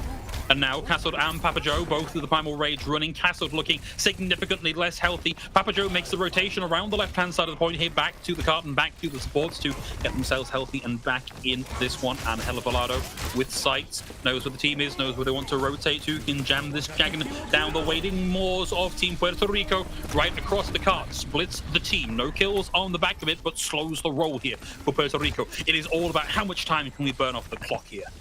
3 ultimates into this fight for Puerto Rico. You're looking for a nano engage on Momo onto Castle. They need to get this up in a hurry. When we're just about to get their own nano boost online as well here. Pulse bomb out from Talisman, goes a little wide. The Dragon will make things significantly harder for the team here, but Castle's able to get in and take Anderp out of the fight. We need a punch back here from Puerto Rico, or we need a quick retreat. Castle wasn't able to build up to the primal rage there with that nano, but has done some serious damage. And they're over to the Sombra now, so you're looking to get onto Momo or Paulette or Castle to deny the value coming through. Pulse Bomb ready to go for Chobilux. This is going to be, I think, the make-or-break moment for Team Mexico in their defense. It was momentarily Crouching Tiger hitting Chobilux, but they give away their position. Dive in, land the stick, and it's good night, Zulex. The dive in from Castle deletes Light Wolf from the fight, and as we approach 3 minutes on the clock, it's looking like if Puerto Rico are going to complete this map, it's going to be with a slower time bank. Well, I mean, they invested heavily into that fight, and they get nothing for it. The Chobilux Pulse Bomb doing the damage, not only taking Zulex out, but enough damage on the Light Wolf that Castle is able to finish off the support squad. And I mean, that's just heartbreaking for Puerto Rico. But you know, there's still time. They can still complete the map. Yeah, a completion here is a stay of execution. You don't necessarily need the bigger time bank if you can get a lot done in an OT push. But now, Mexico are really putting on a solid defense here. Puerto Rico really struggling to find the line in. And Puerto Rico is starting to make some changes to try and upset the apple carts. Sights from Angel Volado so that they can't be snooked on by Talisman or Ander. And it's Castled with the Primal. Papa Joe down at a sliver of HP, and he's slithering back to spawn as we speak. No tank means no fight. No bueno back to spawn for Puerto Rico. Well, I mean, double DPS ultimates here for Team Mexico. You're looking at almost a 5-pack of ultimates for Puerto Rico.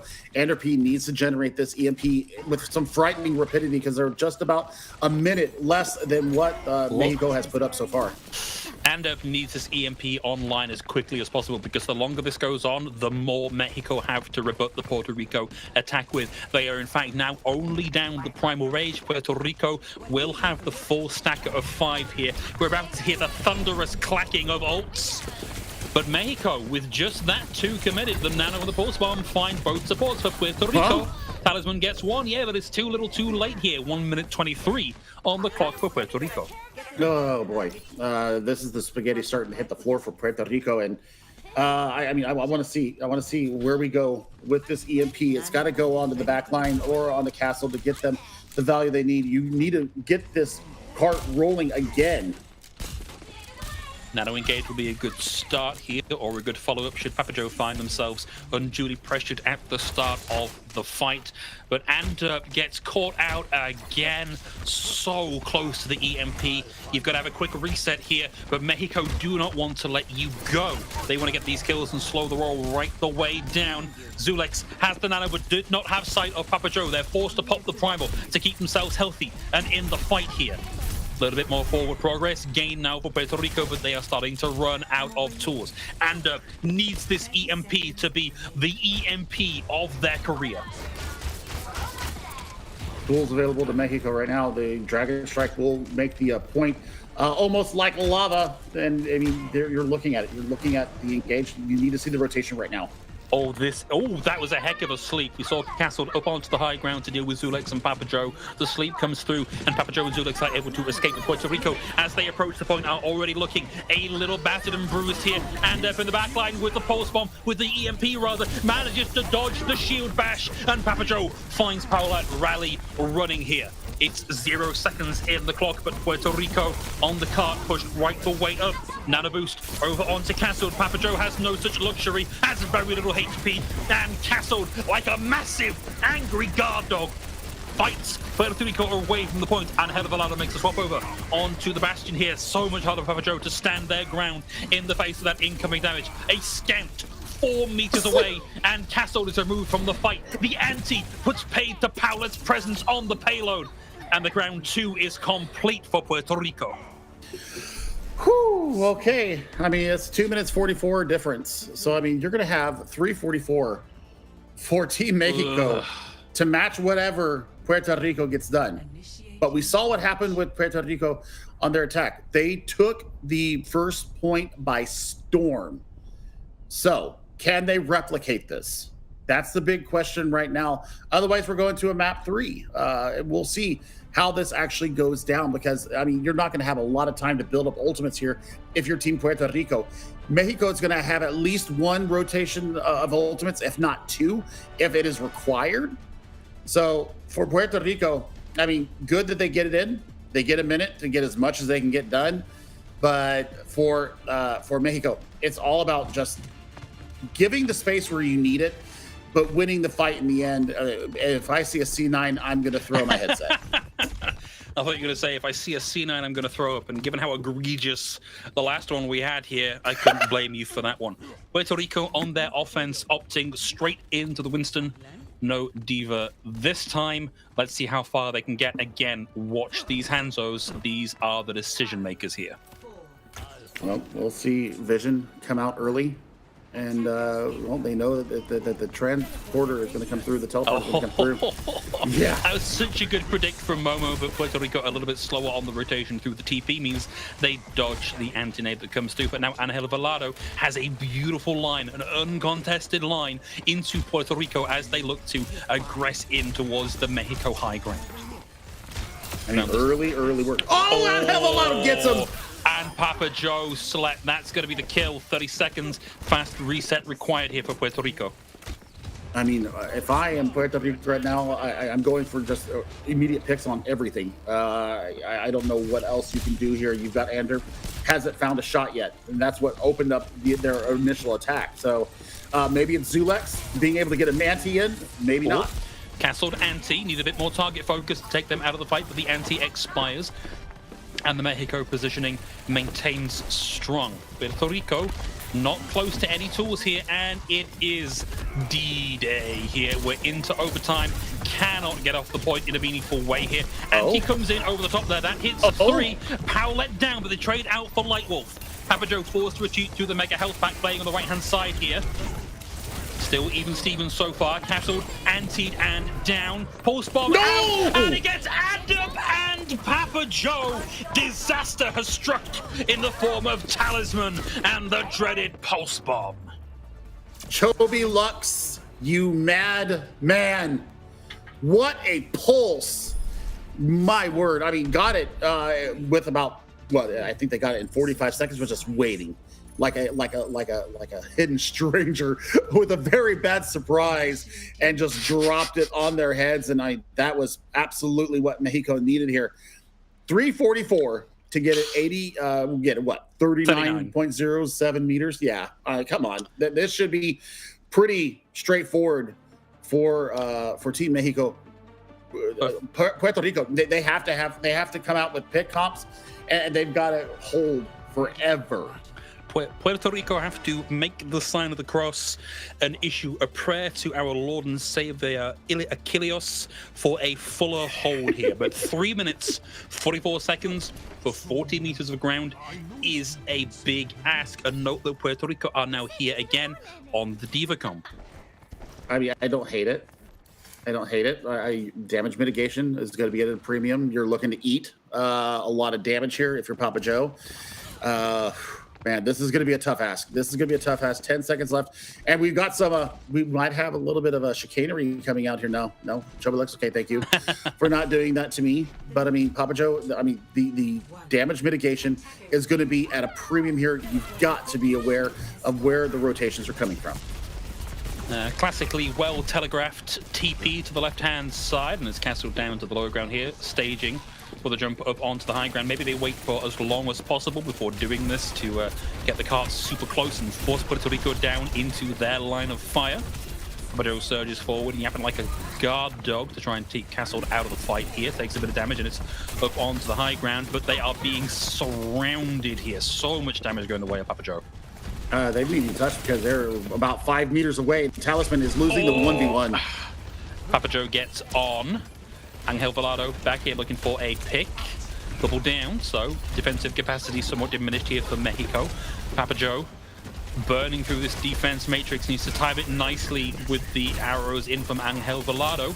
Otherwise, they're going to find themselves a creep without a paddle fairly quickly.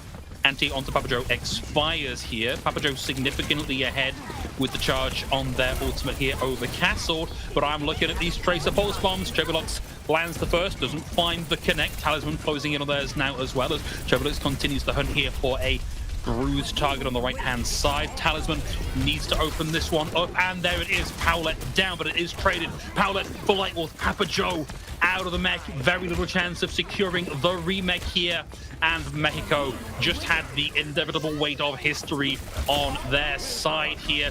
Talisman may have been nanoed, but they were only a tracer, and Billy, we're on our way to a third map.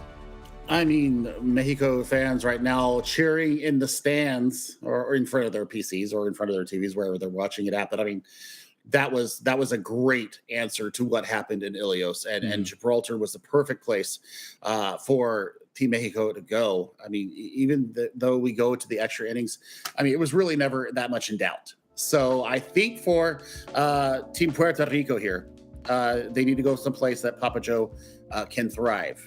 And, you know, do we see Loopy come in possibly for Team Puerto Rico? Do we see Sopa come through for Team Mexico, or do we keep Powlett in? There's a lot of moving parts here that could change up. So, I mean, goodness gracious, this is what we needed. We needed this like final match of the online qualifiers. We're going to map 3, and in this match, whoever wins, they're going to Anaheim. Like I said, script writers, phenomenal job here. Let's take a second to have a look at some of the replays coming through here, and just like phenomenal stuff from Castle. I feel like I have seen far more of Papa Joe in the games I've covered than I have of Castle, and it's a true delight to watch the performance here from Castle on this map. A truly standout performance for the group. I'm just so impressed with. I mean, Hysteria is a great tank too, but I think for my value, I think Castle has really been getting it done. Yeah, and Angel Velado as well. Again, far more familiar with Anderp and Talisman coming into this, but what a maestro on the Hanzo. Like, what a threat. Finding first picks every time, or at least sufficiently frequent times, that it really stymied Puerto Rico's push here. I mean, why isn't Angel Velado on a contenders team, honestly? I mean, the aim is spectacular. This is what we hope for, right? No one is being shellacked here. Everyone is giving as good as they get and showing why we should be getting more eyes on these players. And Angel Velado, just one of currently 10 in the lobby that should be looked at for further opportunities, I feel. Yeah, absolutely.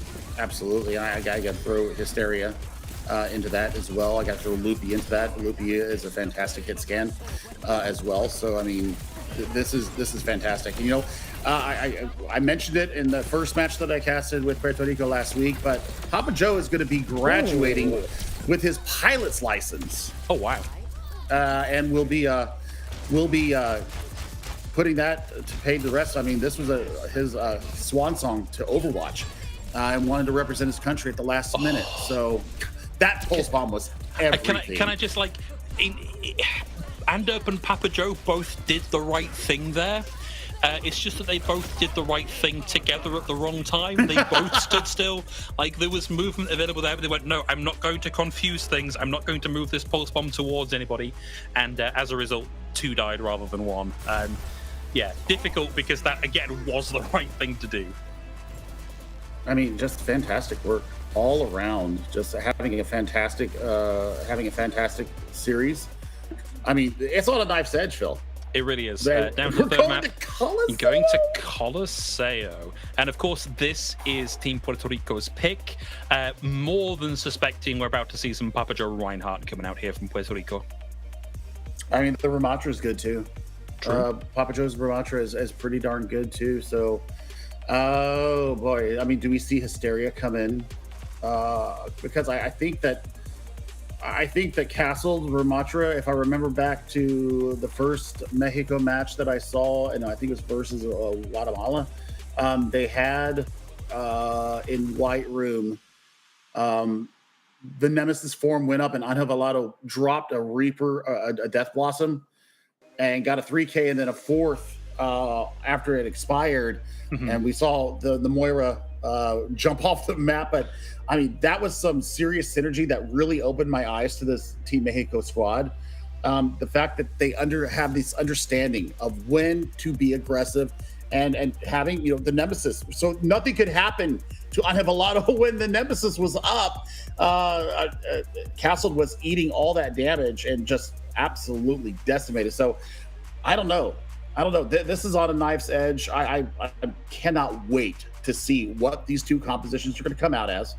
I think that we see a Kiriko come out from both sides as well. Hopefully Palette has a good one because you're going to be watching Zulex feast with these antis that have been coming in all day long. Yeah, in fact, both Momo and Zulex have been doing a phenomenal job here.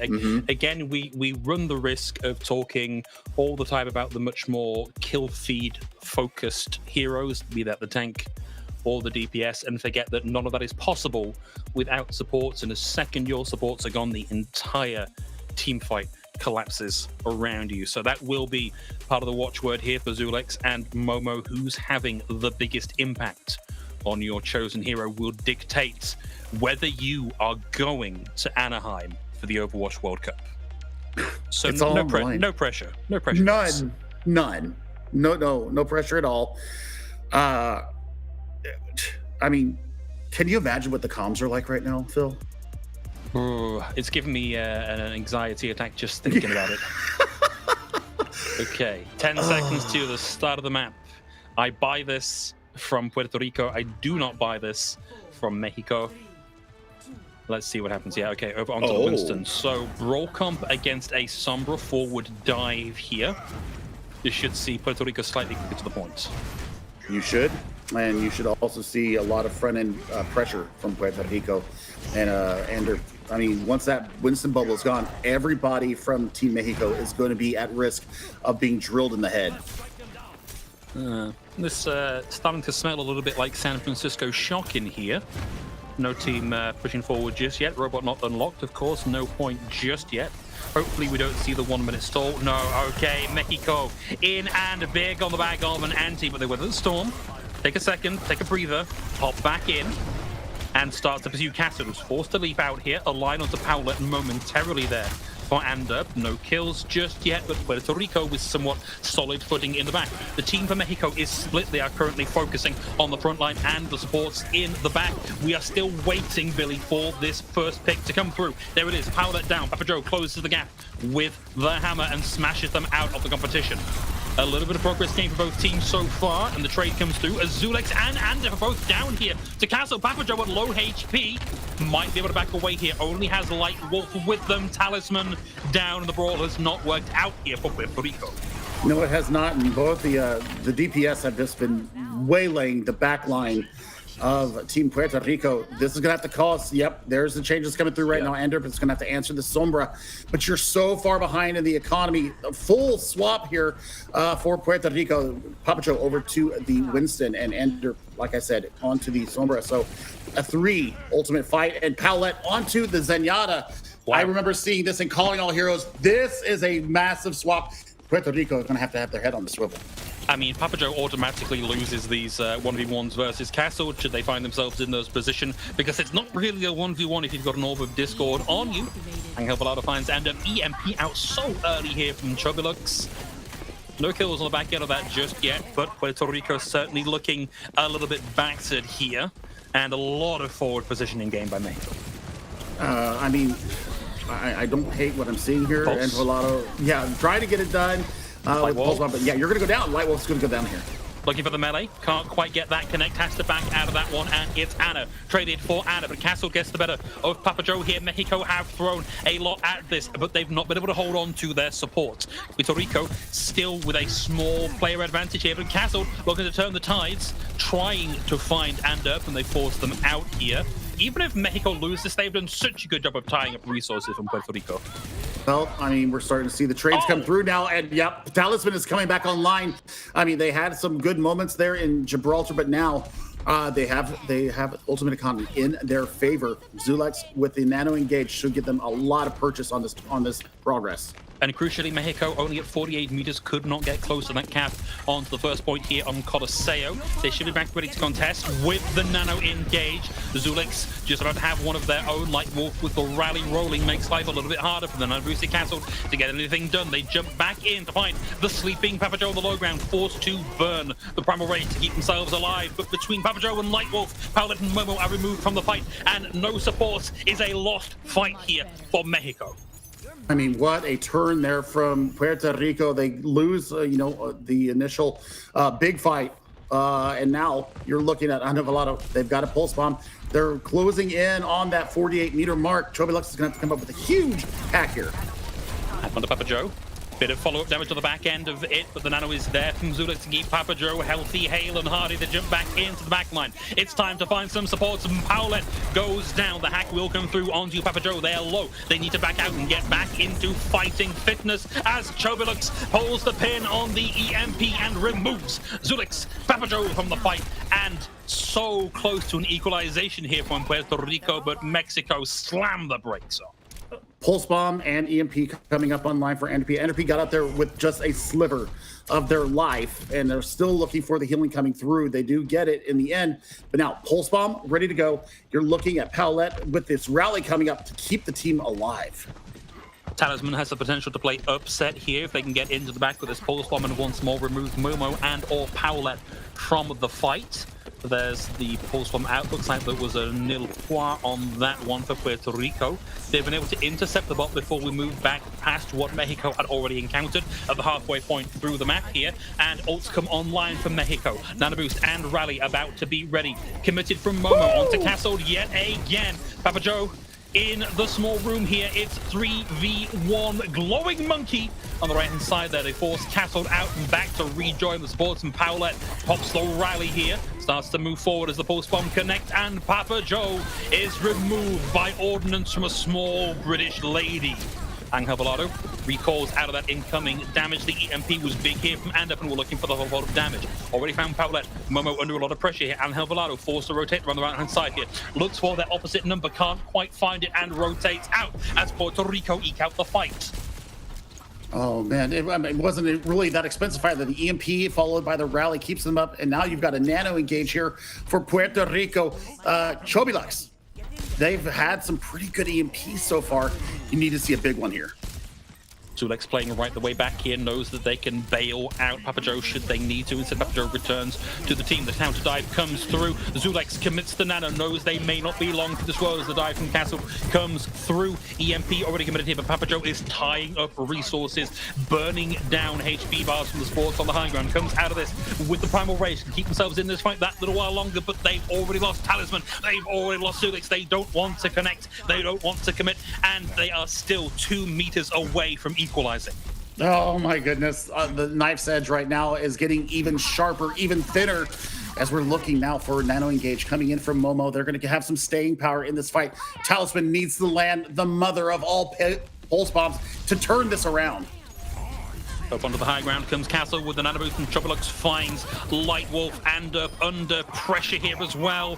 Castle finds Talisman, and that's 1 support and 1 DPS off the table. It starts to get a little bit checkerbody there on the right-hand side of the kill feed as Mexico and Puerto Rico go blow for blow. Zulex down. Castle under duress. Papa Joe at risk of having to pop the Primal Rage here. Troublelux forced to teleport out here, and Puerto Rico yet given a bit more time in the sun. They spotted Angel Volado. The hack was there, and they find themselves removed from the right as Puerto Rico come out of that with 3 ults to play with. I mean, the rally is going to be huge here for both teams. Whoever gets to it first gets their team super excited. Big! They need to chase Castle. They have to get this kill if they want to keep it going. Instead, Castle escapes, feeds over nearly 500 HP of ult charge to their support. They've had to move back a little ways here, but Angel Volado closes in with yet another pulse bomb. Lightwolf's already down. There's the stick onto Papa Joe, who pops the Primal. Goes apes akimbo here, looking for value with the ultimate. Hasn't found it just yet, as Mexico take up the defensive posturing behind the barrier where Puerto Rico had pushed to. There are 2 minutes, 15 seconds left on the clock here, and Puerto Rico just can't close that final 2-meter gap. Yep, and we're looking at an EMP fight here as well. Castle is sleeping for their wares, and well, the pushback is good. I think that Mexico, I think they could rely on looking for this EMP, taking all the utility out of Puerto Rico and just closing it out. There's the dive. Zulex and Lightwolf deleted, removed, null and void for supports on the sides of Puerto Rico as Mexico swarm the corpses of Puerto Rico and look to get this opening cap. They're at 55 meters and closing. No chance of the recontest, and just 100 seconds on the clock, Billy. I mean, they're going to get to the scratch, and this is spelling absolute disaster for Team Puerto Rico. They're trying to marshal all their resources up. It's going to take 2 fights to get them to this 66-meter mark, and Castle has that instant reset of 1,000 HP when they get this. Pop this Primal Rage. Talisman with the pulse, you can see them looking for somewhere to stick this once the support lands the stick and takes Paolo out of the fight. Mexico have already secured the forward spawn here, so they can afford to burn a lot of time in this fight and make life difficult for Puerto Rico. Castle comes in with a Fist of Fury, looks to get one of the side. It is one of the side, but one that has a translocator and gets back out of the fight. Bot's going to start moving back over towards the other side of the map, but Mexico move in to play spoiler. EMP engage here for Anderp, and you've got to hold it as long as you can. You don't want to blow it fast. Nano onto Castle, playing chicken with the health bar. Troublelux gets into the back and deals with Zulex. Lightwolf down again here. And this is 30 seconds, Billy. This is Puerto Rico's group stage life on the line. This is their shot at Anaheim, at the Overwatch World Cup, and it may just be slipping through their fingers here. Oh, Power no. and Momo, the supports, Julo, come alive and take Papa Joe and Talisman out of the map. 16 seconds remain, and Mexico inch it towards victory. Papa Joe's going to have to pop the Primal just to get the touch on the point and hopefully get a nano touch from Zulex, but you've got the answering rally coming from Mexico. Primal Rage is going to be all important here. Papa Joe eats the ante, and it's into Primal Rage. Can he get anybody over the side? Has dealt with Momo for now. They need this fight win, and then they need another 3 or 4 fight wins. Puerto Rico are down Zulex. They did get the nano off, and Papa Joe is healthy, but in comes Castle. Just a scant few charge points away from getting the ultimate online, but Talisman puts them in the dirt with the pulse bomb and the pulse pistols, and Puerto Rico have control of the bottom, start to inch it forwards. Zulex swapped over to the Kiriko, so you're going to have the cleanse for any kind of a anti coming in. Also the swift step to get them back in there and make sure that they can go in with Papa Joe on these dives. This is a big ask. This is a huge ask. Castled has the Primal Rage ready to go. Puerto Rico have nothing to answer with. They need quick and impactful kills, and they need them this second, and they need to be from them, not on them, as Mexico come in with the double blow, looking for the triple as the Primal Rage is committed from Castled, sends Papa Joe into the deep and down to their opposite number, and it's the end of the road for Puerto Rico, and on to Anaheim for Mexico. Oh my goodness, that was everything that we could have possibly wanted in the final match of this 2023 Overwatch World Cup online qualifiers. Group A has been settled. All of your combatants come October have been settled, and L3 sits atop the last part of Group A here in third place. They guarantee their spot into Anaheim, and man, this was a hell of a fight.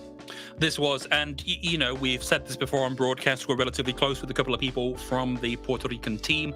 We know exactly how hard they're taking this loss, but we know just how euphoric this must feel for Team Mexico to come out with that third slot in the playoffs stage. But to wrap out the broadcast and the group stages one more time, let's bring in the wonderful effervescent Jet Set Jameson. Oh, thank you. But man, what an amazing 3-map set out of Mexico and Puerto Rico. It was ultimately Mexico taking the victory there on Coliseum to secure their spot at BlizzCon. They now have a trip to Anaheim to look forward to, but this journey was absolutely insane. Puerto Rico starting it off strong on Ilios, getting the momentum going, but a huge moment on Gibraltar that you pointed out, Billy. We were expecting the Diva to come out for that play, as we have done across Gibraltar, but no, they open up with the Winston instead. Papa Joe thought it was going to be a Diva face-off, and he had to swap off onto Winston, really shifting the momentum in favor of Team Mexico throughout all of that, burning a lot of time on the first phase of Gibraltar, leaving them with so little there at the end. And honestly, that was where the momentum shifted, I feel like, for Team Mexico. They had a better grasp of what was going on here. Once we went to Coliseum, another huge momentum shift, right? We saw, I believe, Papa Joe starting things off on that Reinhardt, but it was Castle stepping up with that Winston, forcing the swap off. And then from there, it was Puerto Rico playing from the back foot the entire time. Wholesale changes coming out across the board. We saw the, I believe, swap on over to the Sombra to match as well. And then ultimately, it just came down to just scraps. It was all heart being left out on the field here for the final fights, and it was an amazing finish there. But Castle really lived up to the hype. Honestly, his Winston was so stellar, being able to get the Primal Rage for that last fight, booping off Papa Joe thematically to finish it all off too, saying that he was the main tank that's going to be moving on. It was such an amazing set out of Mexico versus Puerto Rico, and I think everyone is just happy with what we saw today because it was such an amazing set. But guys, Phil, who do you think was the biggest contributor to the victory here for Mexico today? Oh, well, you know, it's a team game and all 5 people are just as important as the everybody else on the team. But, I mean, what a standout day for Angel Velado. Like, across the Tracer and the Hanzo, just a truly, truly phenomenal performance. And a player that, if they've got the appetite to go and play in Tier 2 and Collegiate, and it's appropriate for them, would fit like an absolute dream in that scenario. Really, what a knockout day for them. And honestly, I have to give it up to Chobilux as well, right? We sang so much praise for Hannah Velado, and deservedly so. But to be able to step back into that Tracer role for his squad once they went over to Gibraltar, put his faith in Angel Velado to hit those shots with the Hanzo was so important, and he was able to take those Tracer duels up against Talisman, who was playing lights out in this series as well. So again, just shout outs to Chobilux for really being able to put that on for us. But man, that was an amazing series. Mexico will be moving on, like we said, and we have a special interview with one of those players. We're gonna go ahead and take a short break while we get that set up, so don't go anywhere, guys. We'll be back with a little bit more Overwatch World Cup right after this.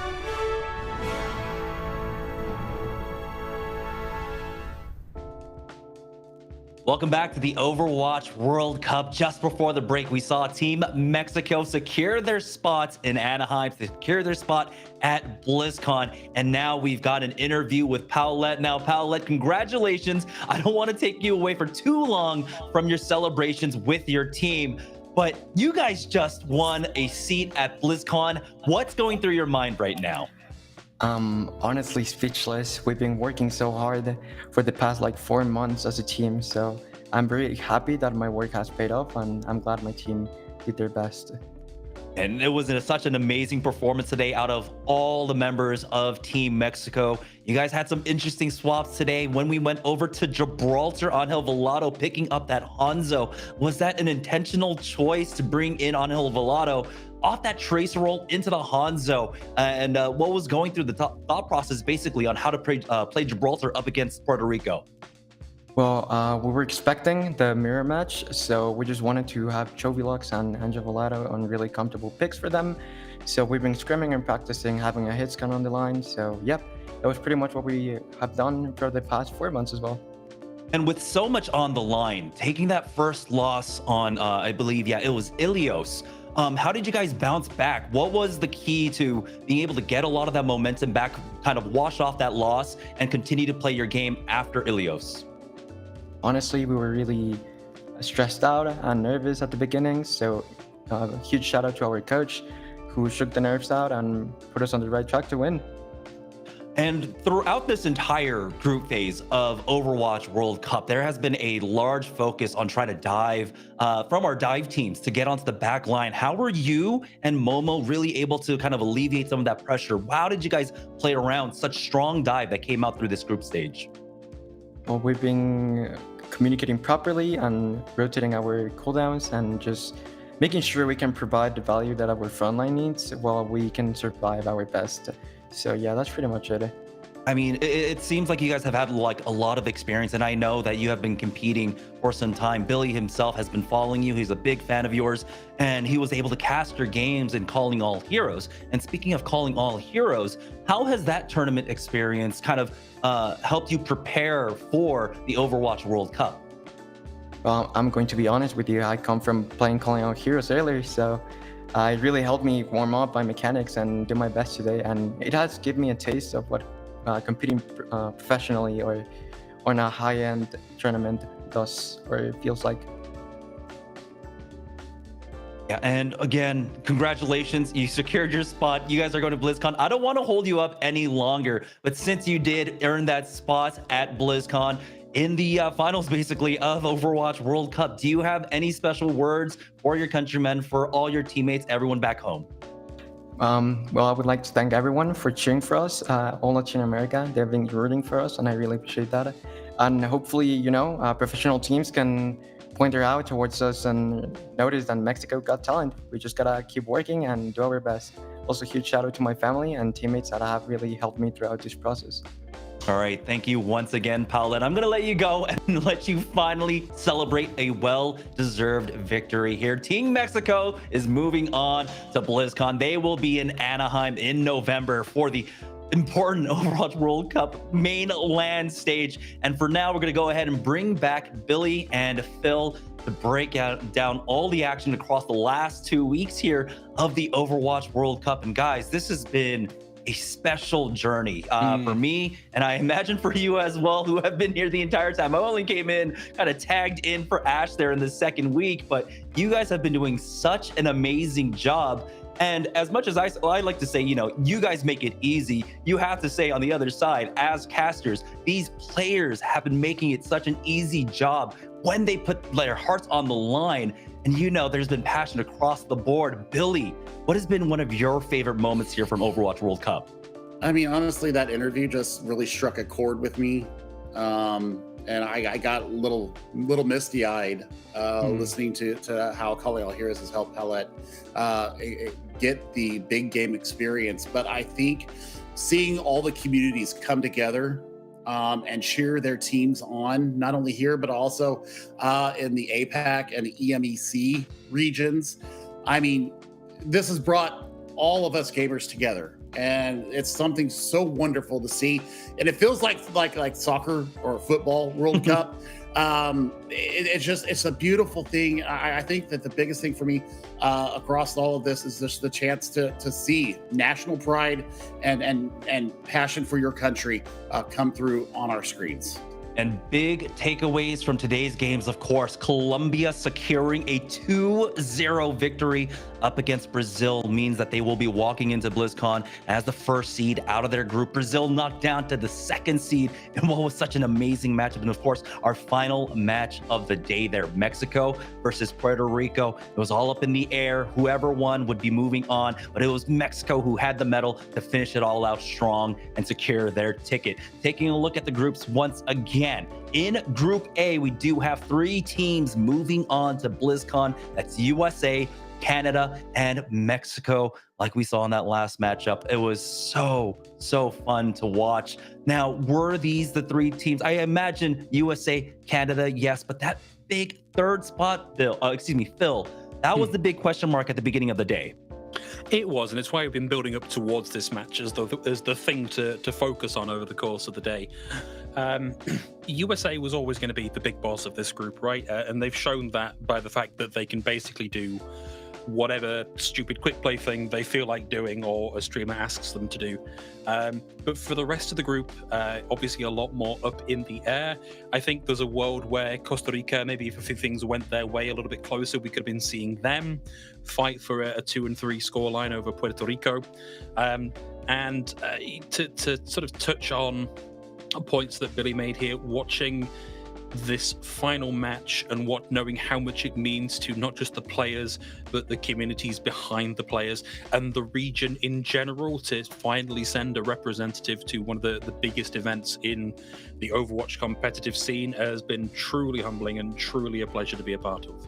And here in in Group B, Colombia with the 5-0 scoreline, but that's not the complete tale of the tape, because there were some extremely close matches. They were able to topple Brazil, who everyone favored in this match. We were waiting for this final match at the end of the week as well, but Colombia were able to prove that they had the stuff to come out on top. Brazil now sitting with that 4-1 scoreline. Throughout this, though, remember, there was only 2 spots available for Group B. So Chile, despite some amazing performances, really pushing Brazil and Colombia to the limit there, narrowly miss out with that 3-2. Still want to shout out the rest of our competitors as well. Peru, Argentina, Ecuador, all of these countries, all of these teams and players put on such a standout performance, entertaining us all throughout the last 2 weeks. And now, gentlemen, again, you say you're humbled to be able to cast these and bring these games to the people, but I was just so happy to be brought on for this show, and you guys made it so easy in help of preparation, everything like that. I was really nervous coming into this show, but you guys made it so great. So thank you so much for your help. Billy, I want to know, again, final feelings here. Like, BlizzCon is now just around the corner. That's what we're all waiting for. Like, who are you looking forward to seeing at BlizzCon? I think I have to reserve a statement on that, because I want to see how the groups are set up. It's going to be 16 teams, groups of 4. Obviously, I don't know how they're going to make this count, or how they're going to make this work with 2 regions, only four groups. So who gets the bias there as far as the number 1 seeds? But I am very interested to see how the Americas face up against the APAC region. I think that's going to be where we see a lot of the upper end come out of the group stages. EMEC, I mean, Saudi Arabia, making a very strong case to say, you know what, we might be one of those teams that you don't want to face in the group stages, but with how they've been playing, it's been insane how much they've been getting done. And honestly, I want to see Mexico do well now, just because they proved that. I mean, it's like 1, 2, 3. You got USA, Canada, and Mexico. All 3 of us here in North America is going to be represented in BlizzCon and at the World Cup. So I can't wait. I cannot wait. And Phil, I mean, again, all my time was just spent preparing for this one region, but I know all the casters have been watching basically everything, getting almost no sleep throughout these qualifiers here. But I want to know what your insights are when it comes to BlizzCon, the top 16 teams moving on. Who are you looking forward to seeing once we get there? So, I mean, that's two different questions, because who I'm looking forward to seeing is different to what my expectations are. As we all know, Team UK came out as the top team in the region, beating, what's that little country called? France? I think they beat France to come out the top of that group. So I'm looking forward to see how far the Team UK can get. You know, if the accent hasn't given it away, I may have some biases. Ultimately, the kind of buried lead here is that sentiment of the community is everything else is a fight for second place behind Team South Korea. They have shown themselves to be very strong, but they are not infallible, and we have a long time between now and the next group stages, and what really decides what happens next is who can do the most amount of work in that time. Yeah, I mean, we'll see. South Korea with 3 World Cup wins under their belt. Team USA, though, technically the reigning champions for 3 years, 4 years now. So we'll see who ends up breaking that tie. But I am so glad, again, to be here for Overwatch World Cup, to be back in Overwatch, to bring you guys all this action. It's been an amazing journey, but none of it would be possible without the viewers at home, with all the casters here. So I want to go ahead and give a huge shout out to Gompers, to Ash, who weren't able to join us for this second week, and also for Moxie and Dustin. Phil, Billy, you guys did an amazing job. And of course, our producers, observers, everyone at home, and you, the viewers, for making all this possible, for really giving the support behind it, because of course, we love the Overwatch World Cup. We want more support for other regions as well. We want to see contenders back in South America. That's going to do it for us, though. We will see you again in a few months' time. It's going to be BlizzCon. It was Mexico that was able to secure their spot today. So congratulations one last time to Team Mexico for taking that victory. But that will do it for us. Thank you all so much for tuning in, and have a good night. Fans, people, though. Into the Nemesis 4 and has found the Rico on the opposite side. Novito's traded back one, but the death loss and back towards the point enables Peru to find the kills necessary to sustain on the point. That's amplification made because they're going to try and contest the payload. They do have ultimates. Dragon Strike comes through. The wall to stop the Deadeye, but the wall from Andrando is better. It stops the disengagement yet again, and Peru just keep pushing. Susan, the kill was incredibly quick here. Neil and Niall both down.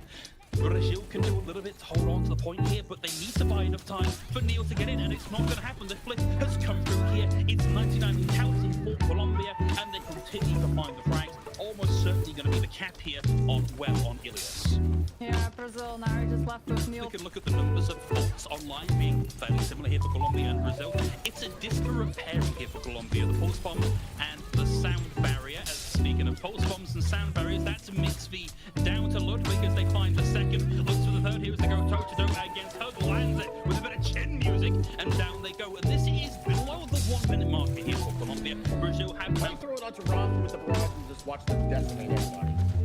Still a couple of shots away from having that fully online. And Gatsby has... It don't matter what Gatsby swaps to. Beautiful direct. And the chase there to get Okuno as well.